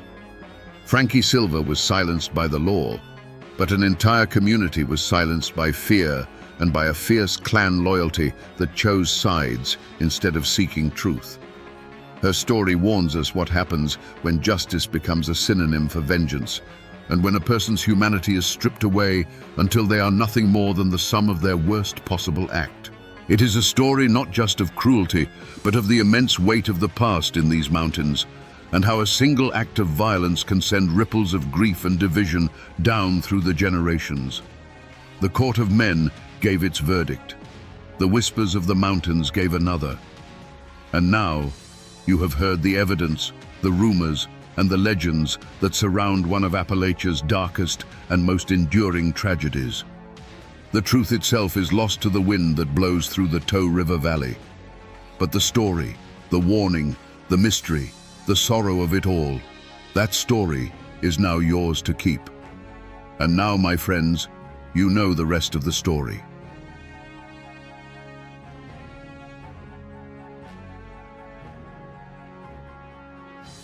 They say that for 5 days in the late summer of 1921, the hills of West Virginia went to war with themselves. The hollows of Blair Mountain echoed with the thunder of 1,000,000 rounds fired as the largest armed uprising in American history since the Civil War reached its bloody climax. And standing against the tide of 10,000 Union miners was one man, a county sheriff named Don Chaffin. He met them not with a posse, but with a private army, machine gun nests, and even airplanes dropping homemade bombs from the sky. How does a man born and raised in these same mountains come to wage war against his own people? Was he a villain, a corrupt tyrant in the pocket of the coal barons, crushing the common man under his boot? Or was he, in his own mind, the last line of defense for law and order, a king protecting his county from an invading mob? The truth, as it always does in Appalachia, lies buried deep in the shadows between fact and legend. Today, we dig for it. We trace the path that turned a small-town lawman into the absolute ruler of Logan County. Don Chaffin was no outsider. He was born in 1887, a son of Logan County, with roots that ran as deep in that rocky soil as any oak tree. The Chaffins were one of the founding families, their name carrying weight long before the first coal tipples scarred the landscape. He grew up breathing mountain air, learning the unwritten laws of the hollows, that loyalty to kin was absolute, that an insult to your name had to be answered, and that the only justice you could truly count on was the one you made for yourself. He was one of them, fluent in the language of both the front porch and the family feud. But the world Chaffin was born into was dying. The old Appalachia of scattered homesteads and fierce independence was being swallowed whole by an industrial giant. King Coal was the new god, and the coal companies were its high priests. They brought jobs, yes, but they also brought a new kind of servitude. They owned the houses the miners lived in, the stores where they bought their food, and the politicians who wrote the laws. Young Don Chaffin saw this firsthand. He saw proud men who once answered to no one, transformed into something less, their lives dictated by the shrill blast of a mine whistle. He began his career as a school teacher, a respected position in any mountain community. For a time, he stood before the children of Logan County, trying to impart lessons from a book. But he quickly learned a more potent lesson himself. He saw that the real power wasn't in the schoolhouse, it was in the courthouse. It was held by the men who could levy a tax, deputize a friend, or make a troublesome problem disappear with a quiet word and a nod. He saw that knowledge was one thing, but control was everything. This realization became the forge for his character. A choice was laid before him. He could remain a man of the old mountains, honorable but ultimately powerless, destined to be swept aside by the forces of industry. Or he could become a man of the new Appalachia. He could learn to master the machinery of this new world, to wield its power, and to bend it to his will. The ambition in his heart was too strong to ignore. He made his choice. He decided he would not be a subject in the kingdom of coal. He would be its king. The old mountain code of loyalty was still there, but he twisted it. His ultimate loyalty would no longer be just to his family name, but to the preservation of his own power. He would trade the quiet respect of the schoolhouse for the cold, hard fear commanded by the man in the sheriff's office. This was the moment Don Chaffin the teacher died, and Don Chaffin the tyrant began to take shape. Long before the battle that would make him infamous, Don Chaffin was simply the most powerful man in southern West Virginia. To see him in his prime, strolling down the streets of Logan, you wouldn't necessarily see a tyrant. You'd see a man of influence, dressed immaculately in a fine suit and hat, his pearl-handled pistols a subtle but constant reminder of his authority. He had a smile that could charm a bird from a tree and eyes that missed nothing. He was the sun around which Logan County orbited, and he held his position not just through force, but through a deep, personal understanding of its people. For those who stayed on his right side, Sheriff Chaffin could be a powerful ally. He was the man you went to when you had a problem the law books couldn't solve. A dispute over a property line, a son who'd gotten into a bit of trouble, a family facing hard times, Chaffan could fix it with a word. He cultivated a network of loyalty, a system of patronage where he was the benevolent patriarch, dispensing favors and expecting absolute allegiance in return. In a place where official government was often distant and ineffective, Don Chaffan was the man who got things done. At home, he was a husband and a father. He built a life of comfort and privilege for his family, a world away from the grit and danger of the coal mines that funded it. This, perhaps, was the world he was truly protecting. Not just the abstract profits of the coal operators, but the safety and prosperity of his own kin. Every action he took, every line he drew in the dirt, was to insulate his family from the chaos and poverty that surrounded them. He was building a dynasty on a foundation of coal, and he would let no one threaten it. This was the kingdom Don Chaffan built, a county sealed off from the outside world, running on his rules. It was a place of brutal, enforced order. The coal trains ran on time, the company payrolls were met, and the union agitators were kept on the other side of the county line. To the coal barons in their distant city offices, it was a perfect model of efficiency.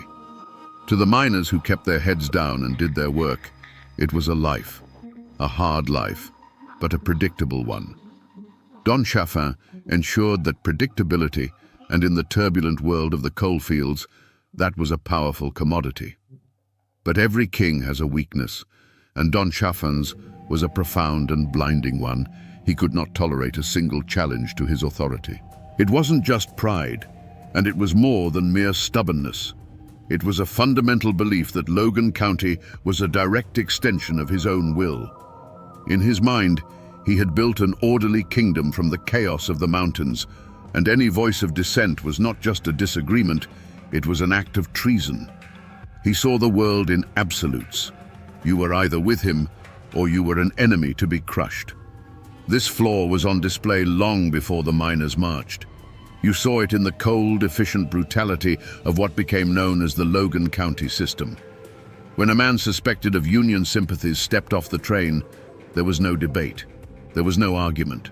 Chaffan's deputies, his private army, would simply surround him. The choice was never about ideas, it was about survival.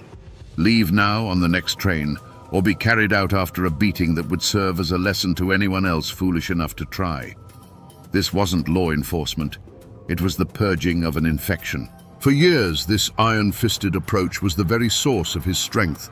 The coal operators paid him a fortune precisely because he was uncompromising. He was the wall that kept the union out, the guarantee that their profits would continue to flow, uninterrupted by strikes or demands for better pay. His fatal flaw was the very thing that made him rich and powerful. He built his castle on the bedrock of his own intolerance. But a wall built to keep out a few men cannot hold back a flood. Chaffan's vision was fatally narrow, limited to the borders of his own county. He failed to understand that the union movement was becoming something more than just a few organizers he could intimidate. It was an idea, spreading like wildfire through the desperate and oppressed coal camps. He believed he could beat that idea into submission, just as he had beaten individual men. He could not conceive of a world where his control was not absolute. He could not imagine a negotiation, a compromise, or a shared power. In Don Chaffan's mind, there was only room for one king in Logan County. And as the anger in the surrounding coalfields began to smolder and grow, this fatal crack in his armor was about to be struck by the force of an entire army. He was a man who knew only how to push back, and he was about to be pushed by a force greater than any he had ever known. The spark that lit the Appalachian powder keg didn't land in Logan County.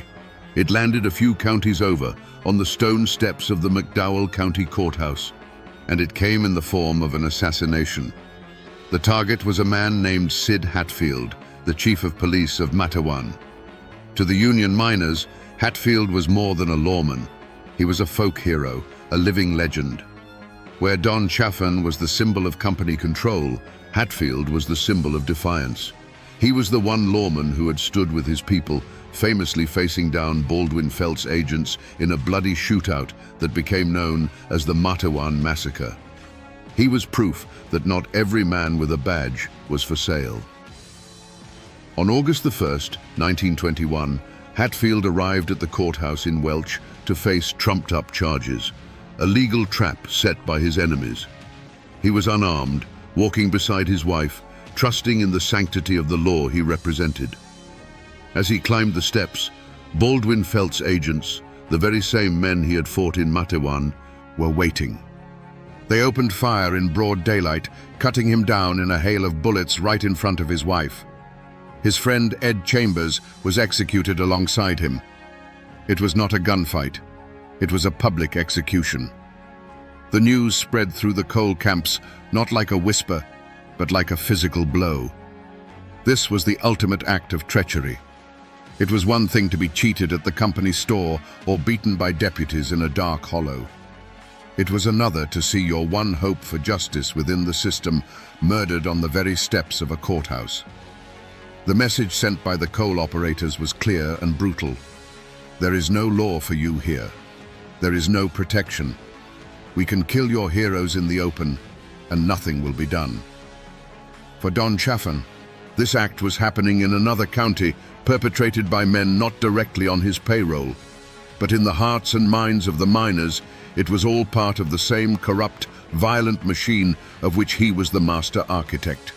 Their rage, their grief, and their years of simmering desperation finally crystallized into a single, unifying purpose. The system had declared war on them, so they would declare war on the system. And the symbol of that system, its beating heart and its iron fist, was Sheriff Don Chaffin. This was the unforgivable affront. The miners began to gather, not for a strike, but for a crusade. They tied red bandanas around their necks, a symbol of their solidarity that would give them the name Rednecks. They cleaned their rifles, gathered their ammunition, and began to march south. Their goal was no longer just to unionize a county. It was to avenge a martyr, to tear down a kingdom, and to bring their own form of justice to the man who represented everything they hated. The fuse was lit, and it was burning straight for Logan County. As the news of the marching army reached Logan, the state capital of Charleston descended into a panic. Governor Ephraim Morgan, a man caught between the immense power of the coal industry and the terrifying prospect of a civil war, pleaded for calm. He sent telegrams, issued proclamations, and dispatched the state police, but it was like trying to stop a flood with a handful of sand. He knew that the only two men who could truly stop this were the leaders of the Miners' March and the sheriff of Logan County. Federal mediators were sent, including the decorated General Billy Mitchell. They met with the miners' leaders who, for all their rage, laid out their terms. They wanted the violence to end. They wanted the right to join a union without being beaten or killed. They wanted the Logan County system dismantled. They were willing to talk, but they would not turn back until their basic rights as American citizens were guaranteed. The government, it seemed, was trying to find a way out, a path that didn't lead over the top of Blair Mountain. But for Don Chaffin, there was nothing to discuss. From his command post in Logan, he watched the situation not as a political crisis, but as a military operation. To him, the 10,000 approaching men were not desperate workers seeking justice. They were an invading army, a horde of Bolsheviks and insurrectionists bent on destroying his county. The governor's pleas for negotiation were, in his eyes, signs of weakness. You don't negotiate with a mob, you break it. While others talked of peace, Chaffin prepared for war. The coal operators opened their coffers, and Chaffin spent the money with deadly efficiency. He put out the call, and his army of deputies swelled from hundreds to nearly 3,000.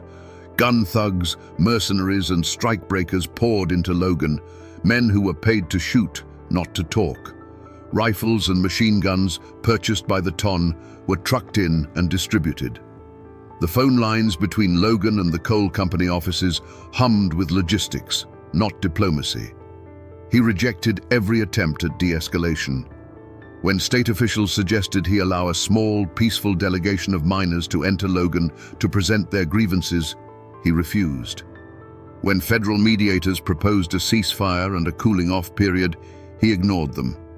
His response was to send his men into the hills. He directed them to dig trenches, set up machine gun nests, and turn the 10-mile ridge of Blair Mountain into a fortress. Every shovel of dirt thrown, every strand of barbed wire unspooled was Don Chaffin's answer to the calls for peace. He was making his stand, not just for the coal companies, but for his own absolute, unquestioned rule. He had locked and bolted every door that led to compromise, leaving only one path open, the path of violence. The wires between Logan County and Washington, D.C. were humming. President Warren G. Harding, seeing a domestic war about to explode, made one last desperate attempt to pull the combatants back from the brink. He sent a direct message, a final ultimatum, not just to the marching miners, but to Don Chaffin himself. The offer was clear. The miners had agreed to halt their advance if, and only if, Chaffin's private army was disarmed and disbanded. Federal troops would be sent in, not to fight the miners, but to act as a neutral peacekeeping force. It was a clear off-ramp, a path away from the abyss, laid at his feet by the President of the United States. Imagine Don Chaffin in his office, the telegram in his hand. The air is thick with the smell of gun oil and nervous sweat. Outside, the town of Logan is an armed camp, his men preparing for the fight of their lives. For a moment, he must have weighed his options. On one side was the full might of the federal government, a power that could crush him without a second thought. Accepting the deal would mean survival. He would lose his private army, yes, and his absolute power would be broken, but he would live. He would see his family again. The war would be over before a shot was fired. But then he would have considered the other side of the coin. To stand down now would be to surrender. It would mean that the threats and the rage of the Union men had succeeded. It would be a public admission that his authority, the very foundation of his identity, had limits. The image of federal troops policing his county while the men who had marched to hang him were allowed to walk free must have been a vision of pure humiliation. It was a direct challenge to his fatal flaw, his belief in his own absolute control. He stood at the final crossroads. One path led to a diminished future, the other led over Blair Mountain. He looked at the telegram, the last chance for peace, a direct order from his president. Then he looked at the map on his wall, at the red pins marking his machine gun emplacements along the ridge. He made his choice. He set the telegram aside. He picked up his telephone and gave an order not to stand down, but to double the patrols at the key mountain passes. He told his commanders that the line had been drawn and that any man wearing a red bandana who tried to cross it was to be met with overwhelming force. The last bridge to peace was burned. In that moment, Don Chaffin ceased to be a sheriff defending his county.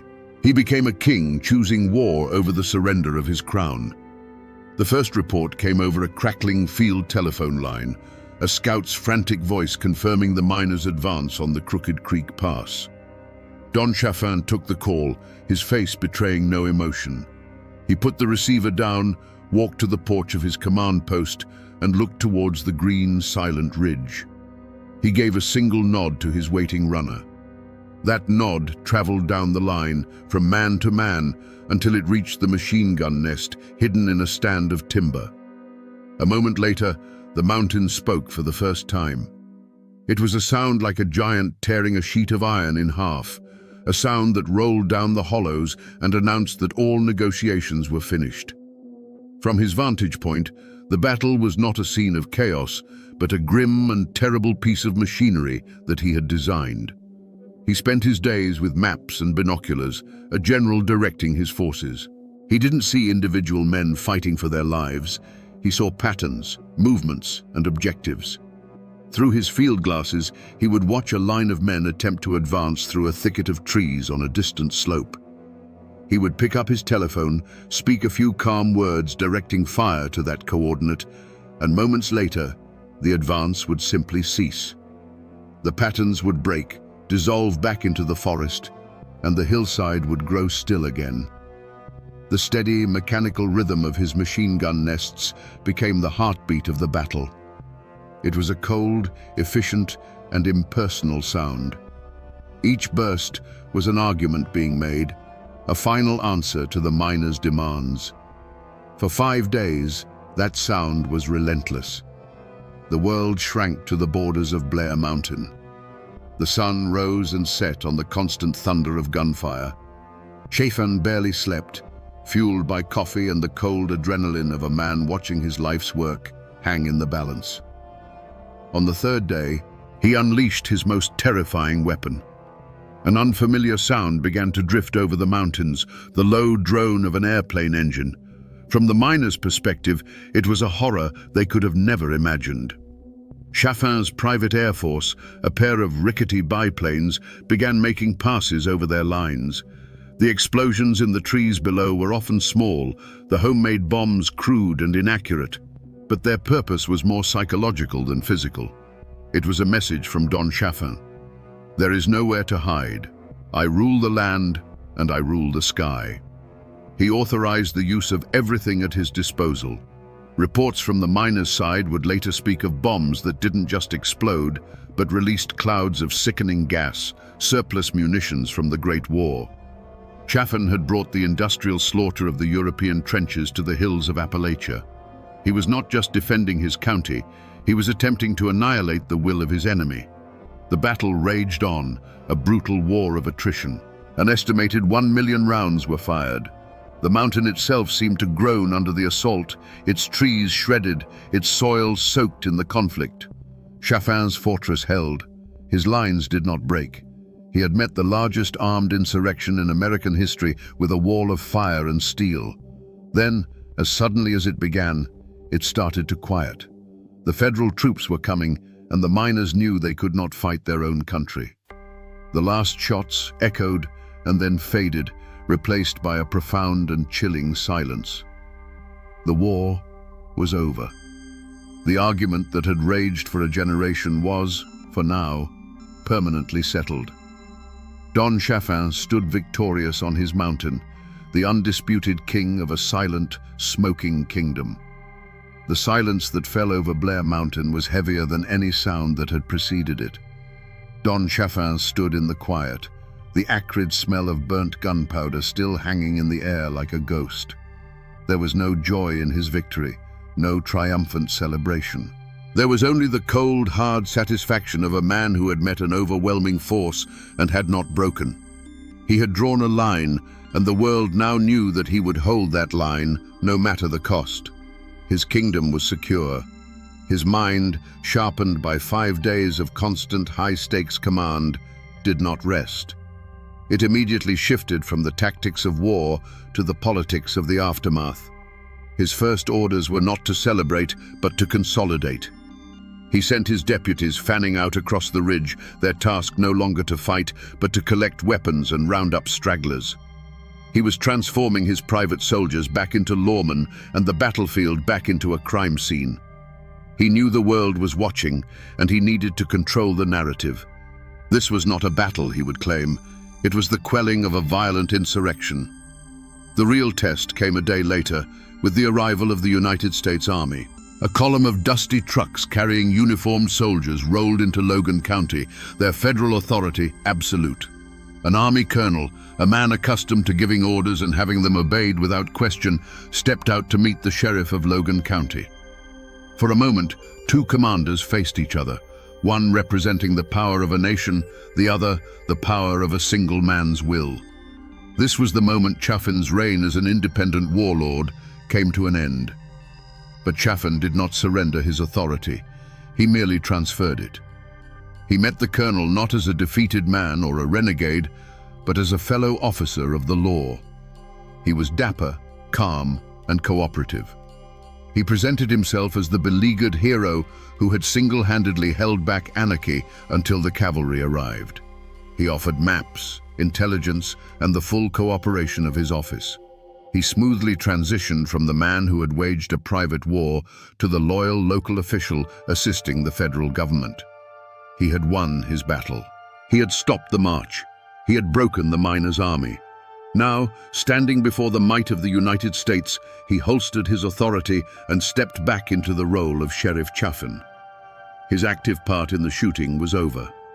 The road had ended, not in a jail cell or a shallow grave, but in a handshake with the very government he had, for 5 bloody days, effectively ignored. The cost of Don Chaffin's victory was paid in a currency he would never have to touch: the broken lives of the men he defeated and the families they left behind.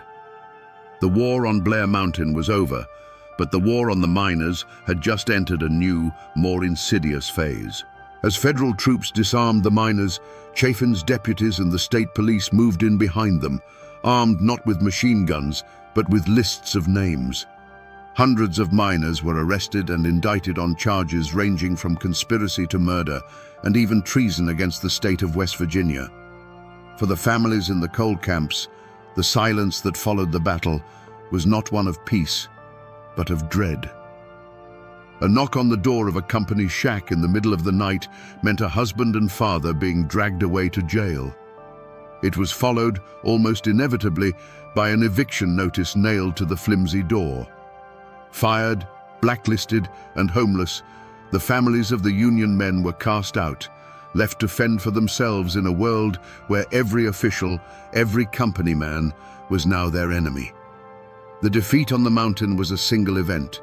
The suffering it caused rippled outwards for years, creating a quiet, desperate poverty that clung to the hollows like a winter fog. The dream of a Union in southern West Virginia, a dream that had seemed so close, was dead and buried on the slopes of that mountain.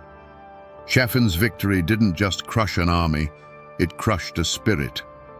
The United Mine Workers of America was effectively broken in the region for more than a decade. The grip of the coal operators, once challenged, now tightened into a stranglehold. Fear replaced hope. Miners who had once talked openly of their rights now spoke in whispers, terrified that a stray word could cost them their jobs and their homes. Chaffin's system of control was now absolute, reinforced by the memory of what happened to those who dared to challenge it. The tragedy was not just the miners' own, it belonged to the entire community. The battle left scars that divided neighbors and kin for generations. Men from Logan who had joined Chaffin's army returned to live in the same county as the families of the men they had fired upon. A cancer of silence grew over the memory of the battle. It was too painful, too divisive to talk about. Don Chaffin had not just defended Logan County, he had plunged it and the surrounding region into a long, dark winter of fear and submission, leaving behind a wreckage of lives that would take a generation to clear. With the shooting over, the war moved from the mountainside to the courtroom. The state of West Virginia, backed by the full weight of the coal industry, sought to make an example of the defeated miners. Hundreds were charged, but for the leaders, the state chose a charge so severe it was almost medieval: treason. Men who had fought for their country in the trenches of France now found themselves accused of betraying it in the hills of their own home.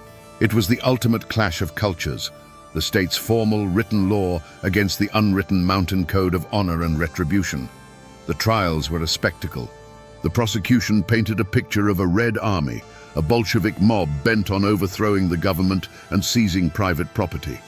They presented evidence of the miners' military-style organization, their weapons, and their stated goal of marching on Logan. To the state, this was a clear case of insurrection. Don Chaffin and his deputies were presented as heroic defenders of law and order, the thin line that had saved West Virginia from anarchy. But the miners' defense told a different story. Their lawyers argued that these men were not traitors to America. They were patriots engaged in a second American Revolution, fighting against a domestic tyrant.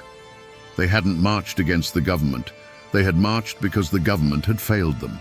They were marching against the state of Chaffin, a private kingdom where the law was a weapon used against them. Their defense was simple and powerful. A man has the right to defend his home and his family, And when the law itself becomes the tool of an oppressor, the people have the right to seek their own justice. The community, and indeed the nation, was fiercely divided. Pro-union newspapers hailed the defendants as heroes and martyrs of the working class. Company-owned papers condemned them as violent radicals. In the coal camps, prayer meetings were held for the men on trial. In the gentlemen's clubs of Charleston and Huntington, they were toasted as villains who had finally gotten their due. The soul of Appalachia was on trial, forced to defend itself in a language it did not fully understand. The most famous trial was that of Bill Blizzard, one of the key field commanders of the miners' army. The state threw everything it had at him. But then, a West Virginia jury, made up not of miners, but of farmers and small-town merchants, delivered a stunning verdict: not guilty. They had listened to the stories of the company guards, the low pay, the beatings, and the assassination of Sid Hatfield, and they could not bring themselves to call this man a traitor. While many other miners would be convicted on lesser charges, the treason trials collapsed. Was justice served? In a narrow legal sense, a jury had acknowledged the miners' grievances. But in the wider world, nothing had changed. The Logan County system remained intact. The Union was shattered. Don Chaffin was still sheriff. The law had rendered a verdict on the battle, but it had remained silent on the long, brutal war that had caused it. True justice, it seemed, was still a luxury the miners of West Virginia could not afford. The army that marched on Logan County did not simply go home. Its leaders were tied up in court for years. Its members were scattered, blacklisted, and broken. The United Mine Workers of America, the great boogeyman that Don Chaffin had waged a war against, was effectively banished from the southern coalfields. In the immediate aftermath, it seemed Chaffin's victory was absolute. The entity that had provoked him into his dramatic stand was, for all intents and purposes, dead. The Union was a ghost, its name only spoken in hushed and fearful whispers in the dark corners of the coal camps. But you can defeat an army of men. It's much harder to kill an idea. The Battle of Blair Mountain, for all the miners' losses, had been a national spectacle. Newspapers across the country had told the story of the private army, the machine gun nests, and the airplanes bombing American citizens on their own soil. The brutal reality of the West Virginia coalfields was laid bare for all to see. Chaffin had won the fight, but in doing so, he had exposed the sickness of the system he was defending. The miners had lost the battle, but they had won the argument in the court of public opinion. The seeds planted on Blair Mountain took a decade to grow, but they grew in the dark. The Great Depression and the election of Franklin D. Roosevelt changed everything. With the passage of the National Industrial Recovery Act and later the Wagner Act, the federal government did what 10,000 rifles could not. It guaranteed the right of every American worker to organize and bargain collectively. The very thing the miners had fought and died for was now the law of the land. In the mid-1930s, the UMWA organizers returned to southern West Virginia. This time, they came not as an invading army, but with the full backing of federal law. They walked into Logan County, the heart of Don Chaffin's old kingdom, and signed up thousands of miners without a single shot being fired. The Logan County system was finally broken, not by force of arms, but by a simple change in the law. The miners' cause, the great antagonist that had risen against Chaffin, had ultimately triumphed. He had won the battle, but history was already siding with the men he had beaten. Don Chaffin had won his war, but he couldn't outrun the changing world. You see, for all his power in West Virginia, he was still just a county sheriff in the eyes of the federal government. His downfall came not from a bullet from a miner's rifle, but from a federal indictment. In 1924, he was convicted of violating prohibition laws, a charge almost laughable in its simplicity compared to the private war he had waged. The man who had commanded an army was brought low by the business of moonshine. He served nearly 2 years in a federal penitentiary. When he returned to Logan, the world he had ruled was gone. His aura of invincibility, once as solid as the mountains themselves, had been shattered. He was no longer the untouchable king. He was a convicted felon, a man who had been humbled by an outside power. He found that the fear he had once commanded had been replaced by something quieter, and the loyalties he had built were shifting sands. He quietly moved his family to Huntington, trading his role as a county warlord for the quiet life of a hotel manager. The king had been dethroned, not by a rival, but by the slow, grinding gears of time and federal law. For his family, the name Chaffin would forever be a complicated inheritance. It was a name of power and prominence, a name that opened doors in southern West Virginia. But it was also a name stained with blood and controversy, a name that was whispered with a mixture of fear and resentment. His descendants would not escape the shadow of Blair Mountain. It became a part of their identity, a legacy they had to navigate, a story they had to either defend or distance themselves from. The name was both a pillar and a tombstone. In the hollows and coal camps of Logan County, the healing was a slow and silent process. The community did not rebuild by confronting the past. It rebuilt by burying it. For decades, the Battle of Blair Mountain was not spoken of. It was a wound too deep, too personal to touch. Fathers who had fought on opposite sides of the ridge raised their children in the same towns, a fragile peace maintained by a collective, unspoken agreement to forget. A blanket of silence fell over the memory of the war, and under that blanket, the resentment and trauma festered. The power dynamic in the mountains had been permanently altered. The era when a single sheriff, funded by private industry, could raise an army and operate as an absolute monarch was over. Chaffin's fall created a vacuum that was filled not by another strongman, but by the slow, creeping influence of the state and federal government. The isolation that had allowed his kingdom to flourish was broken, and the brutal feudal system he had perfected died with his conviction. If you go to Blair Mountain today, you won't find any grand monuments. For the better part of a century, the mountain kept its secrets. The trenches filled with leaves, the shell casings were swallowed by the earth, and the story was buried under a deliberate silence. Then, in the 21st century, a new war for Blair Mountain began. Not with rifles, but with lawsuits and bulldozers, as coal companies sought to strip mine the historic battlefield, to literally erase the history from the landscape. Preservationists and descendants of the miners fought back, a struggle that continues to this day. The ghosts of 1921 are still fighting for their ground. And what of the name Don Chaffin? In Logan County, it is still spoken with a complicated mix of awe and revulsion. To some, he remains the strong man who brought order, the only one tough enough to tame a lawless land. To others, he is the Appalachian Caesar, a tyrant who sold his soul and his people to the company store. You can drive to Huntington and find his grave, a quiet stone marker for a man whose life was a roaring fire. It's a peaceful end for a man who brought so little peace to the world. But his legacy echoes in a way most people never realize, in a word you hear every single day. Think of the word redneck. That word was born in the fire of this conflict. It came from the red bandanas the Union miners tied around their necks to identify themselves as they marched on Logan. It was their uniform, their flag, a symbol of solidarity and defiance against the guns of the coal companies. Before it was an insult, before it was a caricature, it was a badge of honor worn by men willing to die for their rights on the slopes of Blair Mountain. So the ghost of Don Chaffin still walks these hills, but it's not a man in a fine suit with pearl-handled pistols. It's a question. It's the question of how much power is too much, of where the line is between lawman and king, between order and tyranny. His name is a reminder, etched into the very soul of these mountains, that while men die and battles end, the struggle for justice is never truly over.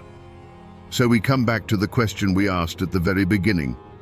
Was Don Chaffin a hero or a villain?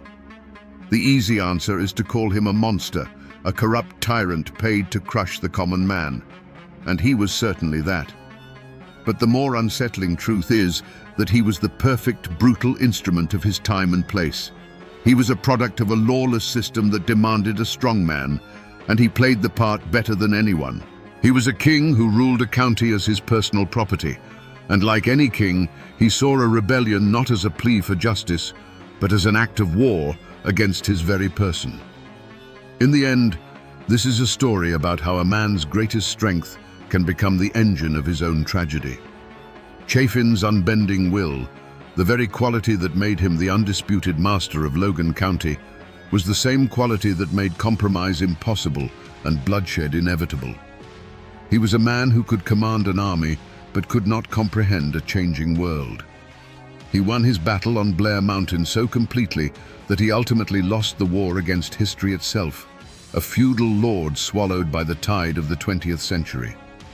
The law eventually caught up to him, but his true judgment was delivered by time. He died a relic, a dethroned king living out his days while the Union flag flew freely over the very mines he had once sworn to protect with blood and fire. His story serves as a dark and powerful lesson from the heart of these mountains, that a man who seeks absolute control will one day be confronted by an absolute truth, that no kingdom and no king lasts forever. And that, my friends, is the ballad of Don Chaffin, a man who believed in the law so long as he was the one writing it. Imagine the scene. A lone cabin in the backwoods of North Carolina, burning against the blackness of a moonless night. Inside, amidst the smoke and embers, an entire family has been slaughtered. The father, the mother, 4 small children, all gone. But when the neighbors finally pull a body from the flames, they discover the impossible.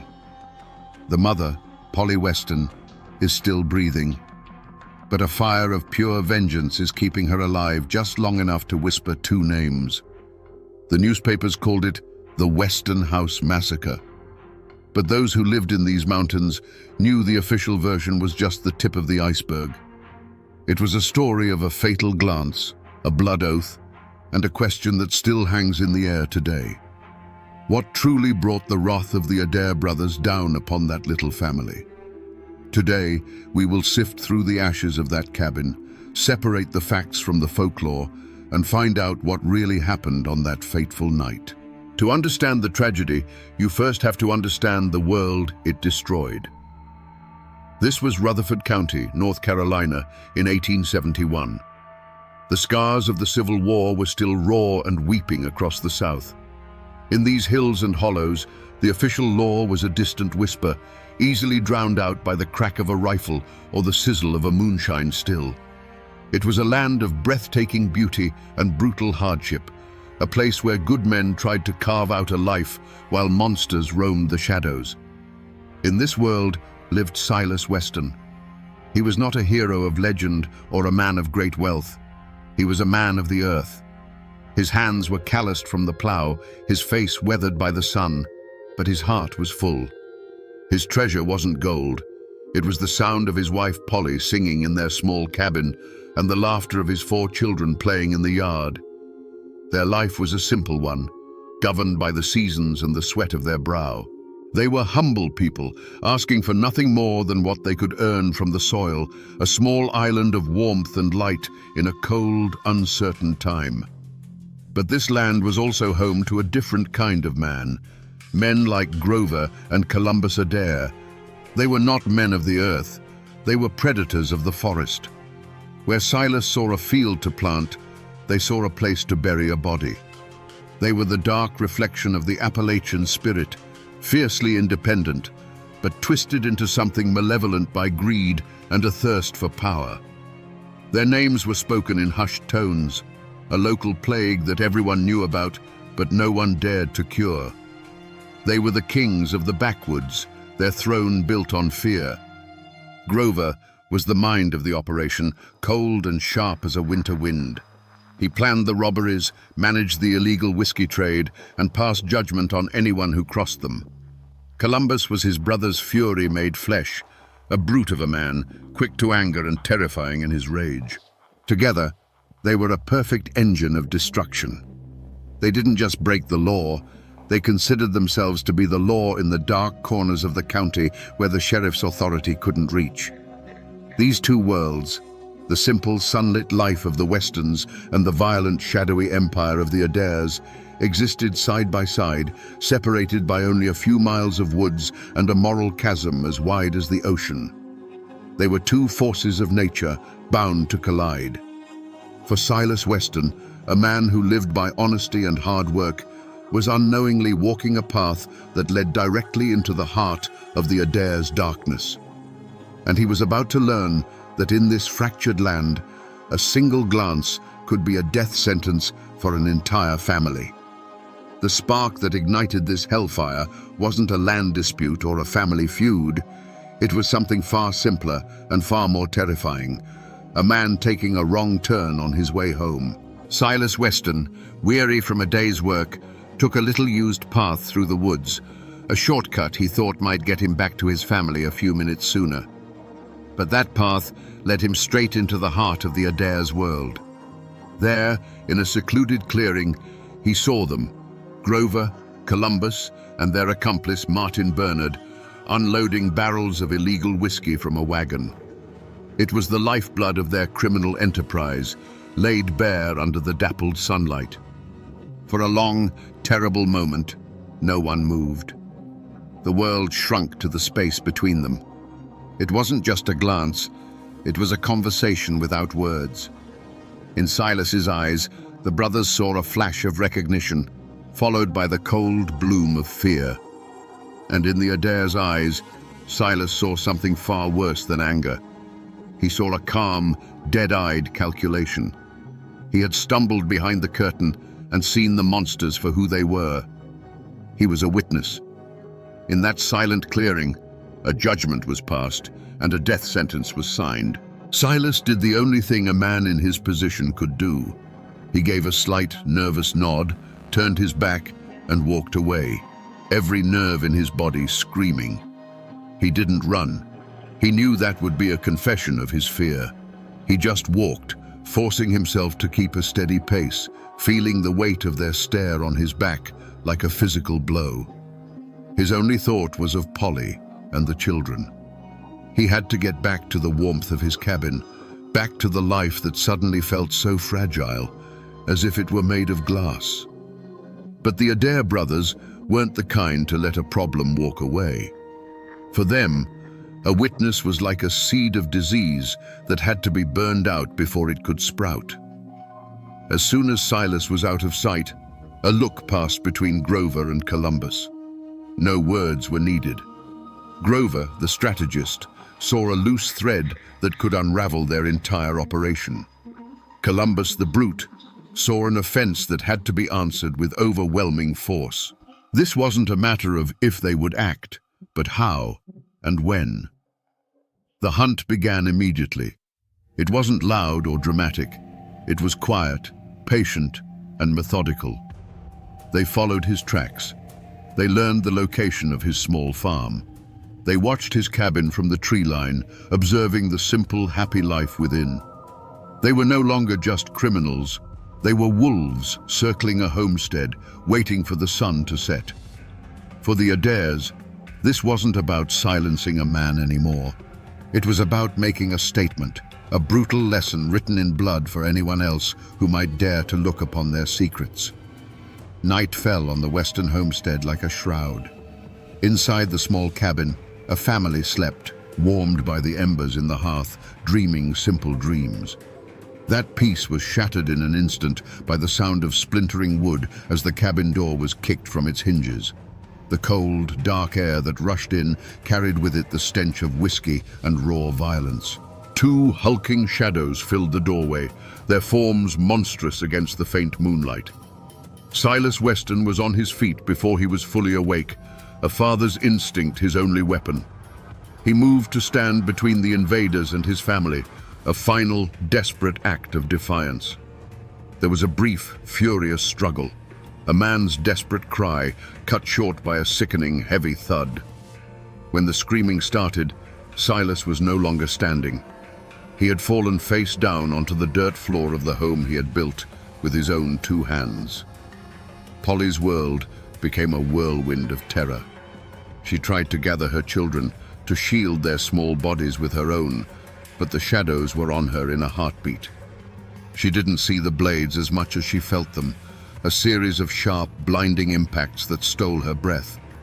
One of the men stood over her, and a final crushing weight descended upon her head. The world dissolved into a crimson blur. Through a haze of pain and fading consciousness, the sounds became her entire reality. The sounds would be seared into her memory forever. The terrified cries of her children calling for their mother, for their father who would never answer. She fought to stay awake, fought to get up, but her body wouldn't obey. And then, one by one, the small voices were extinguished, fading into a silence that was more terrifying than any scream had ever been. The work was done. The two brothers moved through the cabin with a calm, businesslike efficiency. They were no longer raging beasts, but methodical executioners cleaning up a job. One of them nudged a small, carved wooden horse with the toe of his boot, a silent witness to the night's horrors, before turning away. There was no remorse in their movements, only purpose. They began to splash a pungent liquid over the walls, the floors, and the still forms that lay upon them. The sharp scent of kerosene filled the air, a promise of purification by fire. A match was struck, its tiny flame a flicker of pure evil in the gloom. It was tossed onto the saturated floorboards, and with a hungry roar, the cabin began to burn. The Adair brothers stepped back out into the night, confident that the inferno would consume their crime, leaving nothing behind but ash, silence, and the ghosts of a family that had dared to look them in the eye. For hours, the western cabin was a silent pyre, its orange glow a lone, malevolent eye in the vast darkness. It was that glow that first alerted the neighbors. They came running, buckets in hand, their hearts pounding with a dreadful premonition. But as they drew closer, the heat and the roar of the flames pushed them back. There was nothing to be saved. All they could do was watch helplessly as the home of their friends and the family within it were consumed. When dawn broke, it revealed a scene of utter desolation. A smoking, blackened square on the earth was all that remained. Men with grim faces and heavy hearts began the terrible work of sifting through the debris. They found Silas first, then, one by one, his children. Grief hung thick in the air, a choking smoke that burned worse than the fire. They worked in a stunned silence, their minds unable to process the scale of such evil. And then, one of the men let out a choked cry. Among the wreckage, they found Polly Weston. She was a ruin of a human being, her body a testament to the savagery she had endured. They assumed she was dead, another victim to be mourned. But as they moved to cover her, a faint, rattling breath escaped her lips. It was impossible. No one could survive such wounds, such a fire. But Polly Weston was not just anyone. She was a mother whose children had been stolen from her, and something inside her, a core of pure, unyielding maternal rage, refused to let go. The sheriff arrived to find a crowd standing in horrified reverence around the barely living woman. He knelt beside her, his own throat tightening at the sight. He leaned in close, putting his ear to her bloody lips, expecting a final garbled prayer. But what he heard was not a prayer. It was a verdict. In a voice that was little more than a whisper of air and blood, she gave him the names. The Adair brothers, Groven, and Columbus. That whisper was all it took. The names shot through Rutherford County like a bolt of lightning, igniting a fury that the Civil War itself hadn't managed to kindle. This wasn't a crime against one family. It was an assault on humanity itself. The shock of the massacre gave way to a wave of cold, hard rage. These weren't just murderers. They were a cancer that had been allowed to fester in the dark hollows for too long. Now, it was time to cut it out.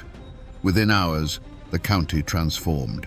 Farmers left their plows rusting in the fields and took up their hunting rifles. Veterans who had fought at Gettysburg and Antietam formed posses, their old military discipline snapping back into place. A formal reward was offered, But for these men, it wasn't about money. It was a debt of blood, and the entire community was rising as one to collect it. The Adair brothers, who had been the hunters just the night before, were now the most sought-after prey in the state of North Carolina. The manhunt was brutally efficient. The Adair brothers, who had moved through these woods like vengeful spirits, were found to be nothing more than flesh and blood. They were cornered, captured, and dragged back to town to face the community they had terrorized. Stripped of their weapons and their freedom, they were no longer kings of the hollows, but caged beasts, their eyes burning with a hateful, impotent rage as they were thrown into the county jail. Their accomplice, Martin Bernard, was captured alongside them, his face a mask of pure terror. The trial was less a legal proceeding and more a public ritual. On July 21, 1871, the town square was a sea of grim-faced humanity. Thousands of people had come from all over the region, not out of morbid curiosity, but out of a need to witness the final act. The courtroom was packed to the rafters, the air thick with the smell of sweat and a thirst for retribution. Armed men stood guard, less to prevent the prisoners from escaping, and more to prevent the crowd from storming the courthouse and dispensing their own brand of justice. The prosecution's case was simple and devastating. They didn't need complex legal arguments or a mountain of circumstantial evidence. They had something far more powerful. They had Polly Weston. She was helped to the witness stand, a spectral figure wrapped in bandages, her body frail, but her gaze as hard and unyielding as mountain granite. When she was asked to identify the men who attacked her family, a hush fell over the room. She slowly raised a trembling hand and pointed a finger, first at Grover, then at Columbus. Her voice, though weak, was clear and steady, and every word fell upon the jury like a hammer blow. Throughout the testimony, the brothers reacted true to their nature. Columbus seethed in his chair, his knuckles white, glaring at the jury as if he could intimidate them into submission.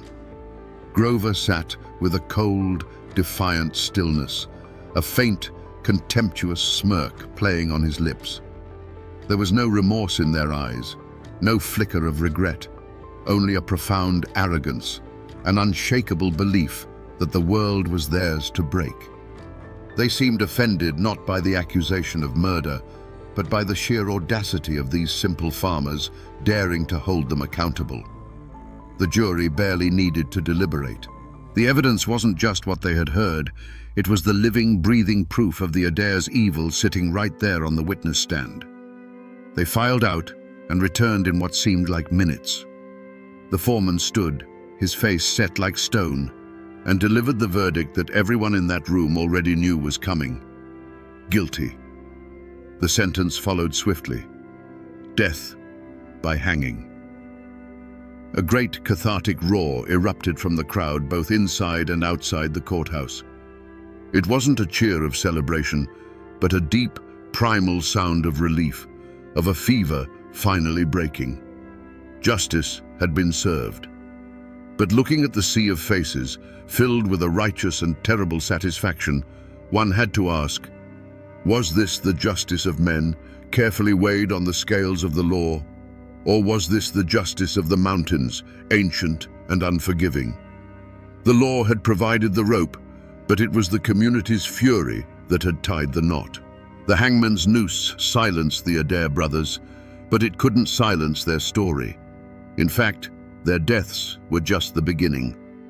The tale of the Western Massacre immediately began to grow roots, sinking deep into the soil of local legend, and some of those roots can still be traced today. The first and most baffling loose end was the third man, Martin Bernard. While awaiting his own execution, his wife came for a final visit.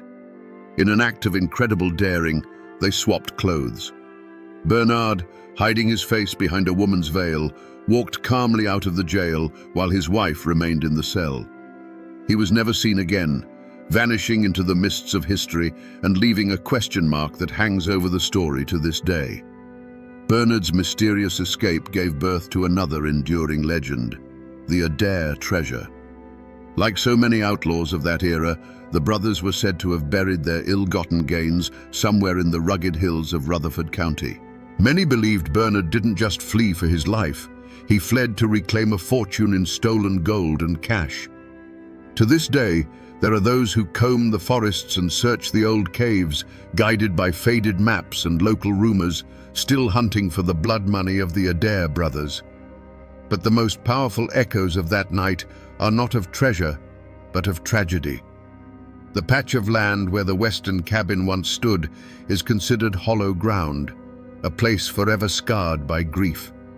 Locals will tell you that the woods there are unnaturally quiet, as if the birds themselves refuse to sing. They say that on still, moonless nights, you can sometimes hear the faint sound of a child crying on the wind. Some have even claimed to see a ghostly figure of a woman, forever wandering the trees where her home once stood, eternally searching for the children she lost. The land remembers the villains as well. For decades, the tree on which the brothers were hanged, or the ground where the gallows stood, was a place of superstition and dread. It was said to be cursed, that the violent, unrepentant souls of Grover and Columbus Adair were bound to the instrument of their own demise. No one dared cut the tree down, fearing that to do so would unleash their evil back into the world. It stood for years as a dark monument, a silent reminder that while justice can be served, some evils leave a stain that can never be washed away. These places, these stories, are the true legacy of that night, not written in history books, but etched into the memory of the mountains themselves. So we come back to the question that hung in the smoke of that burning cabin. What truly happened on that fateful night? The simple answer is that Silas Weston saw something he was not meant to see. But the deeper truth is that for men like Grover and Columbus Adair, his innocence was his crime. They didn't just kill a witness, they sought to annihilate a world that was the complete opposite of their own, a world of family, honesty, and light. There is, of course, a darker whisper, a rumor with no proof, that Silas was a former partner who tried to walk away. We may never know for certain, but in the end, it doesn't change the outcome, only adds another layer of tragic shadow to the tale. This story, etched into the history of Appalachia, is not simply a tale of monstrous cruelty, it is a testament to an almost superhuman will. Polly Weston, broken and left for dead, became the instrument of a justice more powerful than any lawman's badge. Her survival, fueled by a mother's rage, is what transformed a hidden crime into a public reckoning. This is the enduring lesson of the blood brothers of Adair, that while evil can be absolute, the strength of the human spirit, the will to live, to fight, and to see justice done for the ones we love can sometimes be even stronger. The Adair brothers are long gone, their bodies turned to dust. The treasure, if it ever existed, likely remains lost to the earth. But the story endures, passed down from one generation to the next, a chilling campfire tale with roots buried deep in the hard soil of truth. It serves as a brutal reminder of the darkness that men are capable of, and the incredible, impossible strength that can rise from the ashes of tragedy. The official records are closed, the graves have settled, but in the hills of North Carolina, the story is never truly over. I'm standing on the banks of a slow-moving creek in the heart of Clay County, Kentucky. It's quiet here, peaceful. The only sounds are the rustle of leaves in the poplar trees and the gentle murmur of water flowing over smooth, gray stones. But this place holds a violent secret. If you stand here long enough and you listen past the wind, you can almost hear a different sound. The echo of a quiet morning being torn apart by a dozen rifles firing all at once. It was right here, on this ground, that one of the most feared men in Appalachian history drew his last breath. His name was Thomas Baker, but no one called him that. They called him Bad Tom. For years, he was a ghost in these hills, a peerless marksman who seemed untouchable. Today, We're going to piece together the lost story of how a man like that ended up here, ambushed and alone, with nothing in his hand but a bar of soap. We're here to listen to the whispers from the past. To understand the man, you have to understand the world that forged him. Let's wind the clock back, long before that morning at the creek, to the years after the Civil War. Clay County wasn't a peaceful place then. It was a hornet's nest. The war between the states hadn't washed this land clean. It had just given old grudges a new flag to hide behind. Neighbor had fought neighbor in brutal guerrilla bands, and when the official armies went home, the bitterness remained, thick and suffocating as the summer fog in these hollows. In this world, the law from the state capital was a distant rumor. The real law was kinship. Your family name was your shield, your jury, and your executioner. A man's honor wasn't just a word. It was the most valuable thing he owned, and an insult was a debt that could only be paid in blood. This was a land of hard men, where disputes were settled not with lawsuits, but with long rifles and steady hands. At the center of this world stood the Howard clan. They were a powerful family, deeply rooted in the soil of Clay County, their influence tied to the wealth of the Goose Creek salt works. They were proud, numerous, and saw themselves as the rightful leaders of the region. They were men who expected respect and were quick to answer any perceived challenge to their authority. To them, the county had a natural order, and they were at the top of it. And then there was Thomas Baker.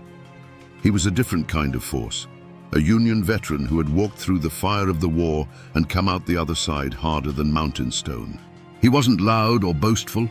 He was a man of few words, with what people called a cold, glittering eye that seemed to look right through you. He was a hunter, and his time in the army had perfected his aim to a terrifying degree. He moved with a quiet confidence that some saw as arrogance, a challenge to the old ways. You could feel the tension crackle in the air on court days in Manchester. The Howards and their kin would stand on one side of the dusty street, and Tom Baker and his family would stand on the other. They were like two storm fronts gathering on opposite sides of a valley, dark and heavy with unspoken threats. Everyone knew it wasn't a matter of if the storm would break, but when. All it would take was a single spark to ignite an inferno that would consume them all. Feuds like this don't just appear out of thin air. They start with a single moment, a single choice. But the real reason, the human reason, often gets buried under decades of hearsay and legend. To find the truth, you have to dig. So I went to the local archives, to the place where old stories go to be forgotten, and I started scrolling through the ghosts of old newspapers on a dusty microfilm reader. After hours of searching, I found it. It's not much to look at. A faded column in an 1888 edition of a local paper, the text blurry at the edges. The headline is simple, almost sterile. Man shot and killed at logging camp. There's no picture, just a few short paragraphs. But this small, forgotten piece of newsprint is the Rosetta Stone of the Baker-Howard feud. The article reports that a man named Abner Eversole was killed by Thomas Baker following a dispute. It mentions cards and it mentions liquor. But the key detail, the one that tells you this wasn't just some drunken brawl, is Eversole's family name. He was a Howard kinsman. This wasn't a murder, it was an assassination. This small article is the official declaration of war, printed in black and white for all the world to see. But this yellowed paper, for all its facts, leaves the most important question unanswered. It tells us what happened, but it doesn't tell us why. What was the argument really about? The paper just says a dispute, but a dispute doesn't start a war that will last for over a decade and claim dozens of lives. To find that answer, we have to go back to the logging camp itself and listen to what the official record left out. Let's travel back to that logging camp in 1888. Picture a rough-hewn bunkhouse, smelling of pine sap, sweat, and cheap whiskey. A game of cards is underway by lantern light, a circle of hard men who worked with their hands all day and gambled with their pay at night. On one side of the table sat Tom Baker, on the other, Abner Eversole and a few of his Howard cousins. The air was already thick with a tension that had little to do with the cards being dealt. The game got heated, as it always did when liquor and pride were on the table. An argument started over a disputed pot. Eversole, maybe feeling brave with his kinsman beside him, pointed a finger at Baker and accused him of cheating. The other men fell silent. It was a dangerous accusation to level against any man in that camp, but to say it to Tom Baker was like throwing a lit match into a barrel of gunpowder. But it wasn't just about the cards. A darker rumor had been festering in the county for weeks, a whisper that Tom Baker had stolen a pig from a Howard family homestead. In a place where livestock was a family's wealth and a man's reputation was everything, this was the gravest of insults. It branded him a common thief. And now, in the middle of the tense bunkhouse, Eversole made the fatal mistake of saying the quiet part out loud. He threw the accusation of the stolen pig right in Baker's face. The room went dead still. This was the moment, the point of no return.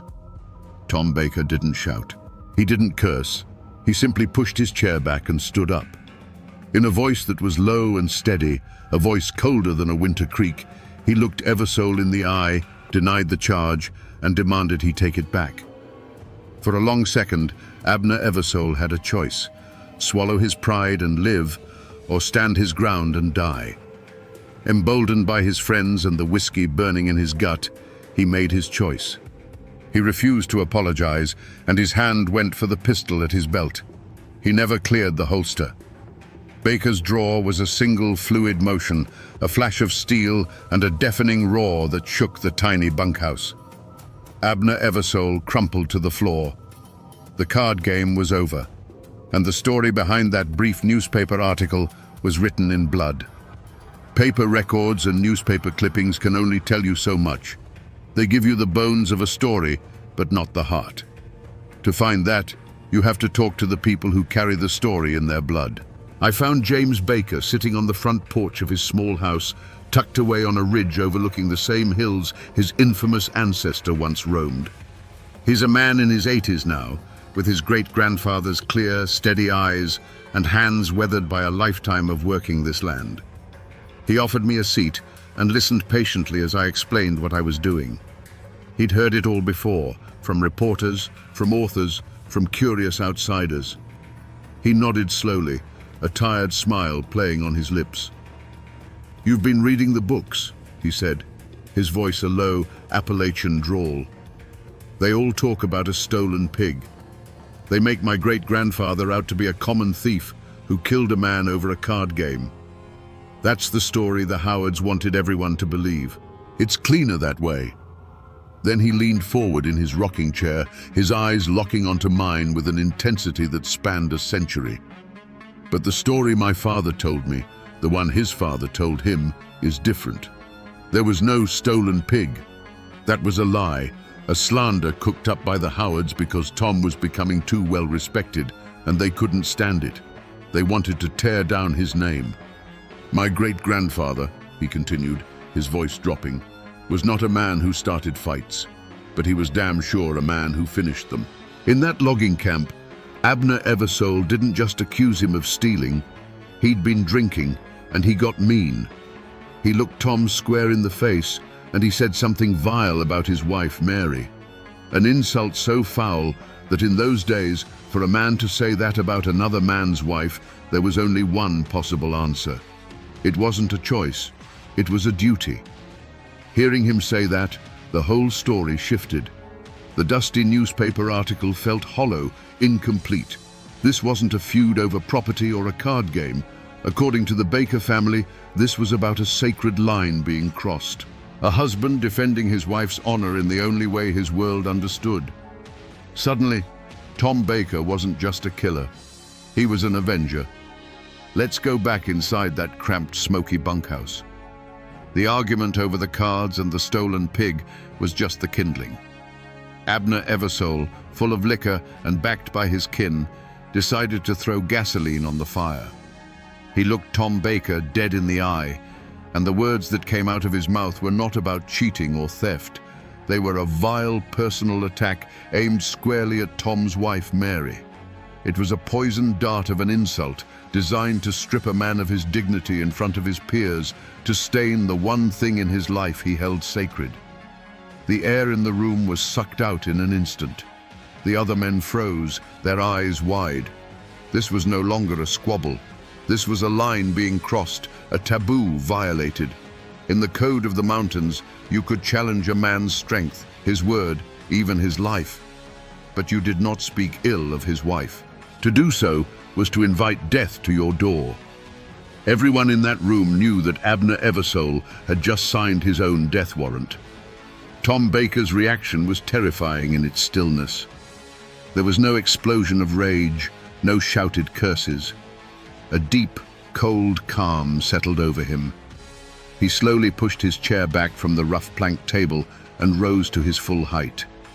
His face was a mask of stone, and that glittering eye of his was fixed on Eversole, not with anger, but with a kind of finality, like a judge who has already passed sentence. In a voice that cut through the silence, he said, "Take it back." It wasn't a request, it was an order. One last chance to step back from the abyss. But Eversole was trapped. His pride, the whiskey, and the watching eyes of his cousins had him in a corner. To back down now would be to live with the shame forever. He likely let out a sneer, a drunken laugh, and doubled down on his insult. His hand, clumsy and slow, dropped to the butt of his pistol. It was the last mistake he would ever make. Before Eversole's fingers could even get a proper grip, Tom Baker's hand moved. It wasn't a frantic motion. It was a blur of practiced economy, a movement he had honed in the chaos of war and the solitude of the hunt. The gunshot wasn't just a sound. It was a physical blow that slammed into the walls of the small room. Abner Eversole was thrown backward, the look of shock permanently etched on his face as he hit the floor. Tom Baker stood for a moment in the ringing silence, the smoke curling from the barrel of his revolver. He didn't look at the other men. He simply holstered his weapon, turned, and walked out into the night. He knew what he had just done. He hadn't just ended a man's life. He had sounded the first trumpet of a long and bloody war. From that moment on, there would be no apologies, no truces, and no peace. There would only be the feud. The killing of Abner Eversole lit the fuse. What followed was an explosion of violence that turned Clay County into a war zone. The feud spilled out of the isolated hollers and into the streets, and the epicenter of it all was right here, where I'm standing now, the town square in Manchester. Today, it's a peaceful place. Cars pass by, people go in and out of the shops. It's hard to imagine it as anything else. But if you walk with me over to the old courthouse, a proud red brick building that has seen more history than any person alive, and you run your hand along the wall facing the street, you'll feel it. The surface isn't smooth. It's dotted with small dark pockmarks, little craters where the brick has been chipped away. Most people probably walk past these scars every day and never give them a second thought. But these aren't from weather or age. Right here. This is where it happened. Each of these marks is a silent testament to the chaos, a bullet hole left from a day when this town square was a free fire zone. This place, the very symbol of law and order in the county, became a hunting ground. The courthouse steps were turned into a fortress, and men used wagons and street corners as cover while they waged their private war in public, with no regard for who was caught in the crossfire. We're about to go back to one of those days, to a moment when the gunfire was so intense, its echoes are still trapped in this very brick. Imagine a stiflingly hot court day in Manchester. The town square is crowded, but it's a tense, watchful crowd. The unwritten rule on these days was that the town itself was neutral ground, but nobody believed it. Men with rifles leaned against porch posts, their eyes never still. The Bakers and their allies gathered near the livery stable. The Howards and their faction stood in a tight knot on the courthouse steps, a clear claim to the seat of power. It was a powder keg waiting for a spark. The spark came in the most ordinary way. A Howard man coming down the steps bumped hard into a Baker cousin going up. Words were exchanged, a curse muttered under the breath. A hand moved instinctively toward a pistol grip, not to draw, but as a warning. It was a fatal gesture.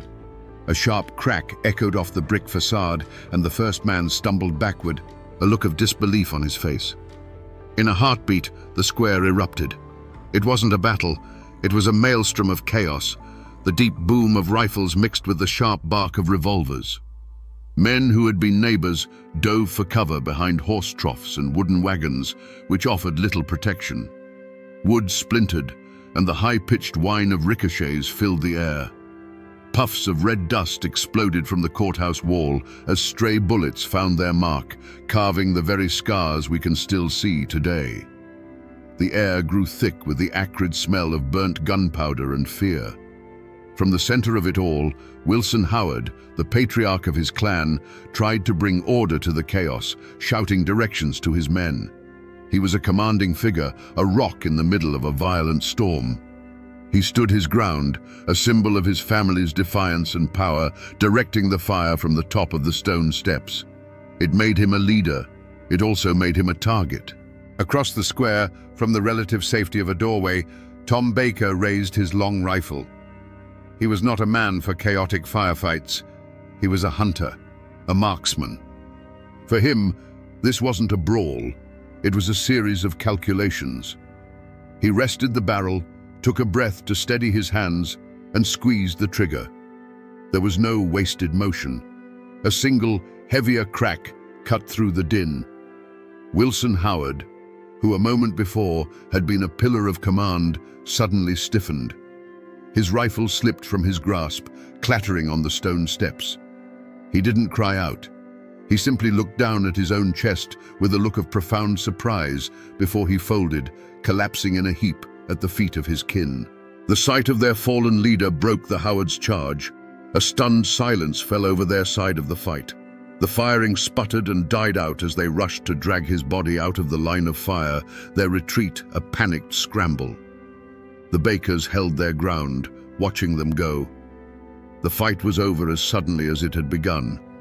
All that was left was the thick blue haze of smoke hanging in the silent air, the glint of brass casings on the dusty ground, and the new dark holes in the courthouse wall. After a storm of violence like the one that swept through Manchester, the official machinery of the law begins to grind, slowly and often ineffectively.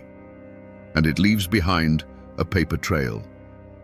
I'm holding a copy of the coroner's inquest into the death of Wilson Howard. It's a formal document, written in a looping bureaucratic script that tries to impose order on a day of pure chaos.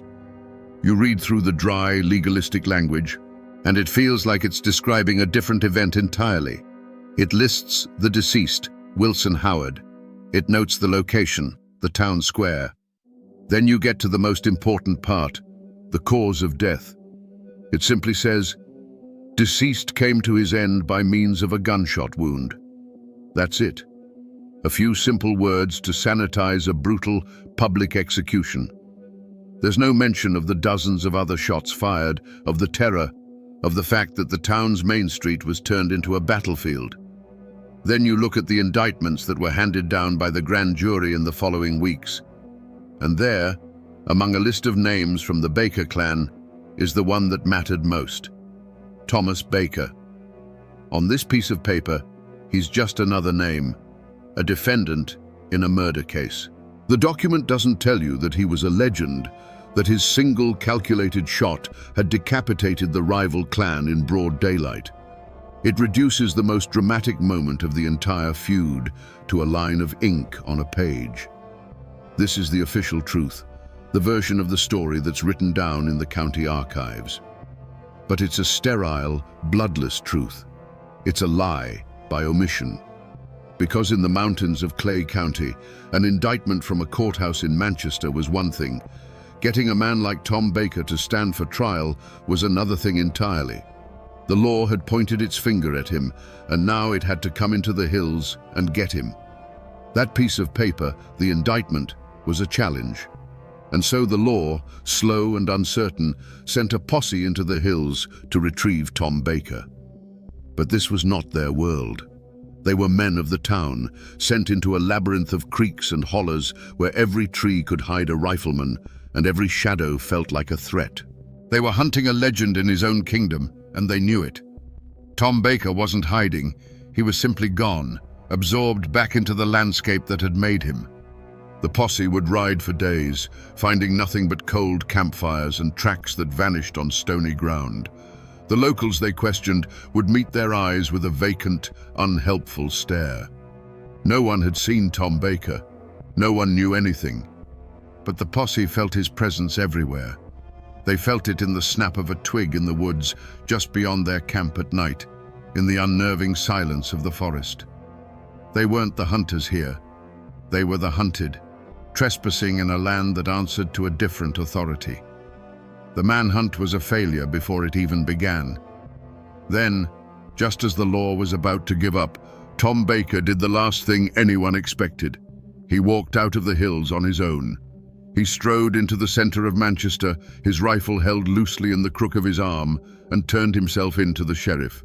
It wasn't a surrender, it was a strategic move. He knew he couldn't be caught, but living as a fugitive put his family in constant danger. By facing the court, he was taking control of the narrative, daring the system to try and hold him. The trial was a spectacle of fear. The small courthouse was packed, but it was divided down the middle like a church at a funeral. On one side sat the Baker clan, their faces hard and unreadable, their hands never far from the pistols concealed beneath their coats. On the other side sat the Howards, their eyes burning with a cold fire of hatred and grief. Between them sat a terrified judge and a jury of 12 local men who knew with absolute certainty that their decision would have consequences far beyond the courtroom walls. Witnesses mumbled, their memories suddenly foggy. Evidence seemed to disappear. The prosecution's case, so clear on paper, began to fall apart under the crushing weight of unspoken threats. The jury didn't deliberate for long. They were farmers and merchants, not martyrs. They had to live in this county. When they filed back in, the foreman wouldn't look at the Howard family. In a quiet, nervous voice, he delivered the verdict: not guilty. The shooting of Wilson Howard was ruled an act of self-defense. A low murmur went through the room. Tom Baker stood, nodded once to the jury, and walked out of the courthouse a free man, his legal innocence now as much a part of his legend as his marksmanship. The Howards were left with nothing but rage. The law had failed them. Their patriarch was dead, and his killer had walked away without consequence. They knew then that if they wanted justice, they would have to get it themselves, not with indictments, but with bullets. Every story eventually ends in the same place.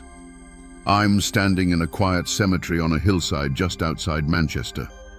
The wind whispers through the cedar trees, and the old tombstones lean at odd angles, their inscriptions softened and blurred by a century of rain and sun. This is where the old names of Clay County come to rest. The names of farmers, merchants, mothers, children, and the names of feuding warriors. Over here, beneath a thick, respectable slab of granite, lies Wilson Howard. The stone is weathered, but it was clearly expensive for its time, a final statement of his status as the patriarch of a powerful clan. It speaks of a man of substance, a leader of the community. There's an air of tragic dignity to it, the resting place of a man whose death was never truly avenged by the law. And then, if you walk just 50 yards down the slope, you'll find another stone. It's simpler, more rugged, cut from local stone. The name carved into it is clear and deep: Thomas Baker, 1845 to 1899. Seeing them here so close together is a profound and bitter irony. They lie just 100 yards apart now, these mortal enemies, closer in death than they ever were in life. They fought a war for control of these hills, and in the end, they each got a small, quiet piece of them forever. But standing here, looking at Tom Baker's grave, a critical question hangs in the air. The trial for Wilson Howard's death was years before 1899. He walked out of that courthouse a free man, legally untouchable. So why is this his final resting place? What happened in those intervening years that drove the Howards' hatred to a point where a courtroom acquittal meant nothing, and the only verdict they would accept was one delivered from the barrel of a gun? Tom Baker walked out of that courthouse a free man, but he wasn't free. The verdict was just a piece of paper. The real sentence had been passed in the hearts of the Howard family. For them, the trial wasn't an acquittal. It was a final, bitter confirmation that the law of the state was useless. Their patriarch was gone, and the man who killed him now walked the streets of Manchester with the government's blessing. Their rage didn't cool. It settled into something harder and colder, a patient hatred that would wait years for its moment. The feud entered a new grinding phase. It was no longer a war of open battles in the town square, but a war of shadows. The Howards set ambushes for Tom, but he seemed to possess a sixth sense for danger, an almost animal instinct that would make him change his path at the last second or melt back into the woods just as a trap was about to be sprung. His legend grew even larger. They said he was protected by something unnatural, that he had made a pact with the devil. But the truth was likely simpler. He was a man who had survived a war, and he knew how to live as if death was always a single step behind him. But even the most vigilant man can be worn down by time. The years passed. The open violence subsided into a tense, watchful peace. Tom Baker was still the most feared man in Clay County, but he was also a man trying to live a life. He had a home, he had a family, he was getting older. The constant threat became a part of the background noise of his life, a danger so familiar that it almost ceased to feel like danger at all. Perhaps he began to believe the worst was over, that the Howards, having failed so many times, had finally accepted that he was untouchable. He started to fall into routines, the small, daily habits that make up a normal life. And one of those routines was to walk down the familiar path from his cabin each morning to the creek, to wash the sleep from his eyes in the cool, clear water. It was a small act of peace in a life defined by violence. It was this routine, this small piece of normal life he reclaimed for himself, that would ultimately be his undoing. The Howards were watching, and they were patient. Even now, more than a century after the last shot was fired, the story of this feud is a living thing in Clay County. And like any living thing, it changes depending on the light you see it in.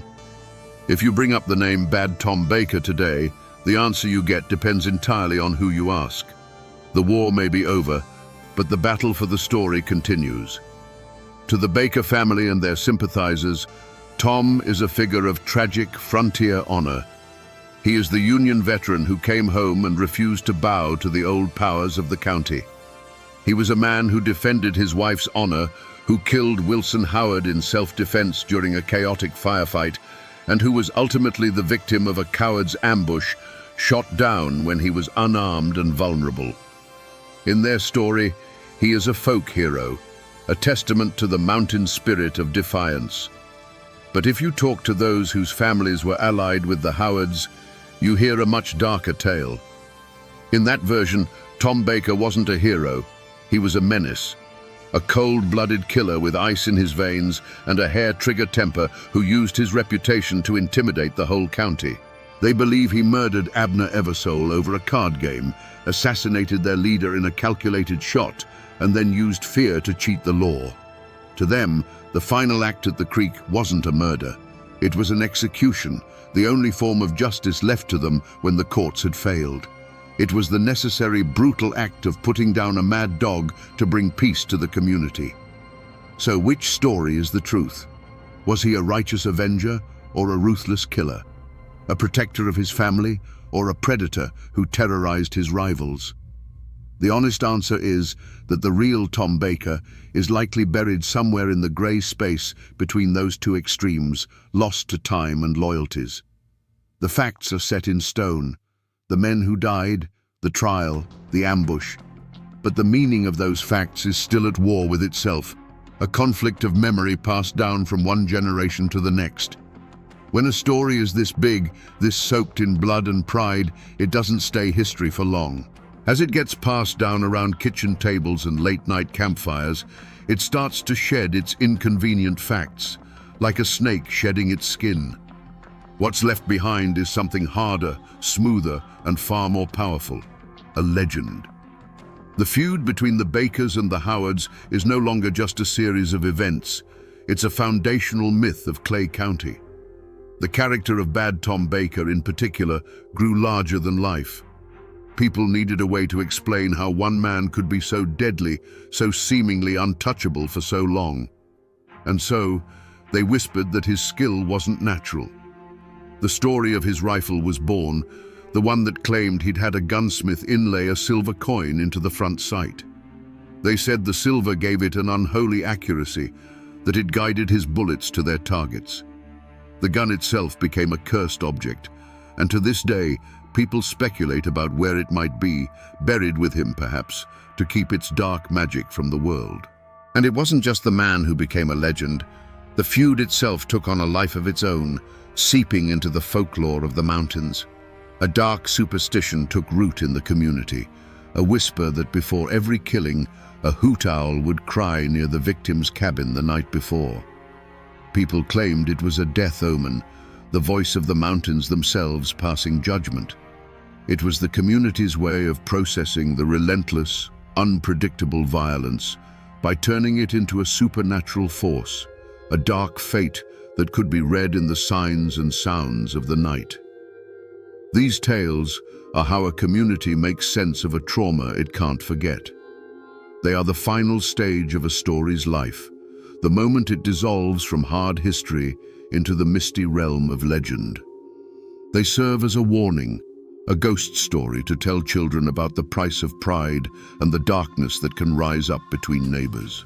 The facts may fade, but the legend of Bad Tom Baker, his silver-sighted rifle, and the crying owl of death still haunts these hills. And so, we find ourselves back where we started, on the banks of this quiet creek. The water still murmurs over these smooth grey stones, just as it did on that morning in 1899. But the silence here feels different now. It's heavier. We came here hearing only the faint echo of a rifle volley, but we've followed that sound back through time, through courthouse shootouts and smoky bunkhouses, through conflicting memories and whispered legends. This spot is no longer just a peaceful place in the woods. It's the final page of a brutal chapter in this county's history. It's a testament to a world where a man's honor was worth more than his life, and a reminder that when people feel the law has abandoned them, they will make their own with fire and lead. The story of Tom Baker shows us that history is never a simple matter of heroes and villains. He was a man forged by a hard land and a violent time, and the truth of his life lies somewhere in the shadows between the legend and the reality. So the next time you pass a forgotten ruin on a lonely road, or a simple weathered tombstone on a quiet hillside, remember this place. Remember that it's not just a collection of stones or a patch of earth. It's a library filled with stories of love, loss, and the terrible choices that can define a generation. You just have to be willing to stop and to listen to the whispers. The people are gone, the guns are silent, but the story remains.